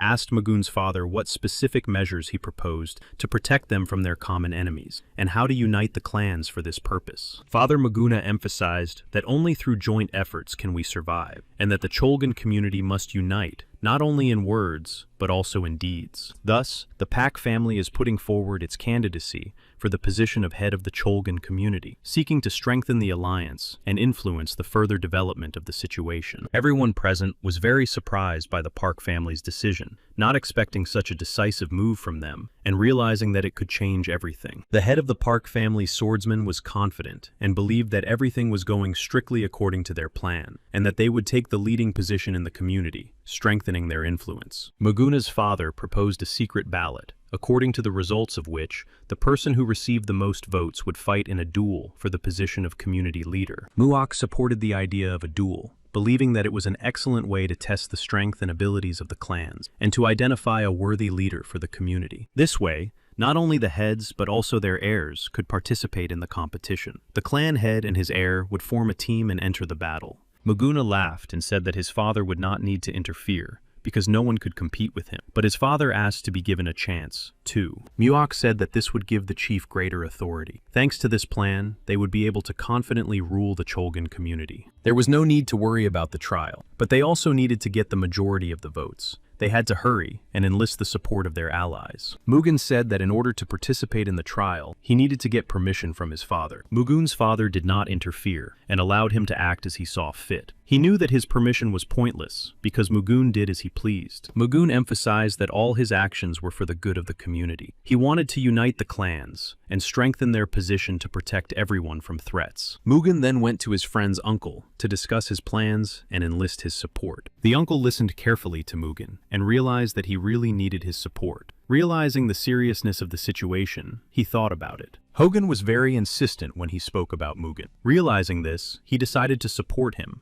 and promised to make efforts to strengthen their alliance, understanding its importance. He demanded guarantees that the Pak family would indeed take part in the competition and win, and asked what benefit the Chongmu clan would gain from this. Mugen replied that he understood the requirements and was ready to answer both questions immediately, demonstrating his willingness to engage in constructive dialogue and seek a solution. Mugen acknowledged that the Cheonmu clan's combat level was not what it used to be, and this worried him. He promised to help restore the clan's skill and strength. As always, Tan Sol-yun came to Mugen's aid at the most crucial moment, sharing valuable information about the Cheonmu clan's weaknesses and needs. Uncle was angry at Hogan for letting something slip, but Hogan assured him that he had not mentioned a word about it. Mugen replied that he understood their doubts, but was ready to prove his intentions with action, to earn their trust and show his determination. Hogan's uncle was impressed by Mugen's skill and acknowledged that even the sword-style characteristic of the Payak clan was not inferior to their clan. The uncle recognized that Mugen's words were not empty. He really had every chance of winning the competition for the position of head and restoring the former power of the Chonmu clan. He realized that without Mugen's support and help, the Cheonmu clan was doomed to decline and loss of influence. Only together with Mugen did they have a chance to regain their former strength. He decided that the Cheonmu clan would fully support the Baek family, recognizing the importance of unity. Mugen was pleased with the support and believed it was an excellent step towards strengthening the Baek clan's position. Now, the alliance with the Chonmu clan opened up new opportunities. Mugen then went to the Bichon clan's house to discuss possible cooperation. He understood that uniting with this clan would help strengthen their position. Mugen brought a small gift in a bag to the Bichon clan's house. The clan chief was surprised by such an unexpected gift. He bent down a little to get a better look. Soon, Mugen offered a direct benefit. If the Bichon clan supported the Paek family, he would guarantee regular supplies of rare elixirs and medicines. The head of the Bichon clan thought about it. Mugen's offer was generous. The elixirs could significantly improve the clan's position, but he understood that this was not a simple deal. Mugen hinted that he could offer the Bichan clan something else besides elixirs. Hearing this,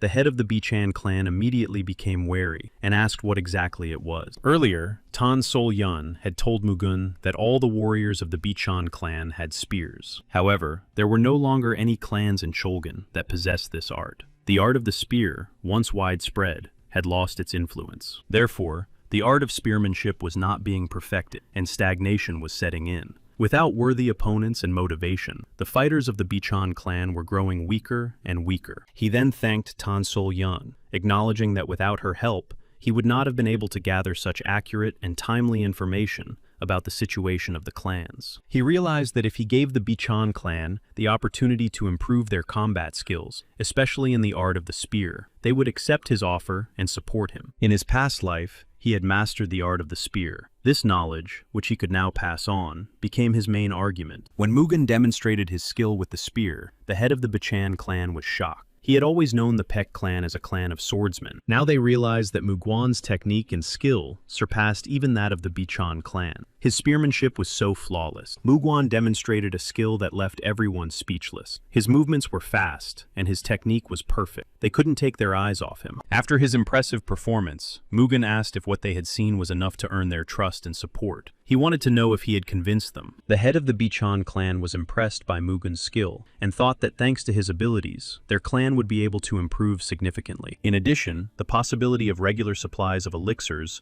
added significant advantages. The head of the Bichan clan realized that such an opportunity could not be missed. He asked Mugen if he would really fulfill his promise, and Mugen replied that he would, without a doubt. Mugen was pleased that 2 clans were already on their side. There was still one important place left, the Enho gang and its leader, En-Chu-Sen. Mugen was confident that he would rise to the top by defeating the other warriors with his unique abilities. This was his main aspiration and goal. The decisive battle for the title of head of the Cholgan community had already begun. The entire fate of the clan depended on the outcome of this duel, and every participant understood this. Muak Nak Ilban and Pek Sang-gen came to support Mugen in the decisive battle. Their presence gave him confidence and strength, because together they were stronger. Mugen's rivals cursed him, calling him a scoundrel and unworthy of fighting for the title of community leader. They did not believe in him and tried to undermine his authority. Mugen ignored their words and calmly asked if they were ready to continue the battle or if they were already giving up.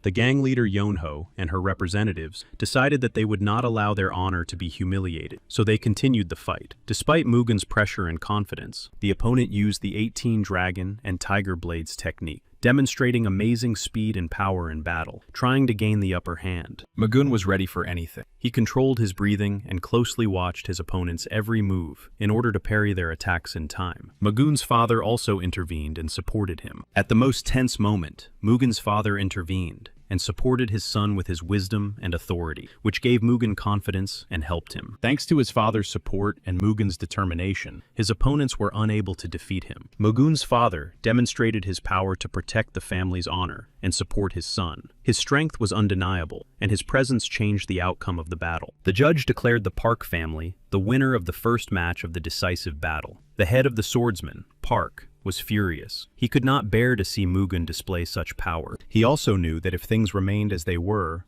Mugen could not be stopped. This was becoming a threat not only to his ambitions, but also to the influence of the entire family. After the head of the Paik clan saw Mugen's power and realized the threat, he hurried to his confidant and asked him to bring him his elixir. The man nodded, confirming that everything was correct. He understood that without additional measures, he would have no chance in the decisive battle. The elixir was supposed to strengthen the body. The man shook his head doubtfully. Even with all his strength, status as the best in Cholgan, and experience, he did not feel confident before the fight. The head of the Paik clan said he would not lose. Backup seemed necessary to increase his chances of victory. He replied that first it was necessary to check his supplies, since their storage facility had been completely destroyed by Mugen, who had razed everything to the ground. The head of the Paik clan justified himself by explaining that it was all due to the reckless actions of his foolish brother. He declared that he would not allow any further mistakes. He warned that if the Mechnikov clan, led by Paik, ended up at the head of the community, it would cause serious difficulties for him and the merchants of Hangzhou. He was extremely angry and took this warning as a direct threat. His anger intensified as he felt that the situation was getting out of control. He sharply objected that he was deeply mistaken if he believed that there was only one Paik clan among their warriors. In fact, they had several strong alliances. The head of the Hmong clan apologized for his words and admitted that he had spoken rashly. He realized his mistake and expressed regret, understanding his guilt. Then he replied that there was no need to frown. He agreed that the matchmaker was right. It was necessary to be fully prepared for the coming battle. He expressed his support and promised to come to the rescue. The head of the Paik clan said that he would do everything and would definitely become the head of the community and repay him for his kindness. Deep down, he fiercely despised the merchants and seethed with anger. He dreamed that the Paik clan could take the place of the head of the community, and then they would dance. He decided that the matter could not be delayed. Internal contradictions and external threats forced him to bow his head and act without delay. He was sure that he would make everyone's life hell on earth. This thought burned inside him, and he was ruthlessly determined to regain his lost position at any cost. Soon, a duel took place between the head of the Paik clan and the other clan, an event that would decide the fate of the family. A crowd gathered in the arena, everyone watching intently. In the heat of a fierce battle, when the weapons clanged and the spectators' eyes did not stray for a moment, Imtot struck a powerful blow. The head of the Bichon clan fell. After the fall of the head of the Bichon clan, his son, unable to contain his rage, swore to avenge his father. His heart burned with a thirst for revenge and to wash away the shame. However, circumstances soon forced them to admit defeat. The Paik clan prevailed, not with the sword, but with cunning and pressure that grew stronger and stronger. Mugen's father and Mugen himself acknowledged that the duel had been a worthy one. However, none of them knew that the head of the Paik clan had resorted to cunning and taken an elixir. Despite the outcome of the duel and his outward compliance, Mugen clearly understood that none of these people were real rivals to him or his father. When the head of the Peck clan left the arena to enthusiastic cheers, his steps suddenly slowed. He staggered, and his face turned pale. His son instantly ran up to him. He was dissatisfied and said that the Peck clan had increased their strength for great profit, but even so, they had barely defeated them. His son asked him not to worry. It was strange and even mysterious to him how the warriors of the Bichan clan, who he considered weak, could become so much stronger in such a short time. Ashamed of the defeat, the head of the Bichan clan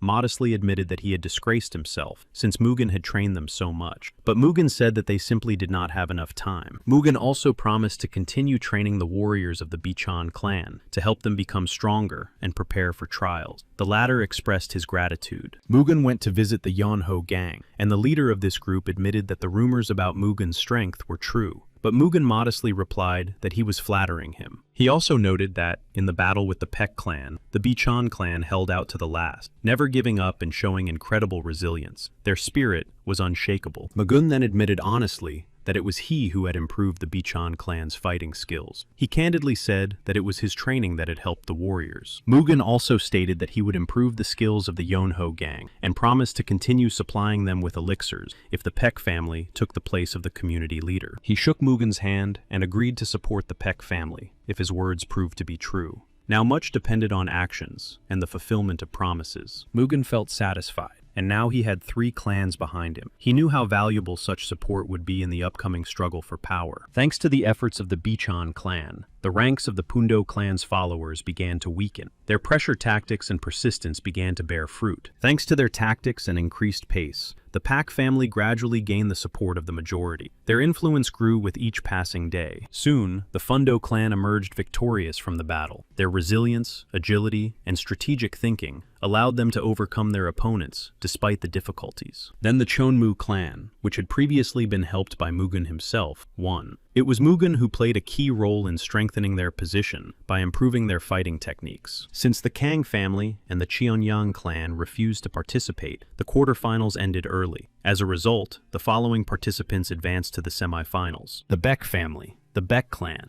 the Pundo clan, the Cheonmu clan. Now the battle for a place in the final will unfold between them. Each of the participants has unique techniques. At that moment, a pigeon arrived with a message for Tan Sol-yang. The letter was short but meaningful. The battle ended, and the Park family won and advanced. Shortly after the news arrived for Tang Sol-yan, Eun Ye-song approached her. Her appearance was unexpected, but it felt like she had come for a reason, and she asked. Without wasting a second, Eun Ye-song said in a serious and tense voice that she had come for a reason, and urgently needed to convey important news to her. The merchants of Hangzhou had been acting suspiciously for several days, with overly secretive conversations, strange routes, and visits. Tan Sol-yang was surprised to hear this. Eun Ye-san also said that she had been encountering the Hangzhou merchants more and more often lately. Recently, they had been actively searching for elixirs. Tang Sol-yang understood everything immediately. All of this indicated that they were not acting on their own. The goal was obvious: to give the Beck clan an advantage in battle. Eun Ye-sang reported that she had recently noticed 2 suspicious men who had sailed away on a Hangzhou merchant ship towards Jinhua. They were behaving strangely. Tang Sol-yang clearly understood that everything that was happening was no accident. It was all part of a carefully thought-out plan. Something had to be done. Eun Ye-song emphasized that this information was extremely important and that it would be much safer if she delivered it personally. Tang Sol-yang thanked her for this. Eun Ye-song said that all her actions were for Mr. Beck. All her actions and efforts were aimed at helping him and providing support to the Beck clan. She explained that her actions were not at all related to her personal sympathy for Tan Sol-yan. She was acting solely out of loyalty to him and for the success of his plan. Tang Sol-yan decided to pass on the information she had received to Mr. Park as soon as possible and immediately sent a pigeon with a message. It was important. Meanwhile, the head of the Park clan obtained an elixir that could significantly increase his power and influence. This elixir could be a decisive factor in the future struggle. The matchmaker brought the elixir to the head of the Peck clan, but noticed that his face expressed dissatisfaction and anxiety. He did not understand why he had such a look on his face, and asked about it. He assured him that everything was fine, trying not to reveal his doubts. But he himself noticed that he had never before encountered an elixir that exuded such sinister energy. The matchmaker became angry and said that if he was not going to take the elixir, he had better leave. However, despite the matchmaker's anger, the head of the Pek clan took the elixir. As he took the elixir, the head of the Pek clan thought to himself that perhaps he had been given poison, but for the sake of the power that could lead him to the top, he was willing to do anything. Shortly after taking the elixir, the head of the Pek clan suddenly felt very ill. His body was seized by violent convulsions, and his breathing became intermittent and very labored. When the head of the Pek clan collapsed to the ground, the matchmaker noted that he did not have to wait long for the elixir to take effect. His voice was tinged with irony and hidden cruelty. Now all that remained was to wait for the results, to see how the effects of the elixir would manifest themselves, and how strong its influence on the head of the Pek clan would be. After the head of the Pek clan fell, the matchmaker calmly left his house and walked away. He showed no panic or haste. His actions showed complete confidence. Soon, Mugun received a letter from Tan Sol Yan. It contained important information about the events taking place, the suspicions, and the interference of the Hangzhou merchants. At this time, his father was training hard, preparing for the upcoming battle. Every movement was calculated, and his body was tempered by continuous exercise. Then, the main battle began,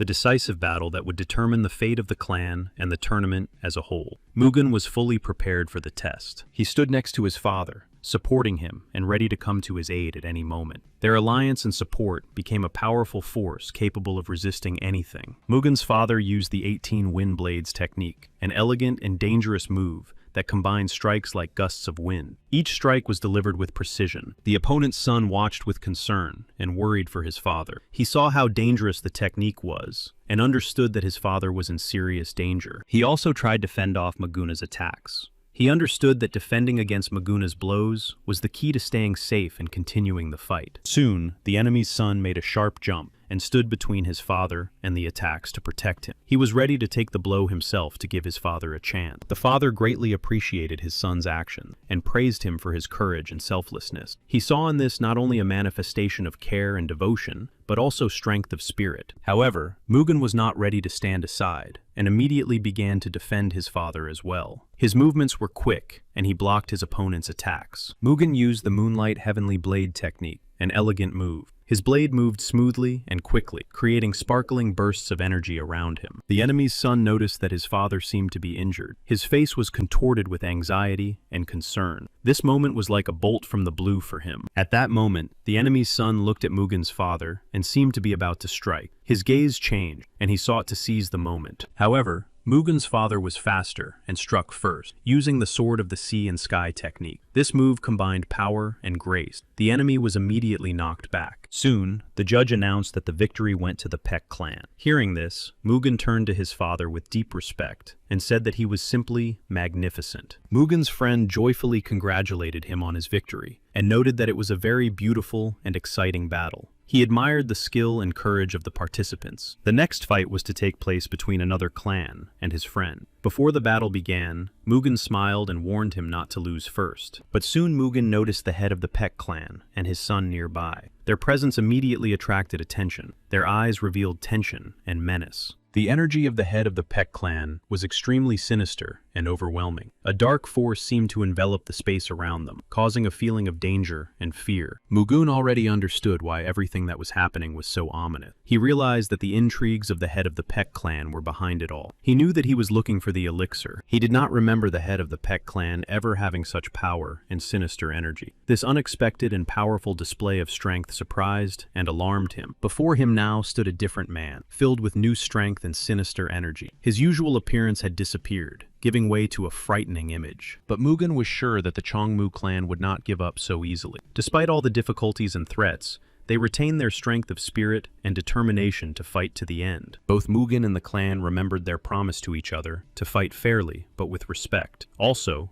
to support each other. That promise was still in force. But suddenly something unexpected happened, and the earth seemed to shake for a moment, and a powerful wave of energy swept across the arena. Everyone present watched. The head of the Pek clan suddenly began to rampage, as if he had lost all control. His actions became aggressive and violent, and he wounded the head of the Cheonmu clan. The head of the Pek clan looked at everyone around him with contempt. His eyes burned with confidence in his own power, and he considered everyone else to be pathetic nobodies. Even the son of the head of the Peck clan was shocked by what was happening. He looked at his father, whom he no longer seemed to recognize, the man who had recently been his role model. Shocked by his father's change, the clan chief's son watched as he grabbed his sword with rage and malice and rushed at Mugen's friend. Everyone was horrified by his actions. Mugen rushed forward to protect his comrade and stop the madness. He could no longer stand aside. Now he had to act and protect. He declared that the Chonmu clan could no longer continue the fight and reminded everyone that the tournament was intended to reveal flaws and weaknesses, not to destroy. He ordered the sword to be lowered and announced that otherwise, the Paik family should not expect mercy. The threat hung in the air, and everyone present felt fear. But the head of the Paik clan paid no heed to the threats or common sense. He continued to shout that they were all nobodies, and nobodies, unworthy even to stand before him now. He began to demand an immediate duel with Mugen, his voice turning into a mad roar, and it became clear that something was wrong with him. Mugen warned his father. A fierce battle began between Mugen, his father,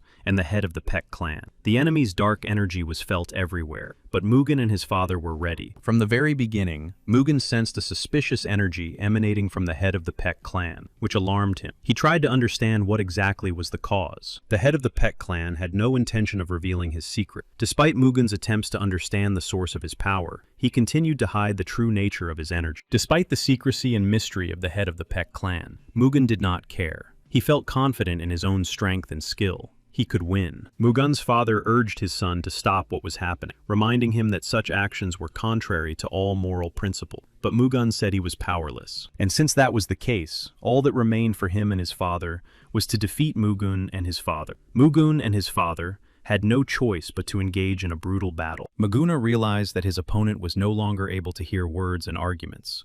Realizing this, he decided to take matters into his own hands and move on to action. His father offered to take on his opponent's son so that Mugen could focus on the head of the Peck clan. The decision was made instantly, and his father stepped forward toward him. Mugen used the lightning sword technique, a swift and powerful move that combines the speed of lightning and the force of a heavenly strike. His blade flashed. This technique was so impressive and dangerous that the enemy was practically unable to resist. Mugen's strike could have been decisive in the battle. The son of the Peck clan chief tried to resist Mugen's father by engaging him in a tense battle. Despite his youth and inexperience, he showed tenacity. However, Mugen's skill and strength gave him a clear advantage, and each move was aimed at neutralizing the enemy without unnecessary cruelty. In the end, the son of the Peck clan chief could not withstand the pressure and strength of Mugen. His legs weakened, and he began to fall. Losing his balance, he found himself on the verge of defeat. The head of the Peck clan himself scolded Mugen, calling him an arrogant bully. He was angry, believing that the young man had entered the fight too confidently and was stronger. Mugen used the Desert City slash-sword technique, a powerful move. This technique combined grace, allowing him to break through his opponent's defense and deliver a crushing blow.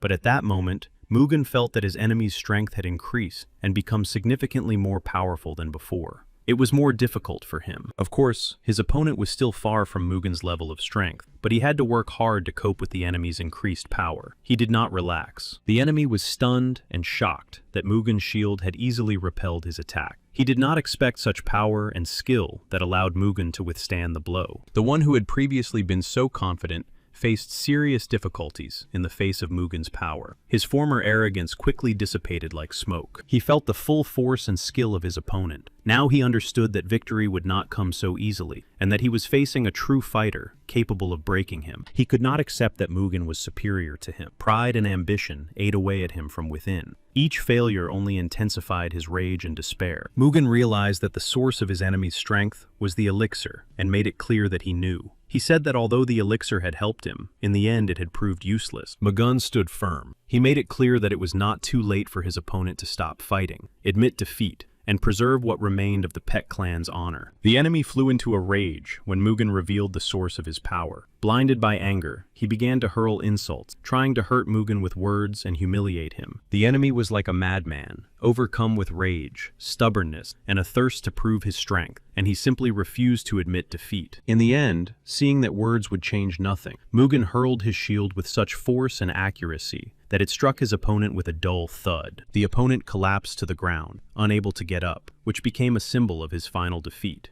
The shield that had previously served as protection now became an instrument of justice. It put an end to the insane and stubborn resistance. Mugen was on the verge of madness. Everything was building up inside him. He tried to hold back his rage until the very end. Now his opponent lay on the ground, exhausted and broken. His body no longer obeyed him, and his gaze, which had been filled with rage and contempt just a moment ago, was now extinguished. He tried to move, but his strength had finally left him. All that remained was the dust of the arena, the shame of defeat, and the silence in which the fact itself resounded loudly. Now Mugen demanded again without hesitation, and his words were like a sentence, repeating that the head of the Peck clan must admit defeat and apologize for his actions. The head of the Peck clan was deeply hurt and pained by everything that had happened. He felt not only physical exhaustion and wounds, but also deep inner turmoil. He rose from his seat and let out an animalistic roar, a deep, piercing sound, full of rage and unconquered strength. This outburst was an expression of will. Mugen understood the seriousness of the situation and realized that it could spiral out of control. He urged his father to be careful. Mugen had no doubt that instead of improving his combat skills, his opponent had recklessly used the dangerous elixir of the Dark Ninth Squad. He was like a demon, burning everything around him with his unbridled fury and superhuman strength. His movements were swift and cruel, his gaze detached. Mugen could not understand how the elixir had ended up in his hand. At that moment, the man's son tried to stop his father, trying to keep him from his insane action. However, the father did not spare even his own son and struck him. This act clearly showed how deeply the elixir had distorted his mind. He was increasingly turning into a crazed, hunted beast, his mind clouded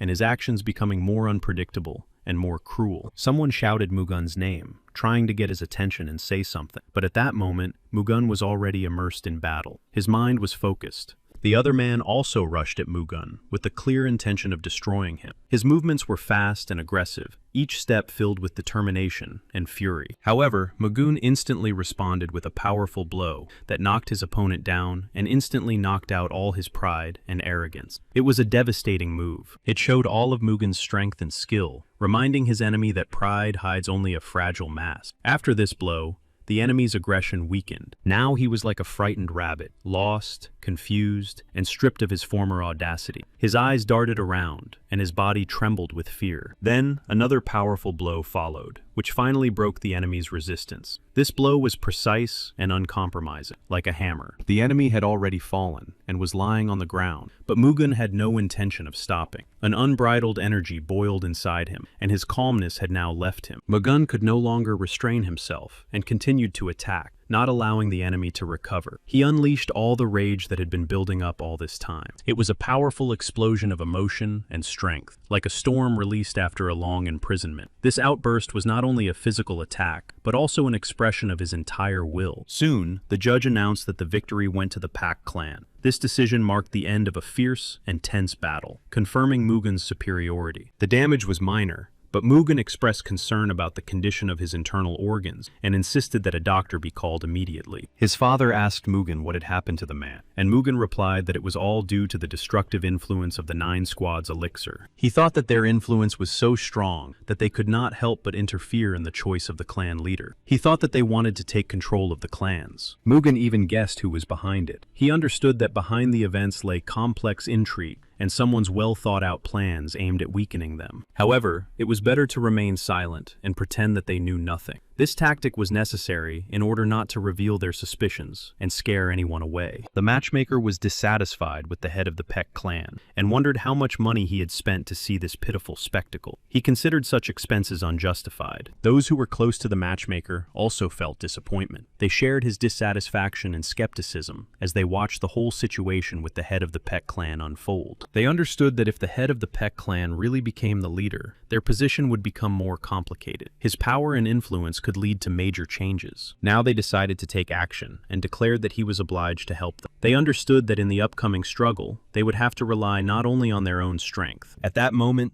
everyone applauded the Peck clan, and it seemed that they had become the leaders of the community. Their victory earned them respect and recognition, strengthening their position and influence. Maguna's father expressed his gratitude to everyone for their trust and support. He promised that from now on, forces would be united to counter the looming threat. He proposed holding a festive banquet in honor of the renewal of the Cholgan community's activities. The Pak family invited everyone to participate in this event. Soon, everyone gathered in the banquet hall. The atmosphere was filled with solemnity and anticipation. Everyone present felt the importance of the moment. Then a man approached Maguna and distracted him from the conversation. Afterwards, he apologized for his interruption, explaining that the matter required attention. He introduced himself as a merchant from Hangzhou named Chang and apologized for his matchmaker. As a sign of respect and to establish friendly relations, he presented a gift of alcohol. It was a first-class drink. He also wished everyone a good time. His words created an atmosphere of friendliness and hospitality. Magun expressed his gratitude to Chang for the gift. He appreciated the gesture of respect and emphasized the importance of such friendly relations for strengthening the entire community. Magun also recalled that there had been disagreements between them in the past, but now it was time to try to put the past behind them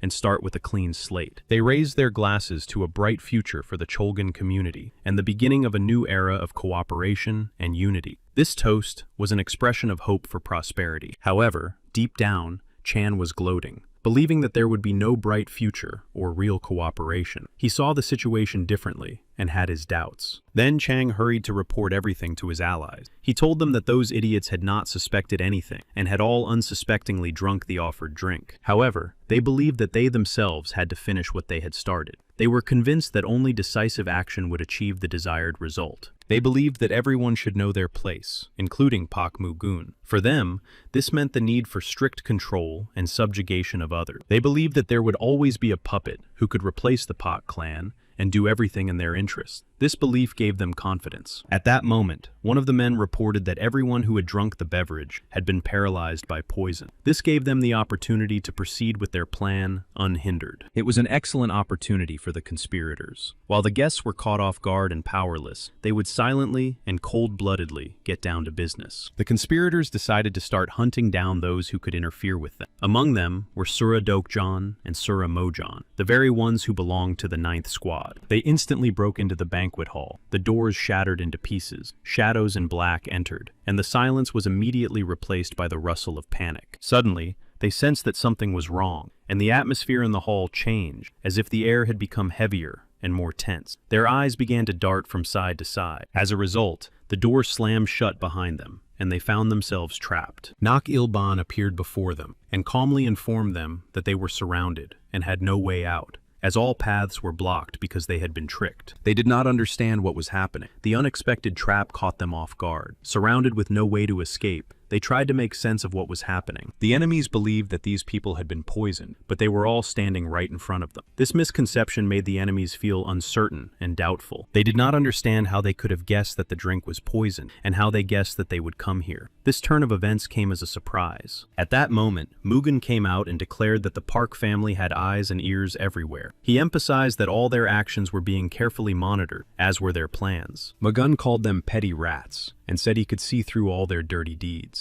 He made it clear that none of their schemes would remain hidden from him. His opponents were stunned by Mugen's words, grimaced, and did not know what to do next. Their confidence was shaken, and they felt vulnerable in front of him. Then they suddenly attacked Mugen, accompanying their actions with insults, calling him an arrogant idiot. However, their aggression only amused Mugen. Mugen was ready for the attack, and those who were ready to support him stood beside him. Together, they formed a united team ready to repel the threat. When Mugen swung his sword, his enemies were confused, not knowing what to expect from him. Their uncertainty only increased their tension and fear of him. All of Mugen's allies fought actively alongside him, leaving their enemies no chance and destroying them one by one. Their actions were coordinated. The main enemies were very afraid, but they stubbornly held on until the end, trying to withstand the relentless pressure from Mugen and the others. Mugen possessed such incredible strength that no one could get close to him, and he easily repelled all enemy attacks, not even allowing them to approach. They could not understand where Mugen got such strength from, and realized that the slightest carelessness would put them in danger and cause serious losses. They could not believe their eyes, but Mugen's sword emitted a bright ray of energy that filled the entire space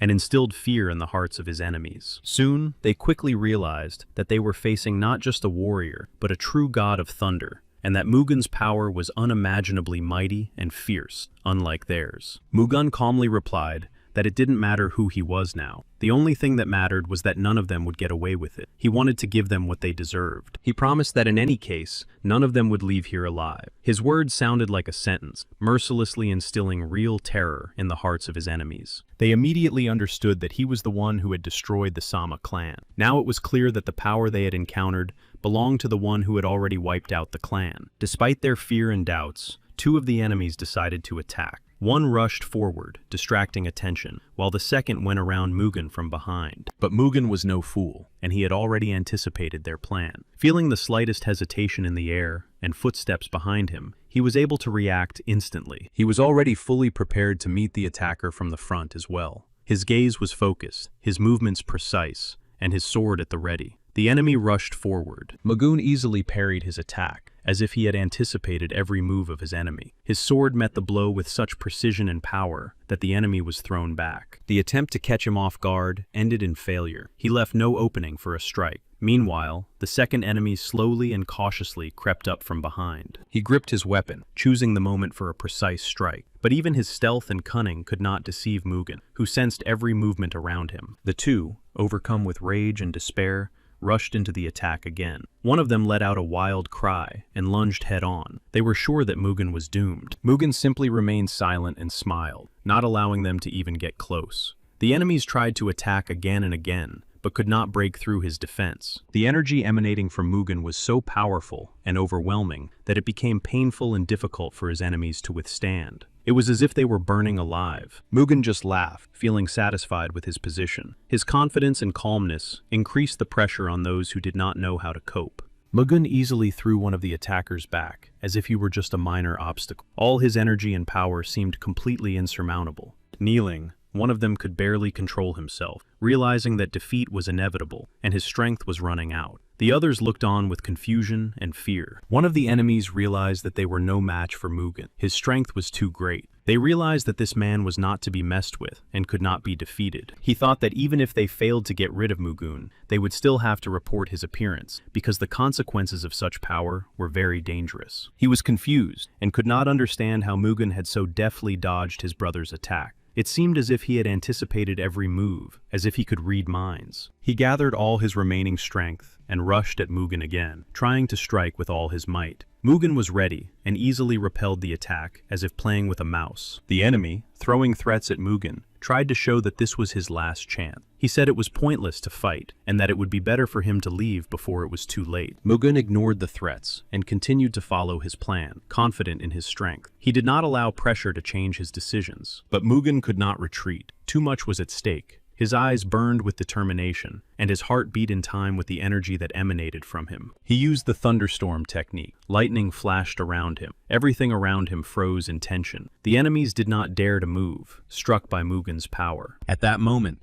it became clear that the battle would be decisive, and the outcome depended only on him. They no longer dreamed of victory. Their only desire was simply to survive. They were no longer a threat, now only begging for mercy. But Mugen was unyielding and had no intention of letting his enemies live. No mercy for those who dared to attack. Mugen said he would not leave them alive. But despite this, the enemies continued to beg for mercy, hoping for a miracle. There was no room for pity in Mugen's heart. All the others had also been neutralized, their resistance broken. Now Mugen and his allies were in complete control of the situation. It was clear that everything had been decided. Pak Sangun stood nearby, watching closely, waiting for the moment to tell Mugen something important. Then he called out his name. He reported that they had found and detained a group of rebels who posed a threat to the Payek clan. Mugen's friend had caught Chan and those who had let the enemies in. Now they were bound by revenge and responsibility. The Pek clan could begin to eliminate internal threats. Mugen himself was pleased with his friend's work. Thanks to his actions, the threat had been neutralized, and now it was possible to focus on strengthening and protecting the clan. Mugen then explained that the forces of the Ninth Squad were behind all this, and their deliberate actions and hidden manipulations had led to the current crisis. He compared the Ninth Squad to a disease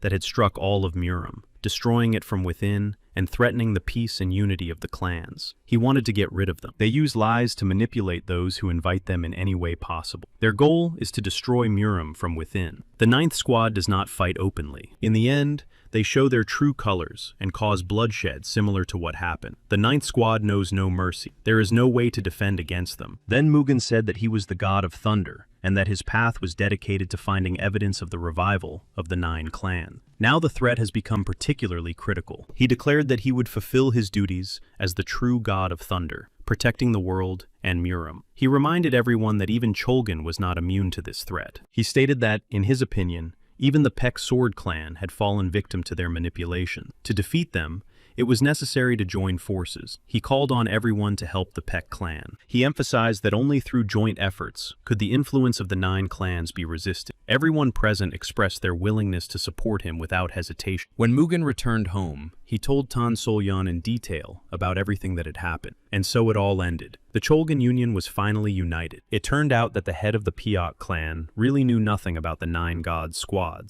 Everything that happened was the result of outside manipulation. He became a pawn. Despite everything, the head of the Piot clan showed courage and took responsibility for what had happened. He did not make excuses, but openly admitted all his mistakes. Chang Hyun Chul turned out to be Sura's puppet. All those responsible were punished, and the money illegally obtained during the conspiracy was confiscated and transferred. The community leaders proposed to renovate and build a large mansion that would become a symbol of unity and a new era. Mugen's father took part in the project. He will soon be working on it together with the craftsmen. Mugen's uncle is leading the Pak clan's investigation into the events that took place. Muok also analyzes and shares information with Jung Milgok to improve cooperation and work together to confront all dangers and enemies. All that remains for him is to drink soju and tea as he is doing now, while the information is being transmitted and analyzed. She thought he should take a little rest. She timidly admitted that she wanted to spend more time alone with him to get to know each other better and strengthen their bond. In her heart, she hoped for this. She smiled and added that she had something for him, a small gift that she had prepared. It was her way of expressing her feelings. She told him the exact location of the messenger Nanchan. Now they needed the strongest masters. Therefore, they were looking for the most talented ones. Nanchan had fought against demons in the past. They were allies of the god of war, joining forces to protect the world from darkness and chaos. He already knew all this. He knew these guys from his past life, and it was amazing that they were still alive, retaining their strength and especially their experience, despite the trials and tribulations of time. He looked at her intently and asked whose location she had managed to find out. This information was very important for their further actions. When she reported that she had found Hanbek's location, his eyes widened in surprise, and this news was unexpected and even significant for him. Tan Solyan said that he had gone into seclusion and now lived in Dochang,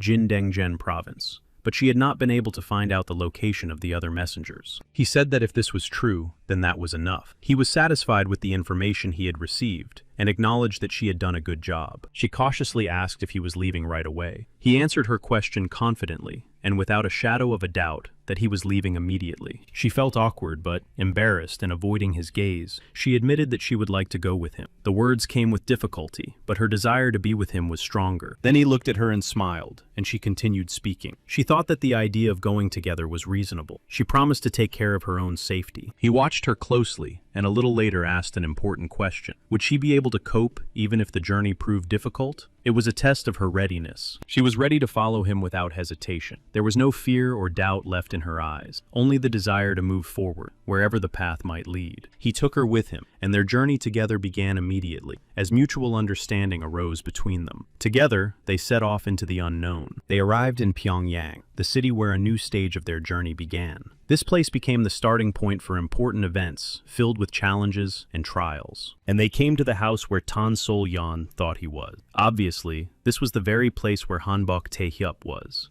Mugun agreed with her. He introduced himself as Baek Mugun and said he had come to see Tae-hyup. He asked him to come out, expressing his intention to meet him in person. His words were clear. No one responded to their calls, and they began to suspect that no one was home. The silence and lack of response made them think that the meeting would not take place. However, soon the person they were looking for appeared before them. His appearance dispelled all doubts and confirmed that their expectations were justified and that he was there. He asked them who they were and why they were spying on other people's houses. He was wary and very suspicious, showing distrust of strangers. Mugun smiled and said his name loudly, trying to defuse the situation and establish contact. He seemed to want to show that their intentions were peaceful. He was very happy to see his friend. His heart was filled with warmth and joy from this meeting, which reminded him of their long-standing friendship and mutual support. Mugen thought that old age would soon come, and this made him think about the changes that time brings. But even after decades, he remained the same. He expressed how unpleasant and disturbing it was to notice someone spying around the house, and thinking they could simply investigate everything. At that moment,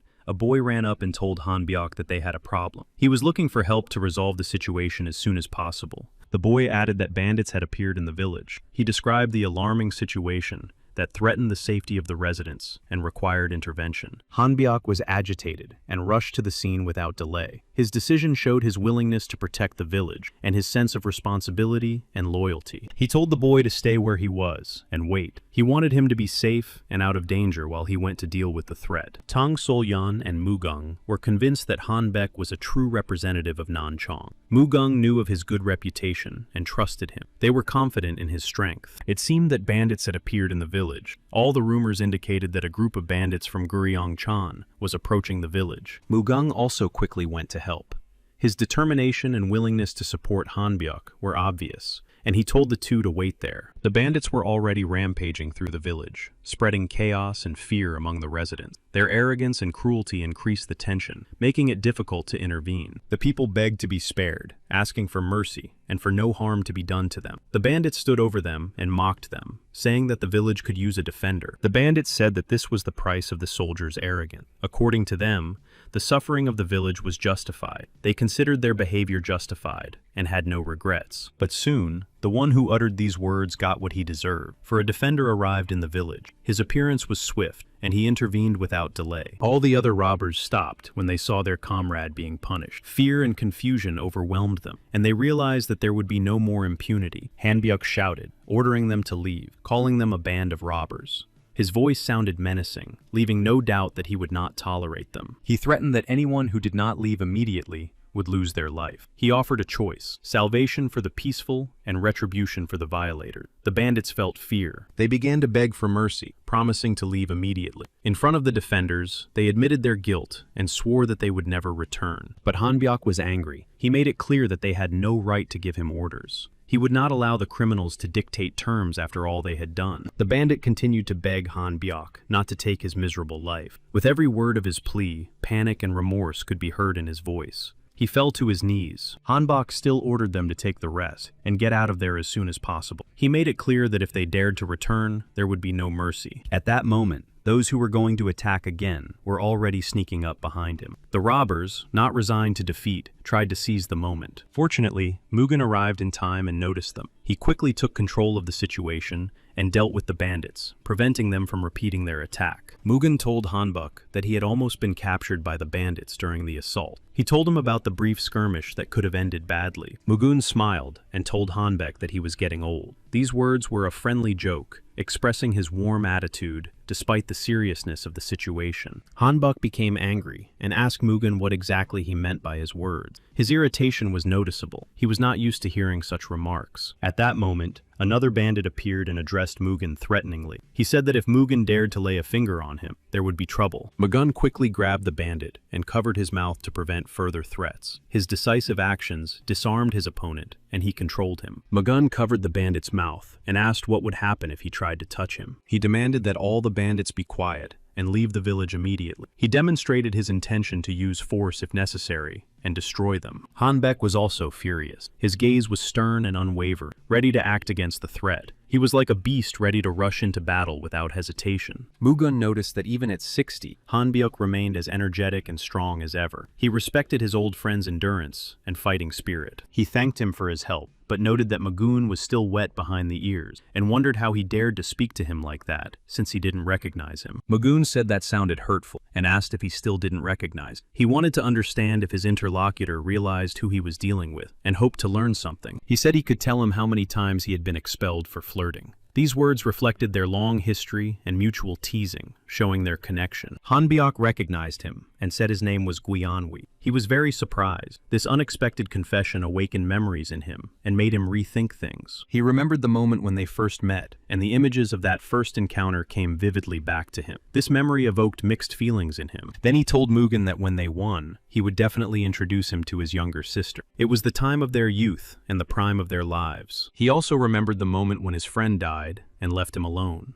This memory was heavy and painful, reminding him of loss and hardship. And then he told him that he had promised to give his sister to him as a wife, and he had to find a partner for Hanbek. But now his friend was dead, and it was unbearable for him. He couldn't believe that his friend was standing in front of him, even if he looked different. It shocked him, causing doubts and joy from the unexpected meeting after so many years. He called him by the name Gu Hyanghui, the name by which Mugen was known in his past life. This name awakened memories and tears in both of them. In the evening, as they sat at the table, Hanbyuk still said he couldn't believe it, wondering if it was real. If it was really his rebirth. Mugen said that this was something that could not be achieved at the usual level. Hanbok said that no matter how many times he was reborn, he always became more beautiful than before. Magoon also said that these bandits were much more dangerous than he had thought. The village was too open and vulnerable. It needed to be secured and protected somehow. Hanbyuk replied that the whole situation was his fault. Last time, he left too many enemies alive, and now he was paying for those mistakes. Mugen said that he thought that after Hadaine and Tan were rescued, they would start dating. Hanbyuk did not expect this topic to come up, and his face turned red. Mugen also noted that the reason was clear. If Hanbuk got involved in a romantic relationship, it would weaken him and ultimately prevent him from saving his own life. Hanbuk himself admitted that he was happy to see that he had a girlfriend, but that they still had to unite to destroy these gangsters and save Tan. But Mugen believed that with his abilities, Hanbyuk could easily deal with the gangsters. He believed in his strength, and that his friend could overcome any difficulties. He said that this was a gang that could be found anywhere. His words emphasized their danger and unpredictability, making the threat even more serious. He added that they were backed by 72 dense forests and were the largest gangs around. They were dangerous, and their power and influence instilled fear even in the bravest. But for Mugen, this was not a problem. He remained confident, knowing his strength and experience. Even such large gangs did not cause him fear. Mugen asked since when the great Hanbyuk had become afraid of a group of bandits. He wanted to remind his friend who he really was. He said he had a woman he loved, but he was also worried that the city might suffer. It was a conflict between personal attachment and responsibility. Mugen said that Hanbok had something to protect, and that he would protect his beloved. He asked him not to worry, showing his willingness to always stand by his side. They went out and began to survey the enemy's territory, paying attention to vulnerable spots.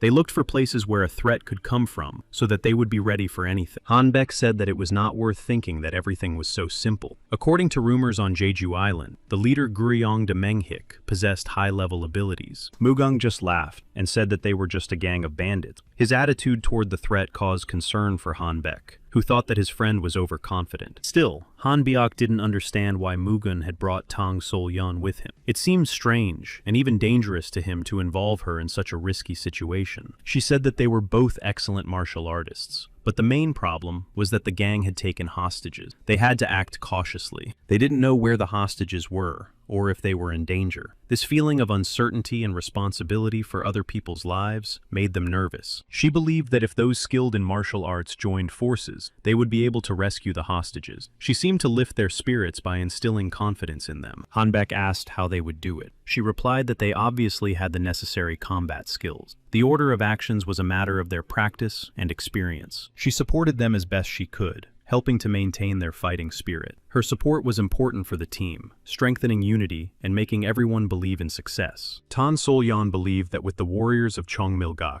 everything would surely work out. Encouraged by her words, the warriors went out ready to face any difficulties. Mugen was surprised and impressed by how quickly she had managed to rebuild Cheongmilgak. He noted that in such a short time, they had achieved significant success. Moreover, they all possessed a high level of skill. This inspired confidence and belief in success because there were experienced and strong warriors nearby. He saw her talent and said that he believed in her and trusted her. This trust became an important source of support for her, giving her strength and confidence in strengthening their alliance. They immediately launched an attack on the enemy. Working together smoothly and decisively, using their skills and tactics, they sought to suppress the enemy and free the hostages. Soon, the enemies were caught off guard. Their unexpected attack caused confusion and disorganization in their ranks, which now gave them the advantage. Some were still unaware of the attack, and, surprised by the noise, asked each other what was happening. Their confusion and misunderstanding of the situation only worsened. While they were trying to figure out what was going on, they were all neutralized. The quick and coordinated attack allowed them to seize the initiative and neutralize the enemy. When the warriors came for the hostage, she was frightened, but they reassured her, saying that Tan Sol-yan had sent them for her. Now she trusted them and felt protected. The girl said that the others were also in captivity, but she had been told that they had already been rescued. This news brought her relief and joy in her heart. Then one of the warriors went outside and waved a torch, signaling something. Mugen and Hanbyuk were ready to launch an attack. Combining their strengths and experience, they carefully planned their next steps to secure the territory. All those who had not yet been captured were terrified of Mugen and Hanbuk's power. They scattered in all directions, trying to escape inevitable defeat and death. But Mugen and Hanbuk did not let them get away. They persistently pursued their enemies, not allowing them to escape, and also demonstrated unwavering determination and skill. Soon, the entire territory was almost cleared. Thanks to the coordinated actions of Mugen and Hanbek, the enemies were either captured, expelled, or destroyed. Those who remained prepared for battle. They gathered their strength and fortified their positions, hoping to resist, but they realized that they were facing experienced warriors. However, Hanbek left them no chance and immediately went on the offensive. A swift and decisive attack broke the enemy's resistance and neutralized them. Mugen looked up and noticed figures hiding on the balcony, watching the battle closely. These observers remained out of reach, but Mugen quickly found a way out of the situation and threw his shield at the observer. This unexpected move distracted the people hiding on the balcony. Moreover, the shield knocked them off their feet and they fell from the balcony. This unexpected maneuver allowed Mugen to neutralize the hidden threat and strengthen his position. Hanbuk was in high spirits and fought easily and confidently. His movements were precise and swift, which allowed him to control the entire situation. Soon, an enemy appeared and tried to attack Hanbyuk from behind again. Hanbyuk did not notice the attack immediately, which put him in danger. As before, Mugen covered Hanbuk in time and neutralized the attacking enemy. His quick reaction saved his comrade from an irreparably dangerous situation. But the enemy was not weak and replied that it was bold of them to attack Men-hyuk-san together. He wanted to get rid of Mugu and Hanbuk. His intentions were clear. Men-hyuk-san doubted that Mugu and Hanbuk would be able to cope with such a group of opponents for long. At the same time, he was confident of his victory over them. But it didn't take long for Mugen and Hanbuk to defeat the enemy group in an instant. Their coordinated actions and skill allowed them to quickly suppress their opponents. After quickly defeating the enemies, Mugen turned to Men-hyuk-san, pointing out his mistake and saying that he had messed up by underestimating the strength and unity of his opponents. Soon, Mugen himself prepared to attack Men-hyuk-san, intending to stop his actions and prevent further threats, ready to defend his allies. Men-hyuk-san was unable to resist Mugen, who quickly and confidently suppressed his attempts at resistance, proving his skill and, of course, his experience. Mugen then immediately made it clear that he had no intention of wasting time on Men-hyuk-san and would quickly end the confrontation without unnecessary delays or conversations. But despite his defeat, Men-hyuk-san still threatened to destroy them all. His voice sounded angry and stubborn, full of rage and wounded pride. Men-hyuk-san considered Mugen and Hanbek to be fools who were confident in their victory, but too early. He was convinced that reinforcements would soon arrive to help. Then he laughed, looking at Mugen and Hanbek with contempt. Through his laughter, he shouted that they were fools if they thought he wasn't ready for such an outcome. Men-hyuk-san threatened that he had already taken Hanbek's girlfriend hostage and would punish her in front of him for his mistakes in order to break his will and spirit. But Mugen and Hanbuk only laughed at his words. His threats did not cause fear, only contempt. They made it clear that his tricks no longer worked. At that moment, Men-hyuk-san's soldiers ran up to him and reported with alarm that they had serious problems because all the hostages had escaped. The news shocked him. He clearly did not expect such news. His confidence instantly wavered, and his face froze in disbelief and confusion. What he had hoped for was destroyed. Then Mugen looked at Men-hyuk-san with anger and rage, and immediately asked if he seriously thought that they had not thought everything through in advance before the battle. Hanbek intervened and declared that Men-hyuk-san had crossed the line and gone too far by threatening someone dear to him. He made it clear that his patience had run out. Realizing that the situation was out of control and that there was no chance of victory, Men-hyuk-san quickly turned and ran to save himself. For him, all was lost. Mugen noticed that when his friend behaved this way, he himself began to resemble a gangster, quick and decisive, but forced to deal with the consequences. In the end, Mugen threw down his shield and knocked Manhwa off his feet. Manhwa lost his balance and fell without even having time to react. Hanbek was already preparing for the final blow. He quickly found himself next to his defeated enemy, giving him no time to recover. Mugen was ready to support his friend and looked in that direction. Manhwa tried to stop him, saying that there was someone behind all this and that he was ready to reveal the truth. But the situation was already out of control. The blow to Manhwa was precise and powerful. He lost his balance and consciousness. His resistance was over, and nothing could stop Mugen and Hanbek. After the blow, Hanbek kicked Manhwa powerfully, and he flew into the air, flying far away. The battle was coming to an end, and everyone was satisfied. At the end, Mugen asked the falling man if he would reveal the name of the enemy, since they already knew who was behind everything that had happened. All that was left for him was to accept his fate. But he was too weak and unable to answer Mugen's question. His body no longer obeyed him,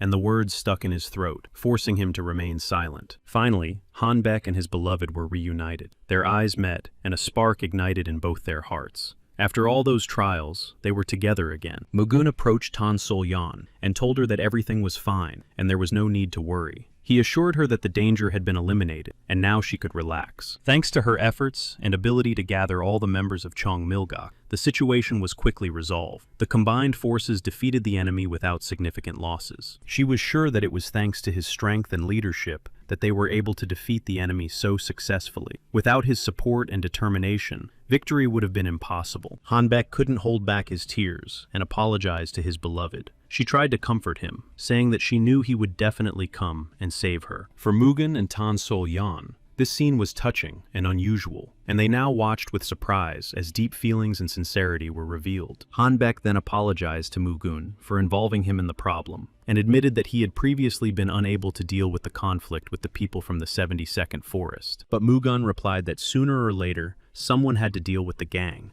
and asked him not to worry about it at all. Soon, Mugen said that the main thing now was to think about the fact that they would not be able to hide from the bandits, because behind these scoundrels stood the heavenly gate of demons. Mugen thought for a moment, and asked his friend if the cruel ghouls he had fought in the village were actually dressed as bandits. He had no doubt. He was convinced that those guys were just minions of the heavenly gate of demons, carrying out their dark orders and spreading fear and chaos throughout the village. In addition, they specialized in such attacks and destruction of people, acting cold-bloodedly and methodically. Their cruelty knew no bounds. Hanbek agreed with Mugen and wondered why he hadn't figured it out before. Now he realized the seriousness of the situation and understood what lay ahead of them. Now they had to carefully consider their plan and target the enemy in order to deliver a precise and decisive blow. The enemy turned out to be stronger and more cunning than they had seemed. These guys were gradually becoming aggressive. First of all, they would deal with those who stood in their way. They had to be ready to face them. Hanbek said that if they tried to crawl out, he would end this threat with one move. He was no longer going to tolerate this insolence. Mugen warned that they would return anyway. He wanted his friend to be careful. He didn't want to lose him. The thought of possible loss was alarming. He believed that they should carefully prepare, gather information, strengthen their defenses, and work out a clear plan of action. And complete preparation would give them a chance. After that, Mugen instructed Tan Sol-yan, along with the members of Cheongmilgak,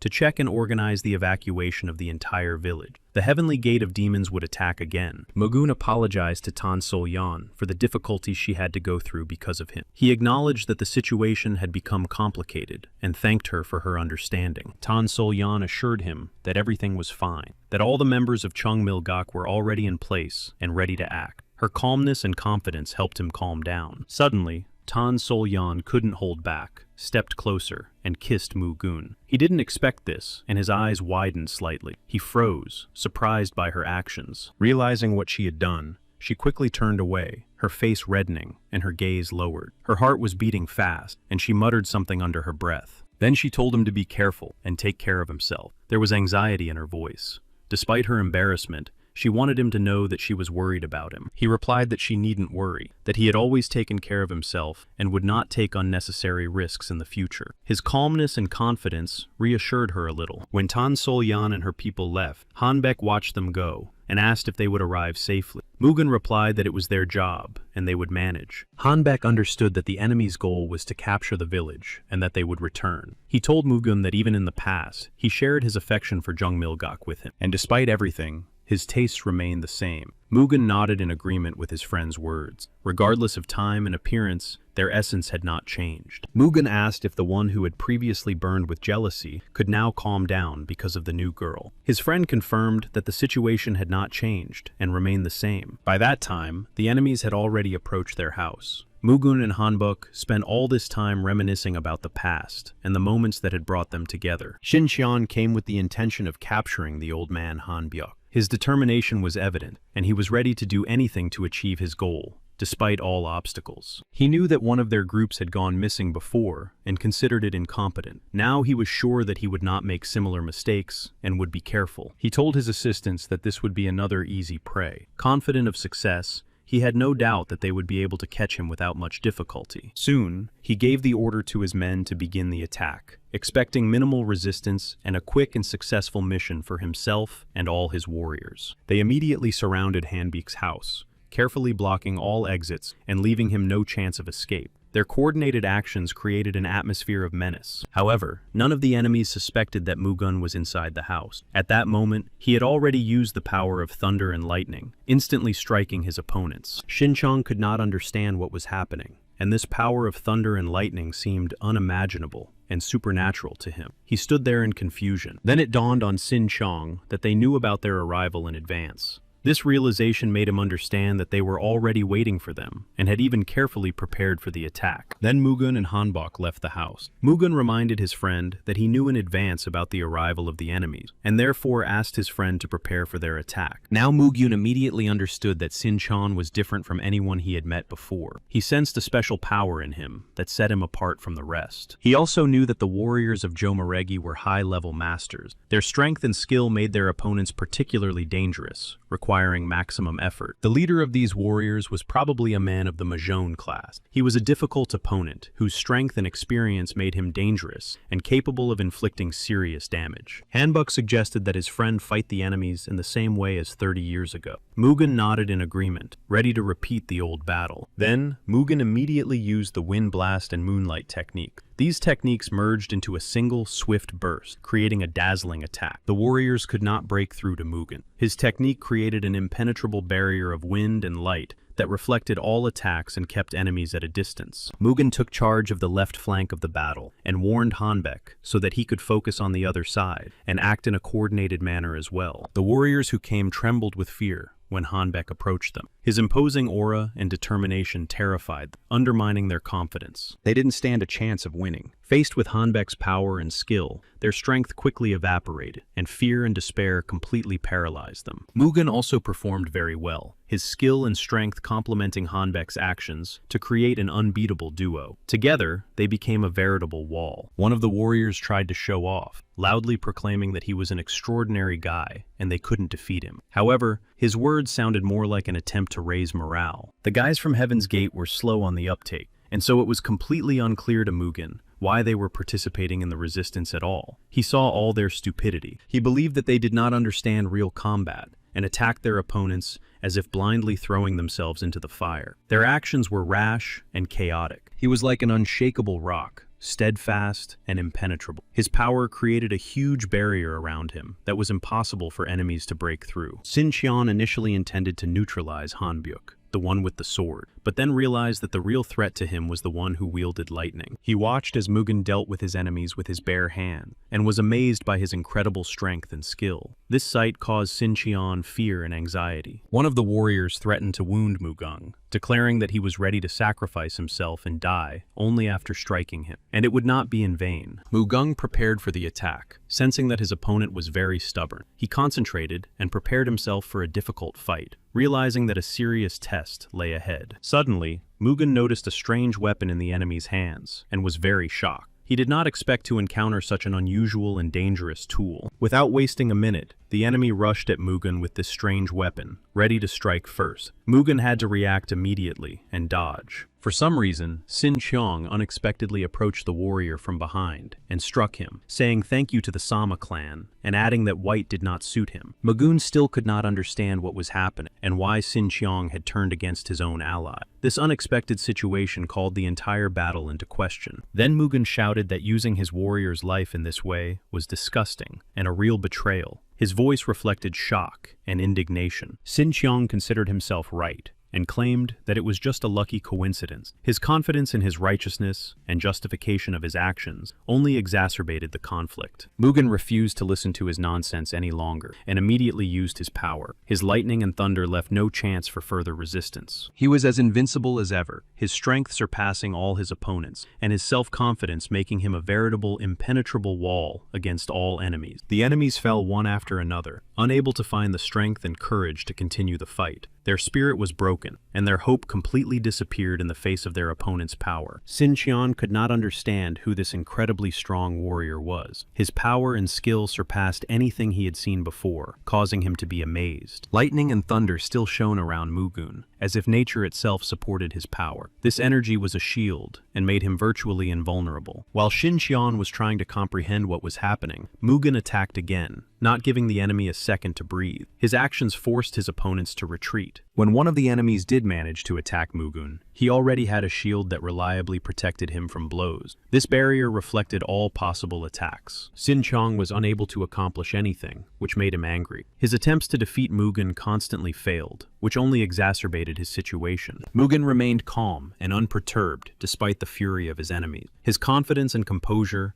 only strengthened his position, making him even more invincible. Soon, Xinqiang managed to get behind Mugen, but Mugen already knew his intention. He was ready to react instantly. Xinqiang realized he had made a mistake. His attempt to catch Mugen off guard had failed, and he realized that his opponent was one step ahead and ready for anything. At that moment, Xinqiang was struck by a lightning bolt directed by Mugen. This powerful and precise attack was instantaneous and left the enemy no chance to resist. Then Mugen reminded Xinqiang of how he boasted about his reputation as the best mercenary. This reminder sounded like a rebuke of his excessive pride. Xinqiang finally realized that Mugen was none other than the god of thunder. The realization of this truth shook him to the core and explained his incredible strength and power. By that time, Mugen was already growing tired of Xinqiang's words and presence. His patience was gradually running out, and he wanted to end the battle as soon as possible. Mugen knew that if anyone found out that he was the god of thunder, none of his enemies would survive. Revealing the secret would mean certain death for everyone. After Mugen's words, Xinqiang ordered all the soldiers to retreat. He understood that continuing the battle was pointless, and that the power of the god of thunder was too great. Hanbok himself did not understand why all the soldiers were suddenly running away from him. This unexpected panic and retreat caused him some confusion. Seeing the soldiers flee, Mugen said that it was a wise decision to run and save themselves, because the forces were clearly not on their side. Xinqiang himself realized that he was facing the god of thunder, and felt the full power of his strength. This moment was a turning point for him. He realized who he was dealing with. Struck by Mugen's power, he desperately wanted at least one of his warriors to survive and be able to tell others about their encounter with this phenomenon. It was important to him. However, Mugen shouted that not a single scoundrel would leave alive. His voice sounded menacing and unyielding, promising merciless punishment to all who dared to come. Thunder and lightning struck all the enemies at once, crushing them with powerful and relentless force. This storm of the elements destroyed the resistance in an instant, along with the warriors themselves. Hanbok believed that Mugen had done an excellent job. His power and skill had completely overwhelmed the enemies, ensuring their victory. He respected his friend. Xinqiang was unable to escape, and now Mugen approached him closely. His body loomed over his opponent, leaving no chance for escape or resistance. Mugen leaned over Xinqiang and made it clear that he would spare no one and send each of them to the other world. His tone was cold and even ruthless. Xinqiang still couldn't believe that the god of thunder was standing right in front of him. His mind couldn't accept this reality and was unable to comprehend the truth. And so his end came, sudden, inevitable, and final. The powers of the god of thunder proved too mighty, and Xinqiang fell, a victim of fate. Hanbok was pleased with his friend, and respectfully noted that Mugen had single-handedly defeated all their enemies. He admired him, for not everyone is capable of such a feat. Then, Mugen immediately told him that they had to go. If they left right now, they would be able to reach Tung Sol Yan before she reached the border. Hanbek apologized and said he couldn't go with him. He expressed his regret and understood the importance of the journey, but he knew that his place was not with him now. Mugen immediately turned around and looked intently at Hanbok. His gaze was serious and penetrating, full of silent questions and incomprehension. He asked Hanbok directly, and without emotion, what exactly he meant. Mugen wanted to understand why he had suddenly refused, and what was behind this decision. Hanbok replied that he would like to go with Mugen, but there was something he could not avoid. His voice was calm, but there was an inner heaviness to it. He had made his decision. Magun nodded and said that if that was the case, then they would have to part ways here. Perhaps they would see each other again someday, if fate allowed it, of course. Hanbek wanted to say something, trying to explain himself, but Mugen did not let him speak. He said that he was not obliged to keep someone who was leaving out of fear of enemy. Then Mugen laughed when he heard Hanbek respond with dignity that he was not afraid.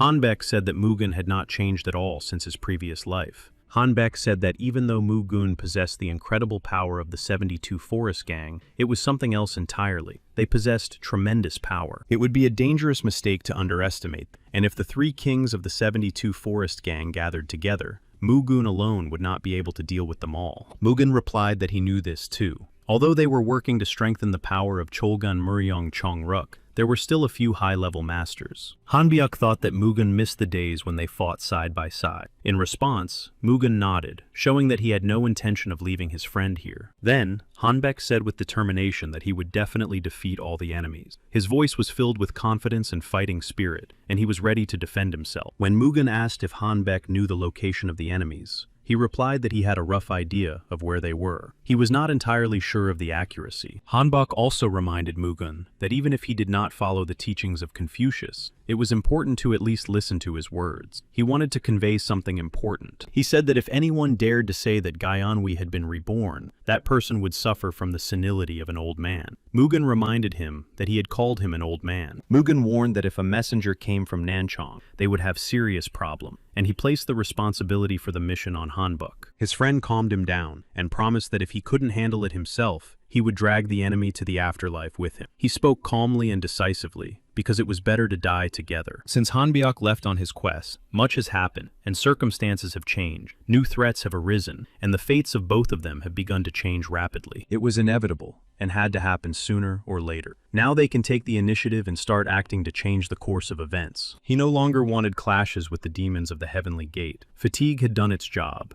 and the desire to fight numerous battles had given way to the search for other ways. He decided that they would stand up and spread out to strike first, and destroy the enemy before it could gather. Everyone prepared for a merciless attack. When he came home, Tan Sol Yan ran out to meet him. Her eyes shone with joy, and her heart was filled with relief. His return was long awaited. When she ran up to him, her face was very confused. She didn't even know what to say or how to greet him after everything that had happened. He turned and smiled at her calmly and warmly. There was something peaceful in his gaze, as if he wanted to say that everything would be fine for them. Then he approached her and said he was back. Tan Sol-yun was still confused, but his presence calmed her. Now they felt joy. She hugged him tightly, as if afraid to let go. In this embrace, there was relief at his return, fear for the future, and hope that they would be happy. He responded to her embrace with a kiss that spoke more than words and expressed gratitude for the deep connection between them. The moment was filled with tenderness. This kiss marked the beginning of their story, which would include trials and victories, but most importantly, they would go through it together, supporting and protecting each other. Finally, they were able to spend time together, forgetting, at least for a moment,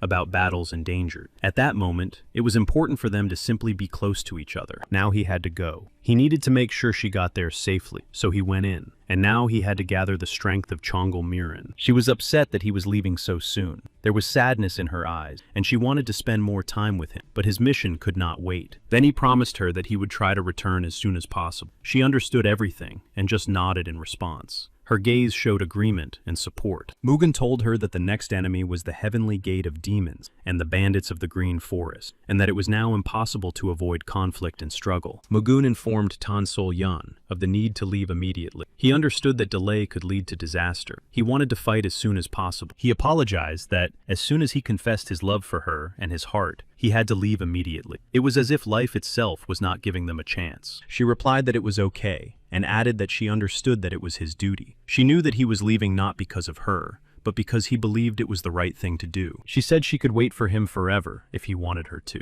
and he promised to return no matter what, and overcome everything that stood in his way. Soon, his father and brother Muok found themselves in Cholgon, on a high mountain shrouded in fog and wind. There, among the harsh rocks, they had to make a decision. He did not expect to end up here so quickly. This was only possible thanks to the use of the old Soken estate, hidden from prying eyes. And although the path he was following seemed right, he felt that he was far from perfect. His father knew the price that had been paid to achieve this result. In order for everything to work out, he had to inform the General Corps in a hurry. The bandits of the 72 forests were already a serious threat in themselves. But what was even more dangerous was that behind them lurked the heavenly gate of demons. His father understood that the coming struggle would not be easy. This struggle would require everything. But Mugen blamed himself for what had happened, believing that it was all because of his actions. But his father said that they had returned early and were dangerous. Mugen knew that their strength did not exceed that of the others. Muok suggested using every known tactic of destruction, leaving the enemy no chance of recovery. He proposed holding a meeting of the 72 forests before the attack by the bandits,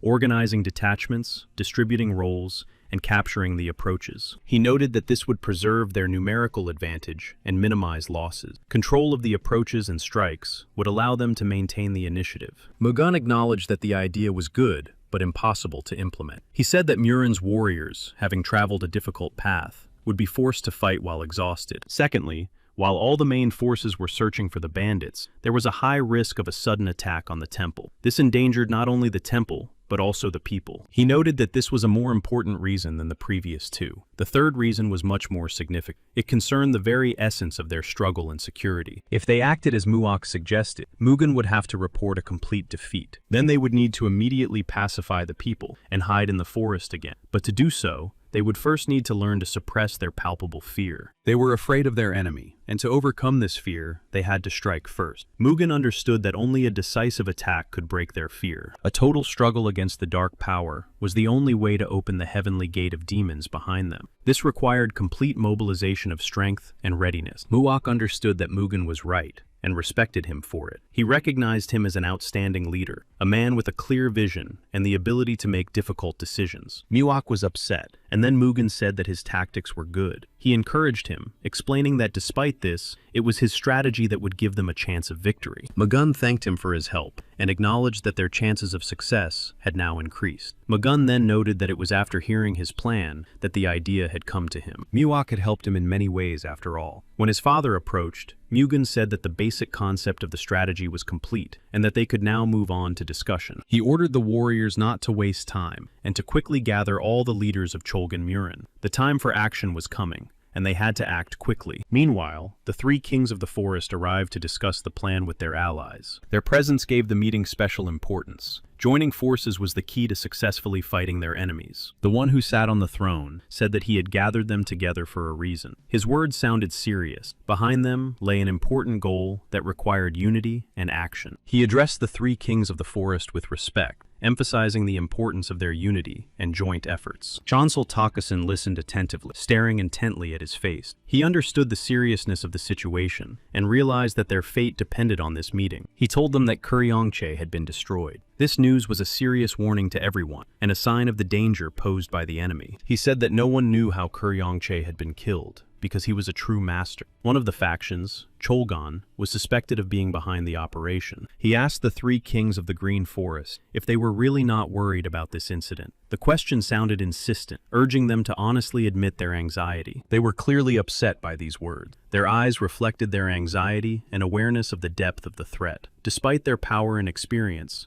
the news shook them. One of the kings, feeling the weight of it all, said he wanted to do something important. His voice was calm but determined. He wanted to avenge their comrade. The one who had gathered them together said that the warriors of Cholgan Muryan had been receiving much praise lately. Most likely, they were the ones who had defeated Kuryonche's detachment. He ordered that all forces be gathered immediately to find every warrior and unite them into a single fist. The goal was to destroy the enemy, every last one of them. One of the kings addressed the assembled and reported that rumors had recently spread that there were two great masters in Cholgan Muran. He grabbed him by the neck and expressed his bewilderment at his thoughts, emphasizing that there should be no desire to surrender. He despised him for being afraid. He asked if they knew why the heavenly gate of demons had taken care of them. He expressed his will, and ordered that under no circumstances should Gwanghul Shinma's words be disobeyed. Then he ordered the two kings to immediately remove the traitor from there, as he was afraid, and did not want to remain in his presence. He saw him as a weakling. Changzal Takasan stopped him by standing between them. He did not allow the traitor to be dealt with immediately, and expressed his desire for him to be released. He explained that if they crippled the traitor and each other now, it would only benefit the enemy. Therefore, he demanded that he be released, and not crippled. He acknowledged that he was right, and that before entering into a decisive battle, they could not relax and fight among themselves. Therefore, he let him go, knowing that his help would still be needed. But he warned that if he showed fear again, he would break his neck. His words were a harsh ultimatum, and an attempt to suppress doubt and impose discipline. He called on the kings and troops of the wild forests to unite and destroy Cholgan Muryong together, assuring them that he himself, Gwangho Moon, would be on their side. Everyone bowed and confirmed their intention to carry out the order. Their humility and determination created a sense of unity. Everyone was ready to do whatever was necessary. After that, Changzal Takasan looked at him and calmly said that he would have to pay for the food that these bandits would eat all this time. But he really just wanted to know who had destroyed Kuryongche. Then Changzal Takasan, without hiding the truth, replied that it was Hanbok from Nanchang. He said that it was hard to believe that a man who had been in hiding for 30 years had destroyed Kuryongche alone. He was filled with doubt and amazement. He did not believe that Hanbok had acted alone. Doubt was evident in his every movement. It seemed too incredible that one man could defeat a master. In the end, he said that it did not really matter, because now there was a compelling reason to destroy the factions. There was now a motive for fighting. Changzal Tokusan suggested that he give the order to prepare a strong detachment, an elite group capable of capturing or destroying Hanbek immediately. He said he would send Guanhul Chilpei, an experienced warrior and special operations agent. This man was to either capture Hanbek or destroy him. Chancel turned and warned that he had doubts about who the other had decided to send. But the decision always rests with the one who sends the warrior. But the other replied that it was better not to waste energy worrying about the Heavenly Gate, which had lost all its silver and its squad in attempts to catch the old man. He suggested not making a scene here, and simply going their separate ways for the sake of relations with the Heavenly Gates of Demons. Soon, a meeting of warriors took place. It became clear that a battle with the bandits of the 72 forests was inevitable. Mugen's father spoke of the need to gather the combined forces of Cholgan Muron. One of those present noted that the bandits of the 72 forests were far from simple bandits, but very strong opponents. He expressed his doubts. Mugen acknowledged that the enemies did indeed have more strength and skill than their warriors. He realized the seriousness of the situation and the need to think through a strategy. He noted that by looking at the situation from a different perspective, they would be able to crush entire mountains of bandits and enemies. All that was needed was to give them a chance to present their plan. It was precisely this new vision that could turn the tide of battle. Mugen called on Muok to continue. Now his brother had to explain the strategy in detail. Muok stood up, looked carefully at those gathered, and began. He announced that he would now explain the current situation to those present. Those gathered fell silent and concentrated. He prepared to present the facts and the plan of action. He reported that the No Krim Mountain Detachment would concentrate its forces in the village of No, located on Mount Tianmu near Hangzhou. This place would become a key point. They needed to mobilize the military forces of Zhejiang province, located in Hangzhou, from where it would be easy and quick to transfer to their ships. However, according to intelligence reports, the forces of the 72 detachment from Mount No Krim outnumbered them by about 50%. This drastically changed the calculation, and a direct attack became too risky. Reinforcements, cunning, and the use of cautious tactics were required. One of those present asked incredulously, "Is the difference in strength so great that even masters of the art of combat cannot change the situation?" Muok replied that among the masters they had been able to confirm were the battle king of Mount No Krim, Li Da Kung, one of the three kings. All of them were masters. Although they had not yet joined the village of No, according to confirmed reports, there had been significant movement on the part of the armed forces in Zhejiang. It became clear that these mountain bandits would definitely seize the moment and invade their headquarters when all military forces in Zhejiang were mobilized. Everything confirmed that their forces were half the size of the enemy's. The headquarters could be in danger if they transferred all the troops of Zhejiang province to the front. They faced a difficult dilemma. Muok stated that there would be no changes to their plans, and that they would continue to mobilize forces in Hangzhou as planned. One of those present stood up and demanded that the previous course be stopped, calling the transfer of all forces to Hangzhou a reckless and dangerous undertaking. Muok was surprised. Then Mugen intervened and told everyone to wait until Muok finished his speech. Muok continued, explaining that the enemy was trying to scare them away by exaggerating their strength in order to confuse them. He noted that the source of the information was questionable. The number of mountain bandits in the forest could not be as large as claimed. This gave hope and required a more thorough analysis of the situation. Magoon added that it was unlikely that all 72 no-crim detachments would be mobilized, so the chances of their armed forces outnumbering them were slim.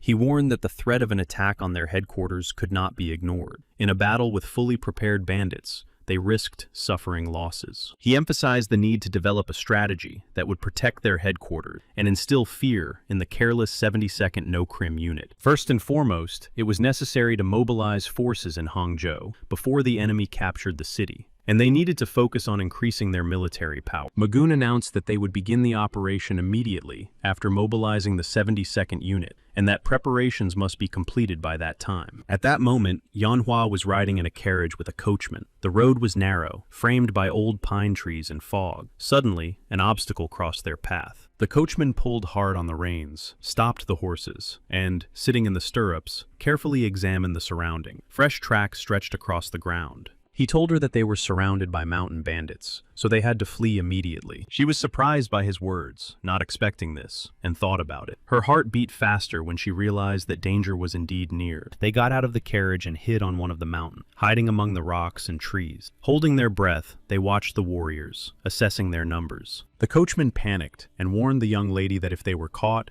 it would lead to big problems and serious consequences for them. She asked the coachman if bandits always traveled in such large groups. The coachman tensed up and admitted that he didn't know, and that this was the first time he had seen such a large gathering. She also wondered about this, looking down at their organized movements. Something was strange about why simple bandits were acting like well-trained soldiers. She felt that everything that was happening was abnormal. The bandits, moving in unison like an army unit, caused her great anxiety. Yanhua took out a bag of coins and handed it to the coachman, thanking him. She said decisively that their paths would diverge here, and she would go on alone. She quickly realized that now was not the time for leisurely walks or observations from the sideline. The situation demanded action. Hanbok quickly made his way through the thicket, looking around. He knew that Jin Yura was somewhere nearby, but the fact that she lived in such a remote place angered him. Suddenly, Hanbyuk stopped. He heard the sharp clang of swords, then the smell of blood hit his nose. Without hesitation, he rushed forward, pushing through the bushes and thickets. Hanbek rushed forward, his heart pounding loudly and rapidly in his chest. With each passing second, his fear grew. Not for himself, but for the possibility that he might be too late. However, when he finally reached his destination, the scene before his eyes was completely different from what he had expected. She stood among the warriors she had defeated. Seeing that the danger had passed,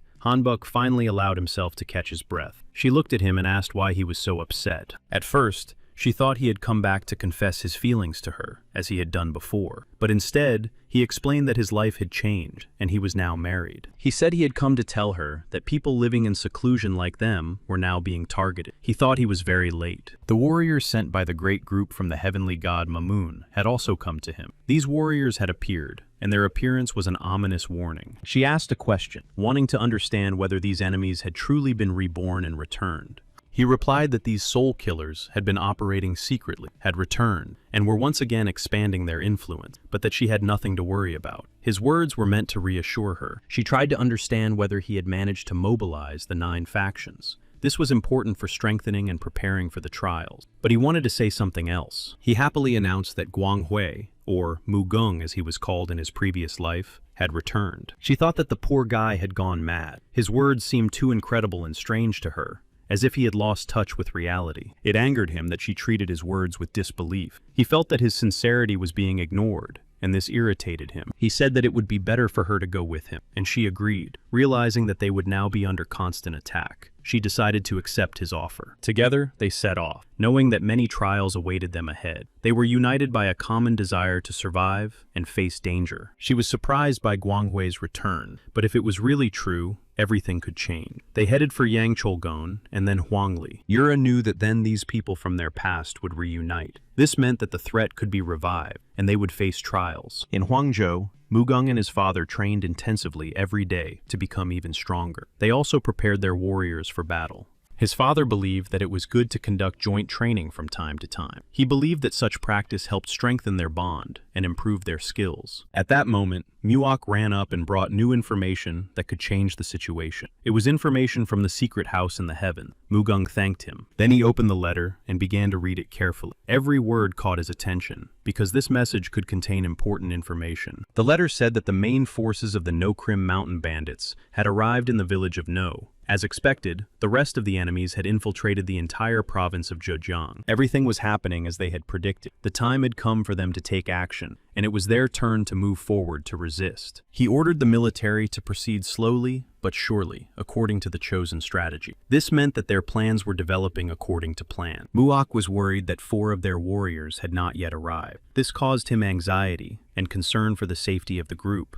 as their absence could weaken them. Mugun reassured him that everything was fine, and that the warriors would arrive at the right moment. However, Muok was worried that there would not be enough time to explain everything. Mugen said that these people were the ones who would understand his intentions and read the situation. He believed that they would be able to quickly grasp the essence and act correctly. He knew that the 4 external warriors were fighters who had made a name for themselves in this world. Their strength and experience were important to the cause, and they would play a key role. Now one of the warriors came to Master No-Krim. His appearance was important. He reported that the Zhejiang armed forces in Hangzhou were leaving. With the exception of the Biokgom clan and the Cheonyang clan, all the fighting forces of Zhejiang province had left Hangzhou. This meant serious changes in the deployment of troops. The Pekotgom clan also boarded a cargo ship leaving Hangzhou. He said excitedly that it was amazing and that they were waist-deep in water and ran away when they encountered enemy armed forces. He was glad that even high-level martial arts masters, such as the Pekagam clan, had retreated. Now the remaining forces were insignificant and humble trash. He wanted this news to be conveyed to the Allies and was confident that they would destroy all remaining enemies. His faith in the strength of the Allies was unshakable. Soon, everyone gathered at the battle site. The Allies and warriors prepared for the decisive clash, feeling the tension and readiness for the upcoming battle. Mugen also remained calm, for everything was happening exactly as he had predicted. His confidence in the plan and the events unfolding helped him. The master of Mount No-Krim believed that all the enemies had fled as soon as they saw them, and that few remained. He was sure that they were cowards, incapable of resistance. Kangmu believed that they should not fight at all and waste their strength. He was sure that the enemy was too weak, so he preferred to conserve resources. The master replied that even in such conditions, the enemies were using their brains. He did not expect them to overcome their numerical disadvantage in such a narrow area. He believed that their strategy was still useless against their superior force. He was confident that the time had come to finish off the enemies once and for all. To his comrade,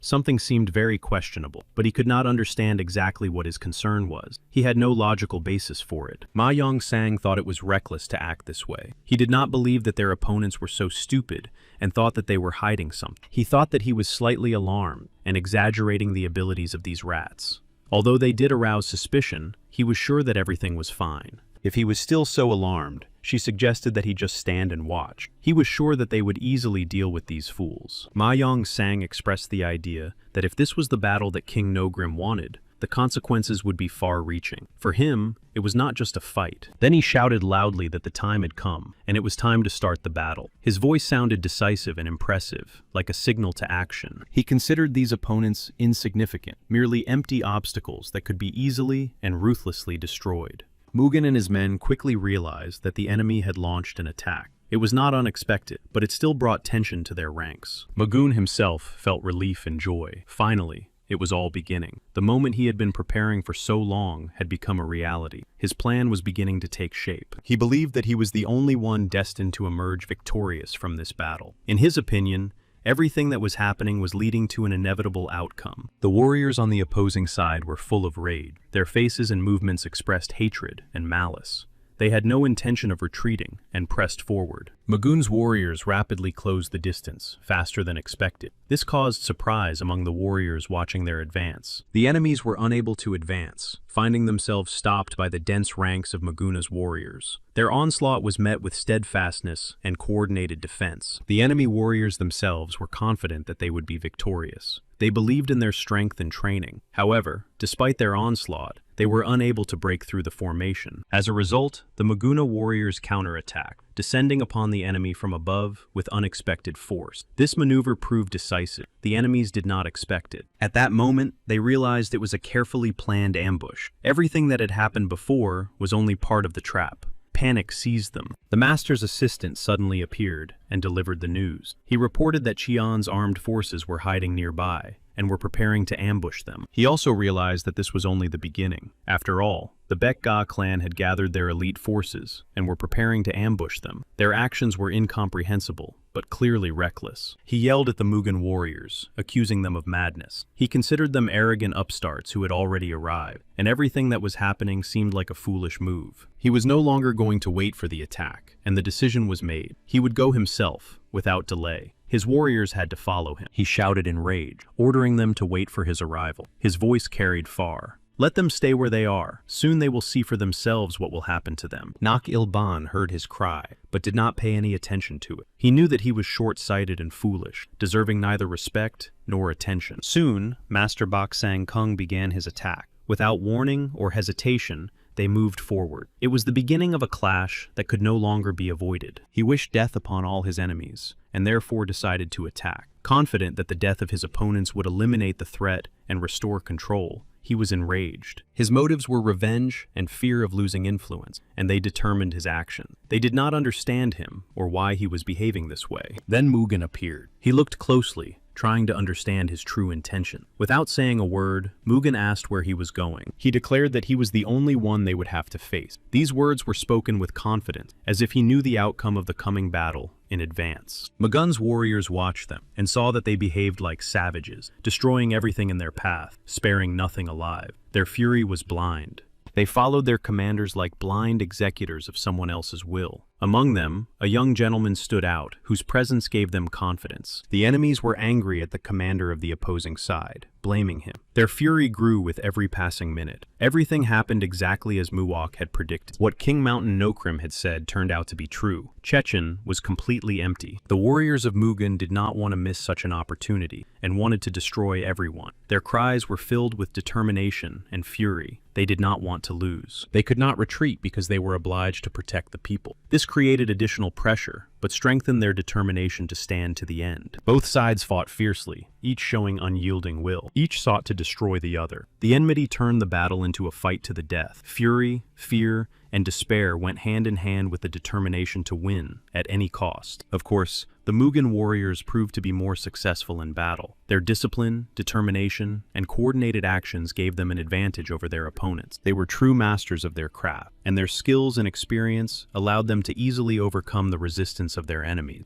Every movement was precise. One of the warriors asked Yang Chol-gon how he was feeling and if he was okay. Yang Chol-gon replied that he was fine, but admitted that he did not know who this warrior was, and asked about his identity. They had not yet had a chance to meet. Huang Rei also asked if it was true that the fools from Nogrim had rebelled. Hanbuk suspected that the heavenly god Mamoon was behind it all. Yu-Ra reminded them that they needed to hurry, emphasizing that they needed to deal with the fools from Mount Nogrim as soon as possible. She insisted on urgent action. She decided to go into battle herself and asked them to take care of the others. Yu-Ra took responsibility for the battle, entrusting the protection of the remaining comrades to them. Yang Chol-gon bowed in respect, demonstrating his loyalty and respect for his elders. He asked their names, wanting to know who they were. She replied that they were the four heavenly waves. This name symbolized their strength and unity, emphasizing the importance and special role of the group. Then he realized that he was facing not ordinary fighters, but those to whom the righteous forces had sent their power. This realization inspired deep respect in him. From the moment the great people of Garno began to fight alongside them, everything changed. And Yanhua understood well that this battle would be decisive. Her presence also helped, because she knew well what and for whom it was worth fighting. Yeonhwa was ready to protect all innocent people, even at the cost of her own life. Her eyes burned with determination, and her heart was filled with a tremendous belief in justice. They all knew that they would defeat evil. It was not just belief, it was an inner conviction born of battles, trials, and mutual support. Master Bak Sang-kung asked Mugen if he was a member of the Baek-ga clan. Mugen said that he was not talking about trash,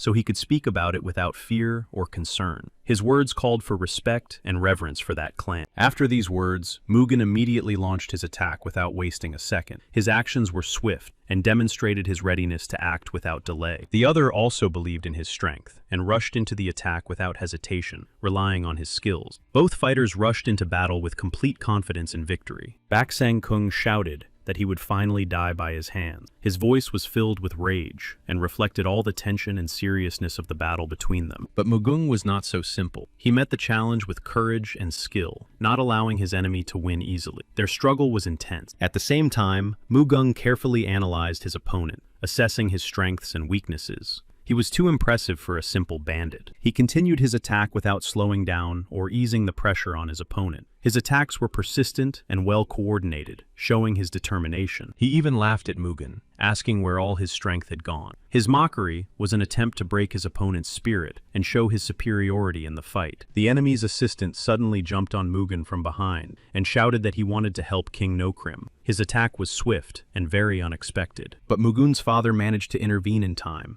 and stop the attacker. His speed saved his son from the unexpected attack and gave them a chance to continue the fight. After Mugen's father intervened, 2 more warriors followed him, ready to come to his aid. Their help was very important support for him. Mugen was sincerely grateful to them all for their support. Their help gave him strength and confidence that together they could overcome any difficulty. Bak San Kung asked him how he dared to behave so arrogantly, looking him straight in the face. His words showed irritation and anger. He was told that they were 12 beasts of the King of No Krim, lowly creatures. They believed that they did not even deserve to be called human beings. Such contempt expressed the extreme degree of hatred, alienation, and disregard for the enemy. The enemy said that Mugen had brought too many subordinates with him and laughed at him, considering it unnecessary. His mockery was an attempt to show superiority. Mugen calmly replied that he was just afraid and warned that soon this place would become their graveyard. His words sounded confident and even threatening, but the enemy replied that Mugen was just a mere brat, hinting at his inexperience and weakness. These words were a mockery and an attempt to humiliate him. He shouted that Mugen must learn to respect his elders. He declared that he would teach him to respect his elders and show him who was really in charge here. Mugen realized that his opponent was not weak and sensed danger, for his last attack had been powerful and devastating, forcing him to be on guard. The enemy thought that Mugen really believed he could repel his attack simply by using this insignificant shield. Disbelief and contempt were written all over his face. Then there was a loud bang, and the enemy thought that Mugen had died, but it turned out to be just an illusion. The fight was not over yet, and the outcome remained unknown. Soon, Mugen was already rushing towards the enemy, ready to strike back. He humiliated Mugen, calling him petty, while at the same time acknowledging that he was quite impressive. Such strong contempt with a hint of surprise. And he promised to destroy him along with his shield. These words carried a clear threat, for the enemy intended to break not only Mugen, but also his defense. Then he noticed with surprise that Mugen had blocked his blow, while he himself could not move his axe. The defeat made him realize that Mugen was no ordinary opponent. He thought about how Muguan's energy was stronger than his own. This realization made him anxious and forced him to rethink everything. He stopped bragging about his strength and belittling his opponent. Realizing Muguan's superiority, he became more reserved, understanding that the battle was not over yet. He couldn't believe what was happening. Everything was going completely differently than he had expected. His confidence was shattered, and reality was harsh. Mugen was finally able to wound him with his lightning and thunder technique. The powerful blow pierced his opponent, causing serious damage and demonstrating his full strength. The blow sent him flying backward, losing his balance and feeling the full force of Mugen's powerful strike. He wondered if this man could be the one who had destroyed the huge group of the Chansol clan.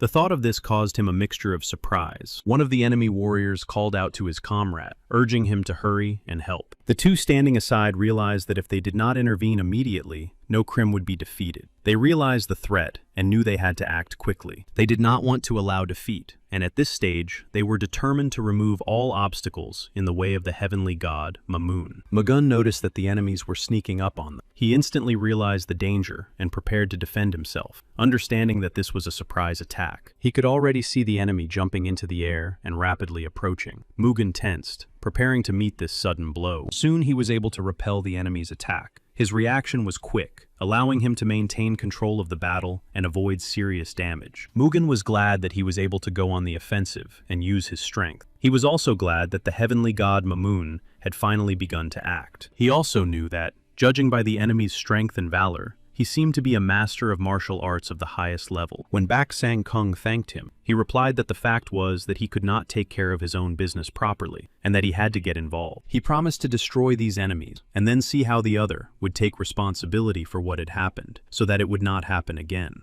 There were 2 martial arts masters of the highest level here. Given their experience and skills, it was safe to assume that the task would be difficult. Mugen was well aware of the complexity of the challenge ahead. However, despite this, he was not going to back down. His will to win would not allow him to do so. Bak Sang-kung rushed at Mugen, filled with rage and madness. He threatened to take his opponent's head and give it to his comrade as a token of gratitude. But at that very moment, Mugen threw his shield at the attacker. Heavy and thrown with precision, it struck Bak Sang-kung's chest with a dull thud, knocking him off his feet. Mugen declared that this was enough, and that he had no time to waste on a weak opponent. He was confident of victory, and had no intention of lingering. The attacker was seriously wounded, and could no longer speak, having completely lost his ability to fight. The situation was resolved, and further fighting was pointless. But soon, two more attacked Mugen. Despite his fatigue and injuries, he had no intention of giving up his position. The new threat demanded his full concentration. Immediately after the attack by the two new opponents, Mugen began to use his fighting technique. He did not give his enemies the slightest chance to get close. The two attacked immediately, wanting to capture Mugen and avenge their comrade. A warrior named Mad Blood suddenly launched an attack on Mugen. His movements were sharp and frenzied, full of rage and wild strength. Mugen was ready. However, in the midst of the attack, something suddenly stopped Mad Blood. His movements slowed down and then stopped altogether. He did not understand what had happened. It turned out that Mad Blood's attack was stopped by Hanbek, who had come to Mugen's aid. His sudden appearance changed everything and interrupted the enemy's attack. Hanbok turned around and said he had come to help. His confident voice and determined gaze gave Mugen strength, showing him that they were now together. Mugen was genuinely happy to see his friend. His face lit up with a smile because, with Hanbok, he had new strength to continue the fight. Yura was worried that they might have arrived too late. She looked around carefully, assessing the situation and trying to evaluate the circumstances. Two more of their comrades apologized for being late, as they had been delayed by other obstacles along the way. Despite the delay, their arrival was important, but Mugen immediately reassured his comrade, saying that they had arrived just in time. His words eased the tension and gave confidence to everyone there. The enemies were angry and irritated that the reinforcements had arrived in time. Their plan had suddenly been thwarted, and now they had to face stronger resistance. They knew that the four heavenly waves were strong and experienced warriors, capable of changing the course of any battle. Their reputation inspired fear and respect. The two friends were surprised to see Mugen.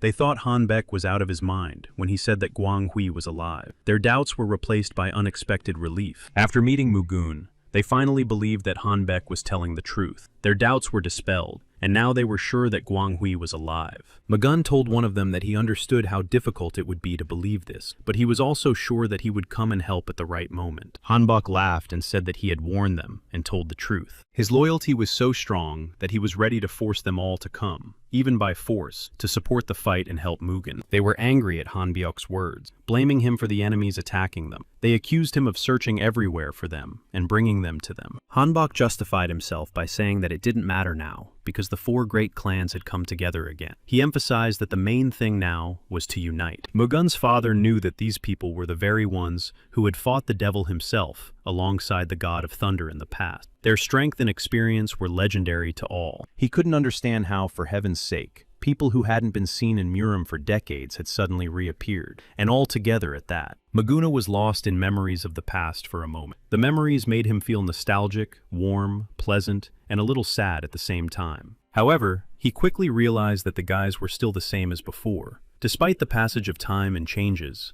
their spirit, strength, and loyalty had not changed. He was happy to be with them again. This feeling of unity and support gave him strength, reminding him that together, they could overcome any difficulties. The enemies still could not accept the truth that the four great clans had reunited. It came as a shock and a serious threat to them. Mad Blood was confident that if he fought Mugua one-on-one, he would surely defeat him. His belief in his own strength and determination was so strong. He ordered his comrades to delay the four heavenly clans so that he could fight Mugu one-on-one. That way, he would prove his superiority. So he decided to go to Mugu and fight him face to face. Mad Blood was confident in his strength and wanted to prove it in that battle. Yu-Ra understood that Mad Blood's techniques remained the same as before. His style had not changed. Mugen said that if they detained the others, he would handle it. He and Hanbyuk were to detain Mad Blood. One of the enemy warriors rushed forward with wild fury, shouting all sorts of malicious words. Despite the fact that the four heavenly warriors stood before him, he did not hesitate. He shouted that even if they were legends, To him, they were just old, past their prime fighters. The warrior threatened to destroy them and was full of rage and madness. Yu-Ra was outraged when she heard the shouting. His insolent words hurt her pride and that of her comrades. The others were not going to listen to this nonsense either. They clenched their fists and were ready to put an end to all these provocations once and for all. Yu-Ra instantly went on the attack, her movements sharp and precise. Following her, her comrades also began their attack.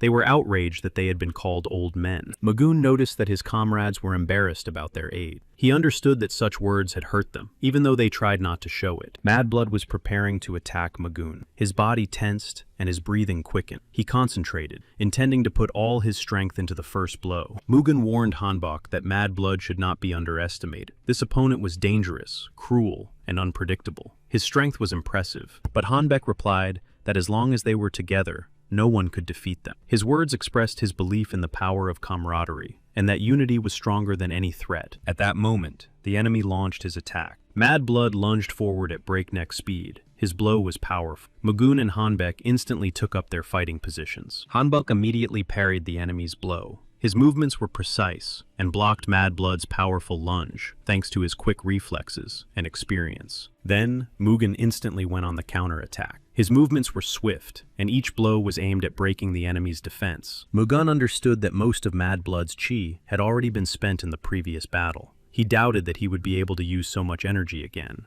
Despite his depleted chi, Mad Blood was extremely dissatisfied with the situation, and tried with all his might to withstand Mugen's blow. His resistance became fiercer. Magun laughed sarcastically, and asked what had happened to his face, which had so confidently displayed his power just a moment ago. This made him doubt himself even more. Mad Blood remained silent, and continued to resist the pressure with all his might. Despite his fatigue, he did not give up, and stubbornly tried to maintain control. In the end, Mad Blood realized that Mugen was not weakening at all, but on the contrary, he was only getting stronger with every passing minute. By this point, Mugen had almost broken his enemy's resistance and spirit. Mad Blood gradually lost hope, feeling his will to fight slowly fading away. Suddenly, Mad Blood gathered his last strength and pushed Mugen away with a powerful thrust. This unexpected move gave him a little space and time. Mugen realized that he needed a little time to gather his chi and regain his strength. He decided not to rush and took a defensive position. Hanbek declared that he would delay the enemy and rushed forward. He intended to distract Mad Blood and give Mugen time to recover. When Hanbek attacked the enemy, he felt something unusual. It was a powerful energy emanating from Mad Blood. He realized that he was very good. At that moment, one of the warriors rushed to Mad Blood's aid. He rushed towards him, ready to support his comrade and fight back. It was Black Devil, Mad Blood's ally. He suddenly attacked Hanbok, seeking to support his friend and turn the tide of battle. The attack was unexpected. He managed to defend himself from the blow, but immediately realized that he was in a difficult position, even though he had managed to avoid serious injury. At that moment, Mugen jumped forward sharply, standing between him and his opponent. His movement was swift and decisive. He took the blow without hesitation. Magoon asked if he was okay. He nodded, breathing heavily, and with a strained smile replied that everything was fine. He had just lost his vigilance for a moment. He smiled briefly and praised his friend for his timely reaction. Then he added that he would take care of the rest himself, making it clear that he would take control of the situation. The enemy understood the truth, and that he was facing not just a warrior, but the reincarnation of the God of Thunder himself. The power emanating from Mugen was undeniable. Magun looked cold and calm, knowing full well that no one lived long after learning this, and he immediately made it clear to the enemy that he would die. All those who revealed his past identity faced the same fate. All the warriors of Mad Blood momentarily lost sight of what was happening. They stopped fighting, lost their rhythm, and one by one began to turn around. Something had changed, and they did not understand what was happening, but they felt that something beyond their comprehension was happening in this battle. Mad Blood struggled to contain Mugen's rapid onslaught, feeling the full force of his blows. He clearly understood that Mugen's level was beyond absolute. He was truly the reincarnation of the God of Thunder, who had once destroyed the devil himself. He was well aware that Mugen was not just a warrior. He realized that his level was insufficient to oppose Mugen. Mugen's strength and skill surpassed anything he had ever encountered before. He focused on one thought, and that was to survive. Even if he didn't have enough strength to win, it was important to stay alive, so that he could later tell others what he had learned. Mugen told him that all endeavors involving the god Mamoon always end the same way. Those who encounter this power always choose to flee. At that moment, Hanbyuk quickly neutralized one of the enemy warriors. His actions were decisive and precise, which significantly weakened the enemy.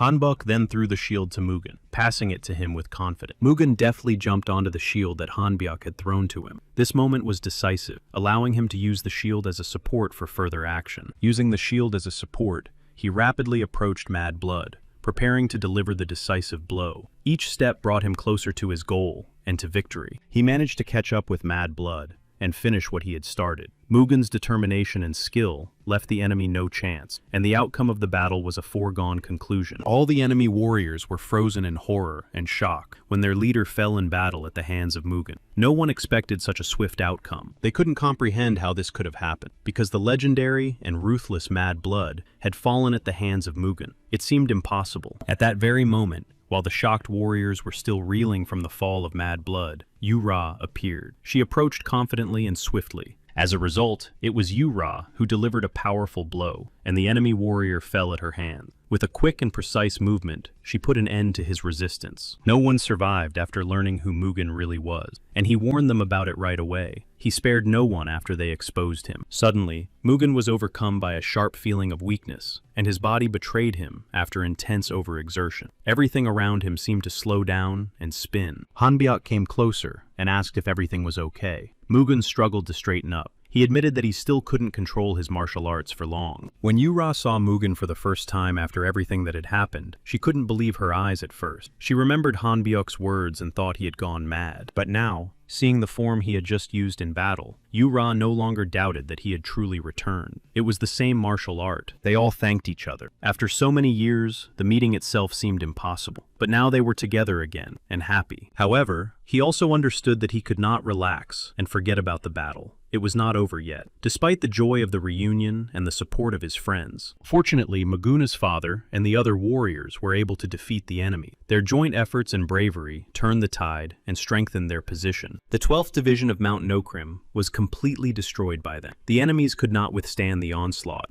and were crushed, losing all their warriors. Now they watched as the remaining enemies fled like the last cowards. Fear and despair overwhelmed them, and they had no courage left. Mugen told Hanbek that the enemies must be pursued. He understood that only decisive action would prevent them from recovering and avert a new threat. He called on everyone to come to the rescue and get rid of this band of bandits once and for all. Those gathered were concerned with one thing: ending the threat forever. Victory was approaching, and even desperate enemies could no longer stop the advance. Mugen acknowledged that thanks to the forces of Zhejiang, they had achieved results. Everyone supported Mugen and chanted his name. The air was filled with the energy of victory and mutual respect. Everyone felt that they were united by a common goal. Muak received important news from Mugen. A bird delivered a letter to him. The message contained details about the course of the battle and the state of the Allied forces. He confirmed that the letter had indeed come from Mugen. He carefully checked the details, after which there was no doubt that Mugen was the author of the letter. Muak said that it was an indisputable victory. The main forces of the 72nd Unit, located in the area of Mount Nokrim, had been defeated. The battle was not yet completely over. The 72nd Unit had been destroyed, but the forces that had penetrated into Zhejiang still posed a threat. He apologized to Muak for rejoicing too soon.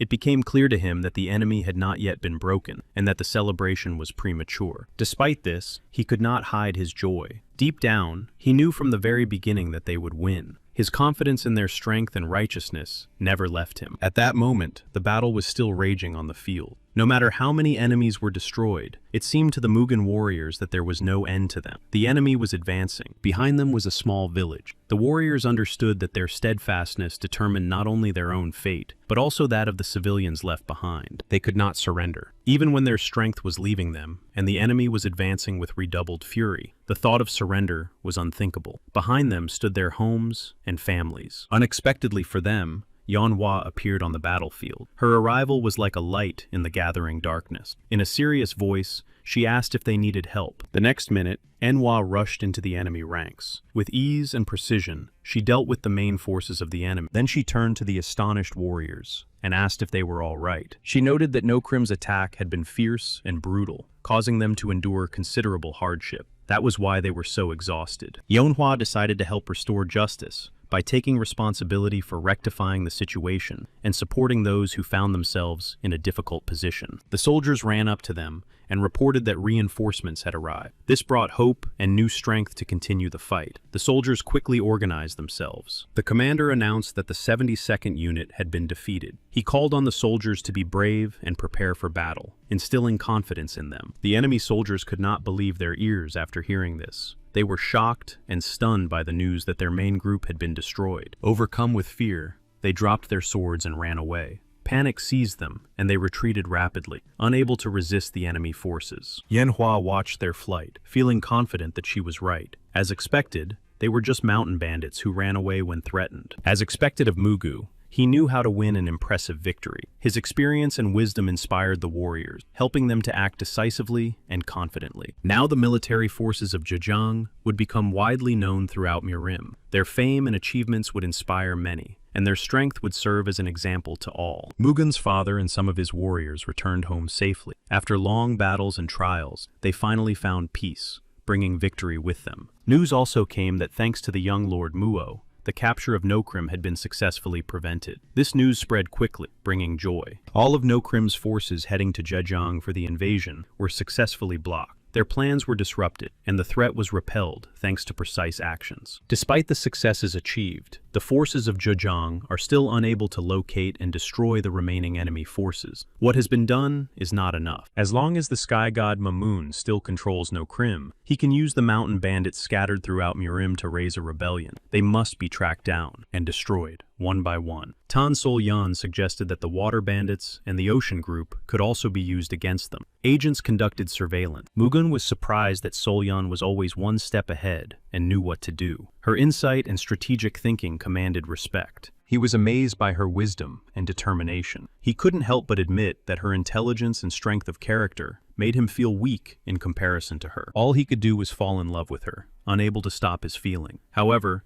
there was still one important task to complete, but it did not require immediate intervention, so Mugung decided to use this time to make up for all the time she had spent alone. At that moment, a letter delivered by a pigeon arrived at the Namgung house. The bird landed on the windowsill. The contents of the letter were very important. The head of the family learned that Magun's family and the forces of Zhejiang had ultimately won. However, they urgently needed the help of the 7 great families in their clash with the 72nd Division of the Nogrim Mountains. Without support, victory might not be possible. His daughter had heard and knew that Pak Mugun was a strong and determined warrior. However, she wanted to meet him in person. Her interest in Pak Mugun went beyond respect for his strength. It was important for her to see the real person. At the training ground of the Betga clan, the training of warriors was in full swing. Each of them worked hard, preparing for the upcoming trials. Mugun's friends helped the warriors become even more experienced. Now one of them was urging the fighters not to be held back by fear and doubt in order to unlock their potential. The warriors listened attentively to the master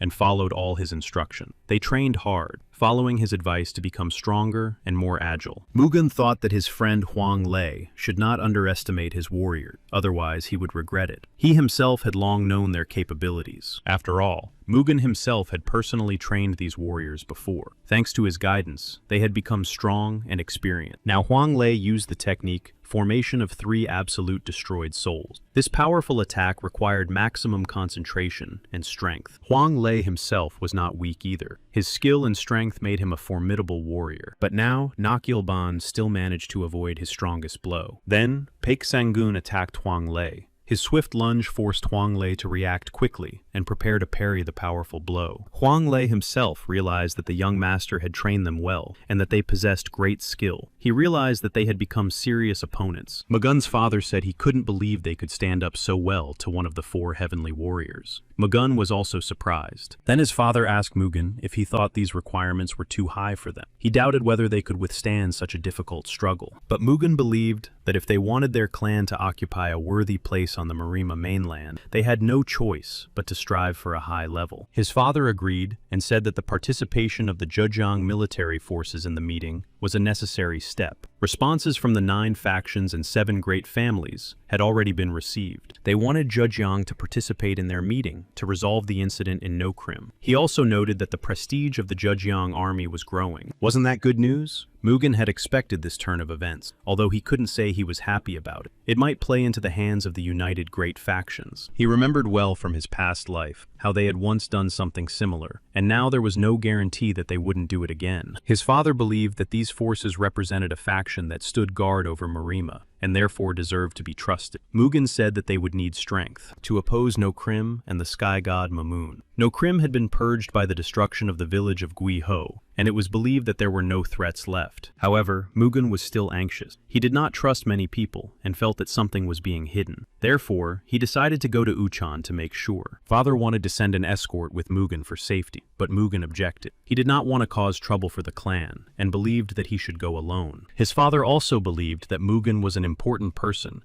and that his safety was a priority. However, Mugen himself believed that excessive precautions were unnecessary. Mugen's warriors had a difficult time fighting Master Huang Lei. His technique was precise and lightning fast, the result of many years of training. Master Huang Lei was clearly ready to continue training, his eyes burning with excitement. However, Mugen stopped the session, saying that it was enough for today. He even allowed himself a joke and asked Master Huang Lei if he enjoyed fighting with children. There was no malice in his voice, only irony emphasizing the difference. Huang Lei replied that the students were indeed capable, and that he himself had not noticed how carried away he had become by the fight. Inspired by this, other masters began training. Hanbek was completely absorbed by his feelings for his beloved. He enjoyed the rare moments of peace and closeness. The decision to take him with him seemed unnecessary. Soon, Mugung became interested and asked Huang Lei if he was busy. When Mugung realized that Huang Lei was not busy, he suggested they go together. They had one common task that required immediate attention and resolution. They arrived in Tongling,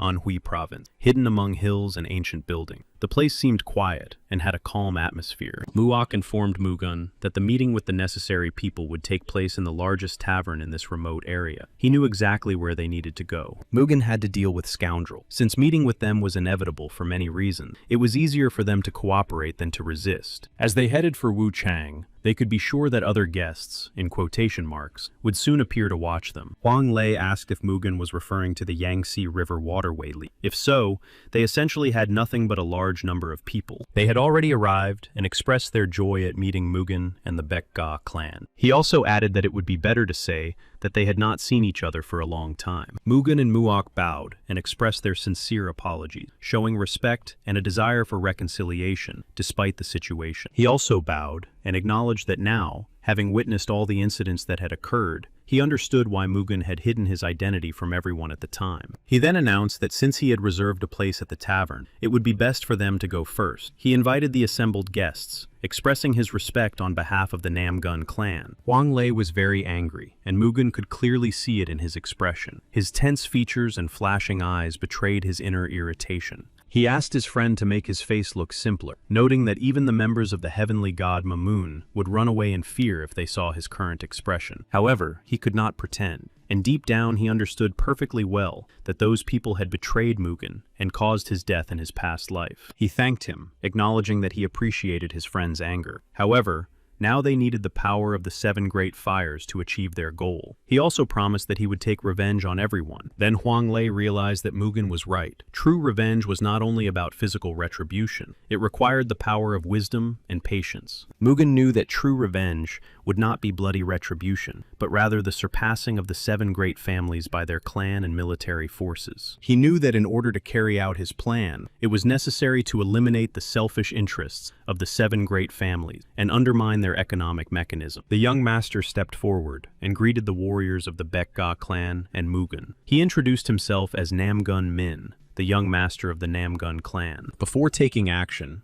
they had to establish cooperation with their opponents and make the most of their resources and influence for their own benefit. Mugen then officially introduced himself as Master Mugun of the Baekga clan. Huang Lei was furious at what was happening, but did not say a word. His silence hid the storm of emotions that were raging inside him. He was sickened by the pretense. Master Namgun Min spoke of Huang Lei, calling him the 9 Dragons' Fist. She expressed hope that they would be able to find common ground and come to an agreement. While Namgun Min was angry that Huang Lei did not recognize him, his sister said that he was considered one of the unsurpassed 4 heavenly winds. She asserted that it was natural for him to show his strength, emphasizing his power and influence. Then she said that her name was Namgung Hen, and that she was the daughter of the head of the clan. She asked him to lend them some of his strength so that they could safely reach Uchan, especially given her inexperience and clumsiness. Mugung agreed to accompany her, but he had previously thought that the daughter of the Namgung clan was a cowardly girl, but she turned out to be much braver than he could have imagined. Her brother became even more irritated and angry because of her words. His anger intensified because he could not accept that anyone would doubt him. Namgun Hen thought to herself that Mugun seemed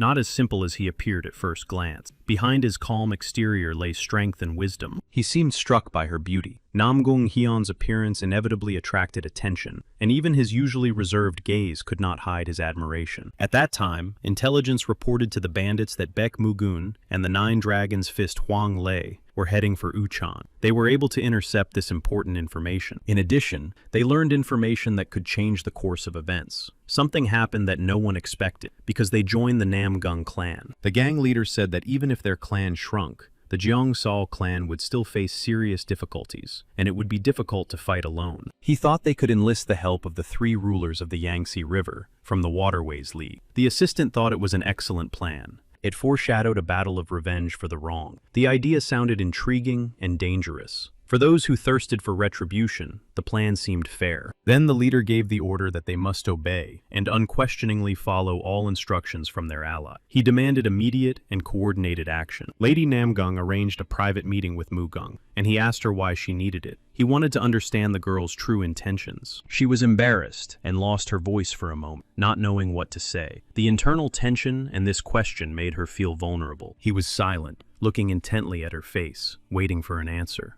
His gaze was serious, as if silently urging her to open up and share her thoughts. Then he said that if she had nothing to say, he would leave. Hearing this, she hurried to stop him, afraid of losing the opportunity to explain herself. She grabbed his sleeve and said she wanted to say something. She didn't want to miss the chance to express what she had been holding inside for so long. Lady Namgun opened up to Mugun and confessed her feeling, telling him that she loved him very much. Mugun was shocked and completely unexpected such a confession. He was overcome with a feeling of confusion and was not ready for such revelations. At that very moment, when Mugun was trying to comprehend Lady Namgung's confession, bandits suddenly attacked the residence. The bandits' goal was to distract the residence's guards with a quick and unexpected attack, so that they could then break in and destroy all the strong warriors. Among them were the Yangtze River Guard commander Huang Chi-su, a skilled and brave fighter, and the mountain warrior No-Krim, the wise Se Guang. The attackers looked at each other and were confused. There could be 2 clans inside, and they were unsure which one to destroy first. It was decided that the first target would be the young lord of the Baek-ga clan. His elimination would weaken the enemy's position. At that moment, Mugung said to Lady Namgung, assessing the situation, that everything was happening so quickly, and that he admitted he did not expect such words and was shocked. She confessed to herself and to him that she loved him. Her feelings arose at first sight, and she could not hide them. He sincerely did not understand how she could fall in love when they had only just met. To him, it seemed inexplicable, and even a little strange. She had long dreamed of meeting the man who was called the best in the world for his fighting skills, his good looks, his strength, and his talent. She repeated over and over that she loved him and couldn't stop herself. Her feelings were sincere.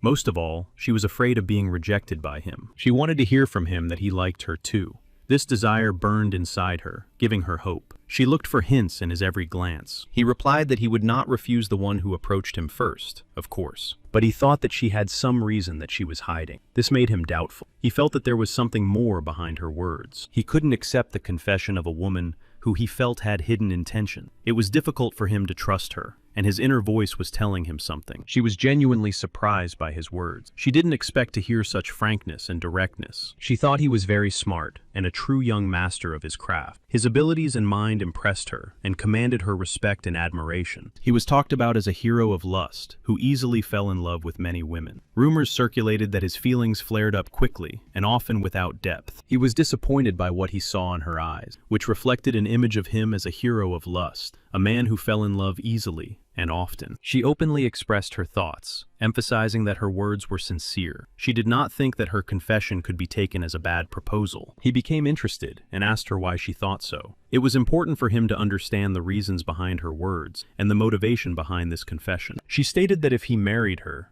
the Baek-ga clan would receive protection from the Namgun clan. The union between them could become a strong support for both clans. She noted that he wanted to increase the clan's strength and combat power, and that he had the martial arts skills to do so. She offered her help in this matter. He replied that trying to help him would not improve his plans, but only worsen the situation. He admitted that this was not something he usually said to anyone, but he felt the need to say it to her. Mugung never wanted anyone, including the Namgun clan, to interfere in their military affairs. It was important for him to maintain independence, and he said so. He asked her if she would be okay if she had to participate in political tricks. This emphasized the seriousness of the situation and the importance of her position. He asked her if her heart would change under the influence of the complex relationships between the clans. And weren't her feelings and her heart more important than the relationships between the clans? Suddenly, she demanded that he stop pretending that he didn't care about her. Her words were direct and emotional, reflecting her sincere feelings. The daughter of the Namgung clan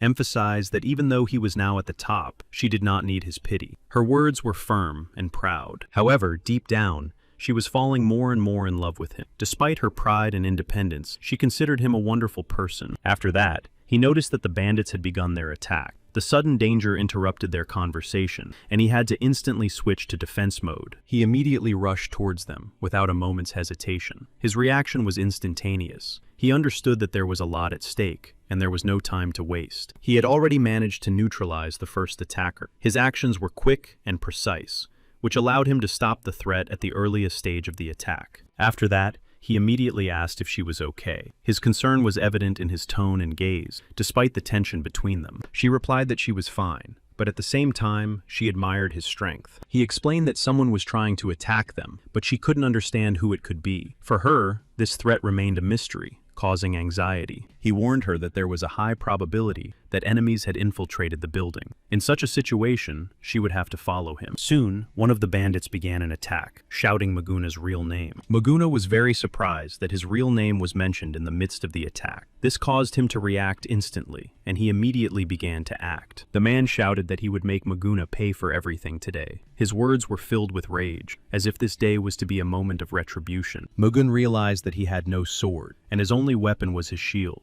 This made him think about how to effectively resist the enemy. Hen Namgun, who was closely following the events, noticed this. The young warrior Baek was in a bad position. He had no sword. All she could do was find his sword. Realizing the importance of this, she immediately set out to search for it. Her desire to help made her act quickly. He noticed her intention and immediately warned her that it was unsafe there. He understood that searching for the sword could lead to a new threat. The enemy, annoyed that he had been distracted from the fight, retreated for a moment and asked with a dissatisfied look on his face where his opponent was looking. Magun immediately turned around and focused completely on the fight again. He quickly returned to the battle, not allowing himself to weaken for a second. Despite the intensity of the battle, Mugen was completely confident that his opponent would not be able to hurt him. He felt his superiority. Mugun considered his opponent's actions to be nothing more than pathetic magic. His opponent could not get close to him. Each of his steps and each of his attacks were blocked with remarkable precision. Mugen kept his distance. As a result, under the influence of Mugen's technique, the enemy could not withstand it and collapsed to the ground. His strength was gone, for the blows were precise and confident. But unexpectedly for Mugen, another enemy appeared from behind. His steps were quiet, and he crept up. Mugen did not have time to react immediately. Despite the sudden threat, Mugen still managed to dodge in time. His body reacted faster than his mind. His reflexes saved him at the last moment. Following this, a new warrior appeared, calling herself a fist fighter from the mountains of No Krim. She was going to defeat him with her own fists, but Mugen managed to react and instantly raised his hands to defend himself. He realized that he was in an extremely disadvantageous situation. Two martial arts masters, both on the same level as him, were fighting against him at once. Just in time, Lady Namgun appeared and brought him a sword. Her appearance was like the sun coming out during a storm. He was very surprised by Lady Namgun's unexpected help.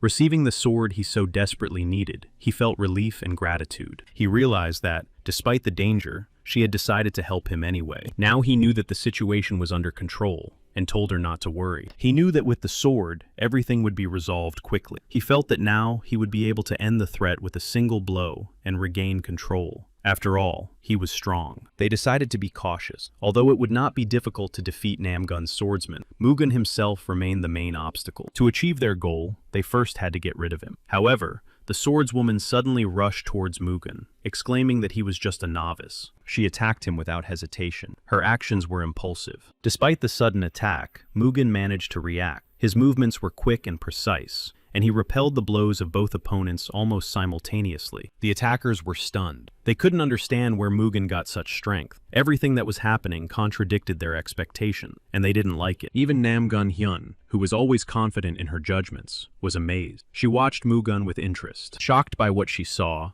Namgun Hyun quickly pulled herself together. She warned Mugen that everything that was happening was extremely dangerous. They began to attack again. They hoped to catch Mugen off guard. However, he seemed to have anticipated the attack and reacted instantly. The opponents felt their attempts at resistance becoming weaker and weaker. Each of their blows was met not only with powerful resistance, but also with a strange pressure. It was as if Mugu's own power was pulling them in, drawing them deeper and deeper, robbing them of their will to fight. Mugen understood that these people were like dung beetles getting in his way. Their constant resistance became nothing more than an annoying obstacle on his path to his goal. He decided to use another powerful technique. Realizing that the usual methods were not producing the desired result, and that his enemies continued to interfere, he concentrated. His opponents finally realized that Mugen possessed enormous power. They noted his abilities. They needed to gather all their strength together and attack. At that very moment, Mugen used the White Lightning Golden Ring technique. Powerful energy flared up around him, filling the space with blinding light. They tried to resist, but all their efforts were in vain. Mugwan's technique was too powerful, and each of their blows was met with an insurmountable barrier. Complete despair was reflected on the faces of his opponents.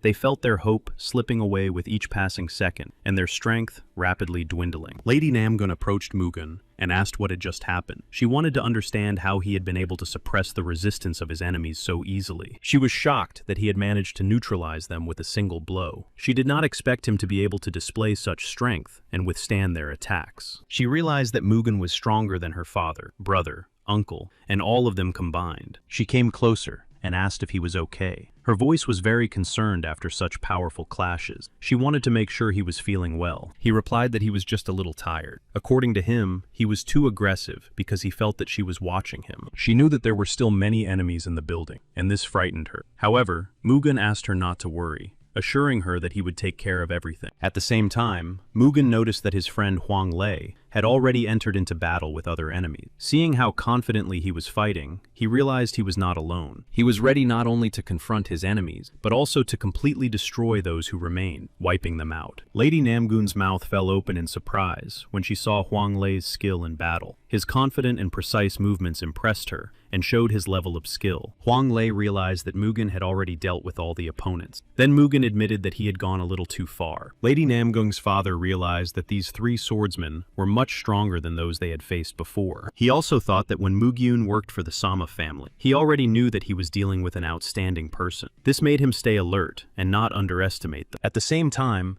he couldn't help but notice his daughter's affection for Mugen. It annoyed him, but he couldn't ignore the obvious affection his daughter had for Mugen. He had a very bad feeling about everything that was happening. He felt that the situation could get out of control and foresaw a serious problem. Soon, all the representatives of the Muram faction gathered at the Hubi clan's fortress. The atmosphere was tense, and they were thanked for traveling such a long distance. Everyone gathered here to discuss the necessary measures to counter the units of Mount Nokrim and the evil spread by the heavenly god Mamun. During the journey, representatives of Cholgon and the Namgun family were attacked by the Yangtze River Waterway League. The Yangtze League had become a servant of the heavenly god Mamun. It was actively working in his interest, but among those present, there was someone who found this situation ridiculous. Dang Qinyo believed that this information should be ignored. When he was traveling through Zhejiang, they simply looked at him and then suddenly attacked. He asked Mugu if he was the young man who had been appointed representative of the Zhejiang Union. He believed that Mugu looked down on him. Mugu replied that even though he was one of the 7 heavenly rangers, he was still disappointed in this representative. Hearing Mugu's words, he flew into a rage. His irritation and anger immediately manifested themselves, as he took the criticism as a challenge and a personal insult. He considered Mugu to be an arrogant boy, But Mugu replied that the Zhejiang Union had opposed No Krim and the heavenly god Mamun more courageously than anyone else here. This was the reason why they gathered here, to assess the risks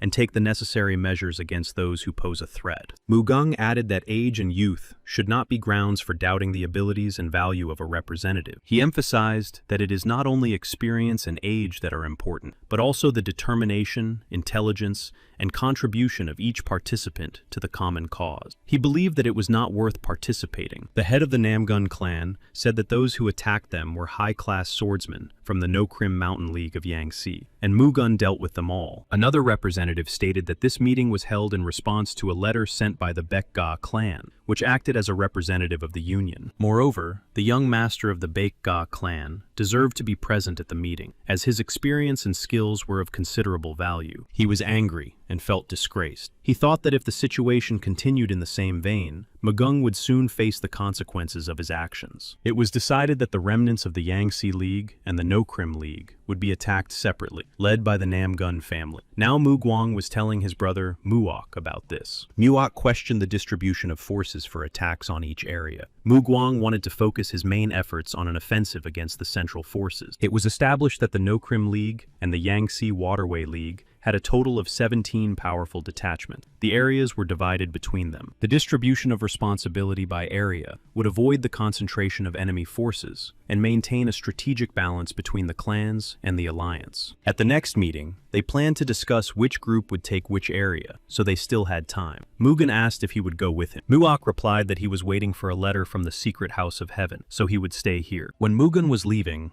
Lady Namgung tried again to say something to him and stopped him. She wanted to know if he was leaving for good, and received confirmation from him that he was indeed going to leave. He had to continue with his business. A little embarrassed, she asked if they could go to the Yellow Crane Tower together. Mugen replied that he was on his way there, and that it was on their way. He thought about how he had been here several times in his past life, but this time he had come with the purpose of finding and retrieving the hidden token of Dongdu's battlefield. He even liked the fact that he had come here not alone, but with such a girl. Muok had received important news that could not be delayed. The information was so serious that he understood it needed to be conveyed as soon as possible. Soon, Mugen and Lady Namgun were called out to. A ringing voice sounded behind them, interrupting their calm walk to the tower. They both turned around almost simultaneously. The man noticed that the daughter of the Namgung clan was walking with the young Master Beck, and noted with surprise that he had never seen them together before. He looked at Lady Namgung and said that she felt safe with Mugen, but he also knew that he could easily make her cry. However,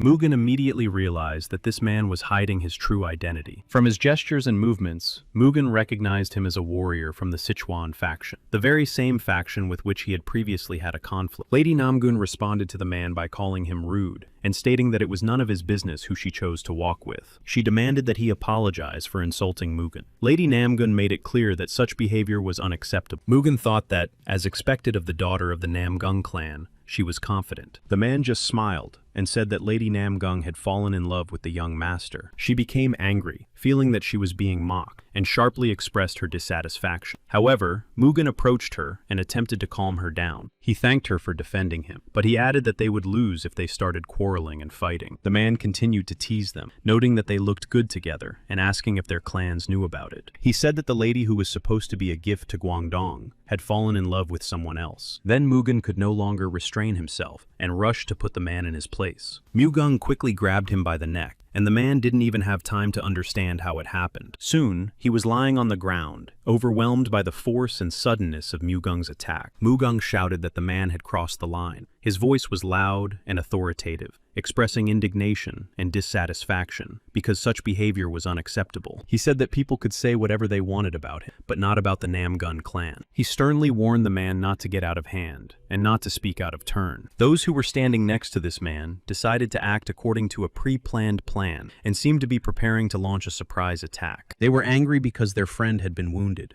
Anger and rage were evident in their eyes and actions, and they were ready to do anything to take revenge. He realized that a fight was inevitable, and thought that his shield would be enough to protect him, but not Lady Namgung. Nevertheless, he believed in his strength, and was confident that he could protect her from danger. His opponents did not expect Mugen to be so strong. They could not escape his wrath. Mugen rushed into battle with determination and fury. Soon, another overconfident opponent rushed at Mugung, confident that he could defeat him. However, He underestimated the strength and experience of Mugung, who was ready to face any threat. In the end, he also had to pay for his overconfidence. His confidence turned into defeat when Mugung quickly subdued him. Very soon, all of them found themselves on the ground, deprived of strength and the ability to continue resisting. Their overconfidence turned into complete defeat. One of the defeated still shouted about how he dared to fight with the Sichuan faction. Mugun responded sharply and said that he was not worthy of a good reputation after insulting the girl. He added that he was not going to waste his time on him. Mugen believed that the Sichuan faction had changed and was no longer what it used to be. He couldn't believe that they had tried to attack them for no reason. He admitted that he had ruined her day a little, but at the same time, she said that she should thank him. He suggested that they go for a walk and chat quietly to take their minds off things. She admitted that they had told the truth about the political marriage between their clan and the Guangdong estate. She also admitted that her fate had long been sealed, even if the one they had chosen was not the one she really wanted. She quietly said that she felt like a flower that could not change anything. In fact, she just wanted to choose her own partner. She apologized to Master Beck, that is, Mugun, explaining that they had approached them to interrupt their conversation. With tears in her eyes, she said that it would be very good if he were her prince. He replied that he understood her words and feelings well, sharing her pain and longing. He said that he understood how difficult it was for her to live without being able to choose for herself, but he reminded her that it was still her responsibility to find her own happiness, despite the circumstance. Mugen added that if she really wanted to live her own life, she would have to give up the privileges of the Namgun clan.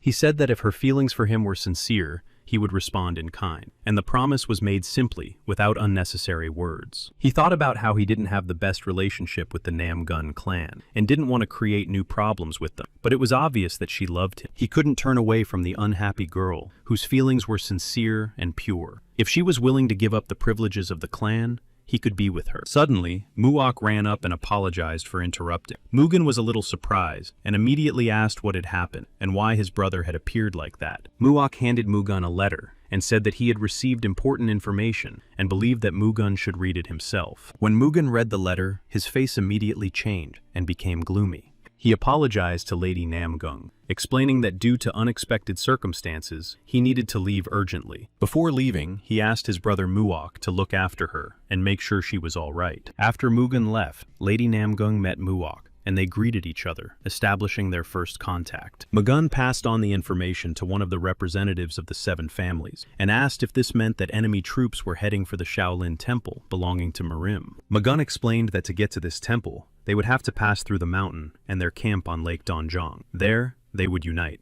The head of the Namgun clan believed that when they returned to their territory, they would lower their guard, and that would be the best moment to attack them. The one with whom Mugen had previously clashed spoke again, doubting the accuracy of the information, asking where he had gotten it and whether such data should be trusted. Mugung's face changed, and it was clear that he was overcome with intense anger. He explained that the information came from the Ho family. He expected that the forces of Nokrim and the Yangtze clan would take retaliatory measures after their meeting. Another expressed confidence in the information, emphasizing that it came from the Ho family, whom he trusted. A third said that even a child could see that both places needed to be attacked simultaneously. A third representative of the faction also said that they needed to be cautious and split into groups. Mugen also wanted to express his opinion. He said that the presence of pirates complicated the situation, and that the main reason why this battle could not be considered easy was the large number of swordmasters. He added that the heavenly god Mamun was behind all this, so they needed to be extremely cautious and not underestimate the enemy. He called on everyone to act together and suggested taking control of the lake first. One of the enemies thought mockingly that the guys from Namgun must have already become food for the fish in the Yangtze River. He also knew that if the Namgun clan caught their people and destroyed them, the heavenly god Mamun would turn his wrath on all of them. But when he heard that the warriors had been captured and destroyed, he instantly froze. He had 100 troops, and they had been destroyed. He couldn't understand how this was possible. Then even more grim news arrived that enemy ships were already moving towards them. They couldn't believe their ears. No one understood how the enemy forces had been able to cross the lake so quickly and quietly.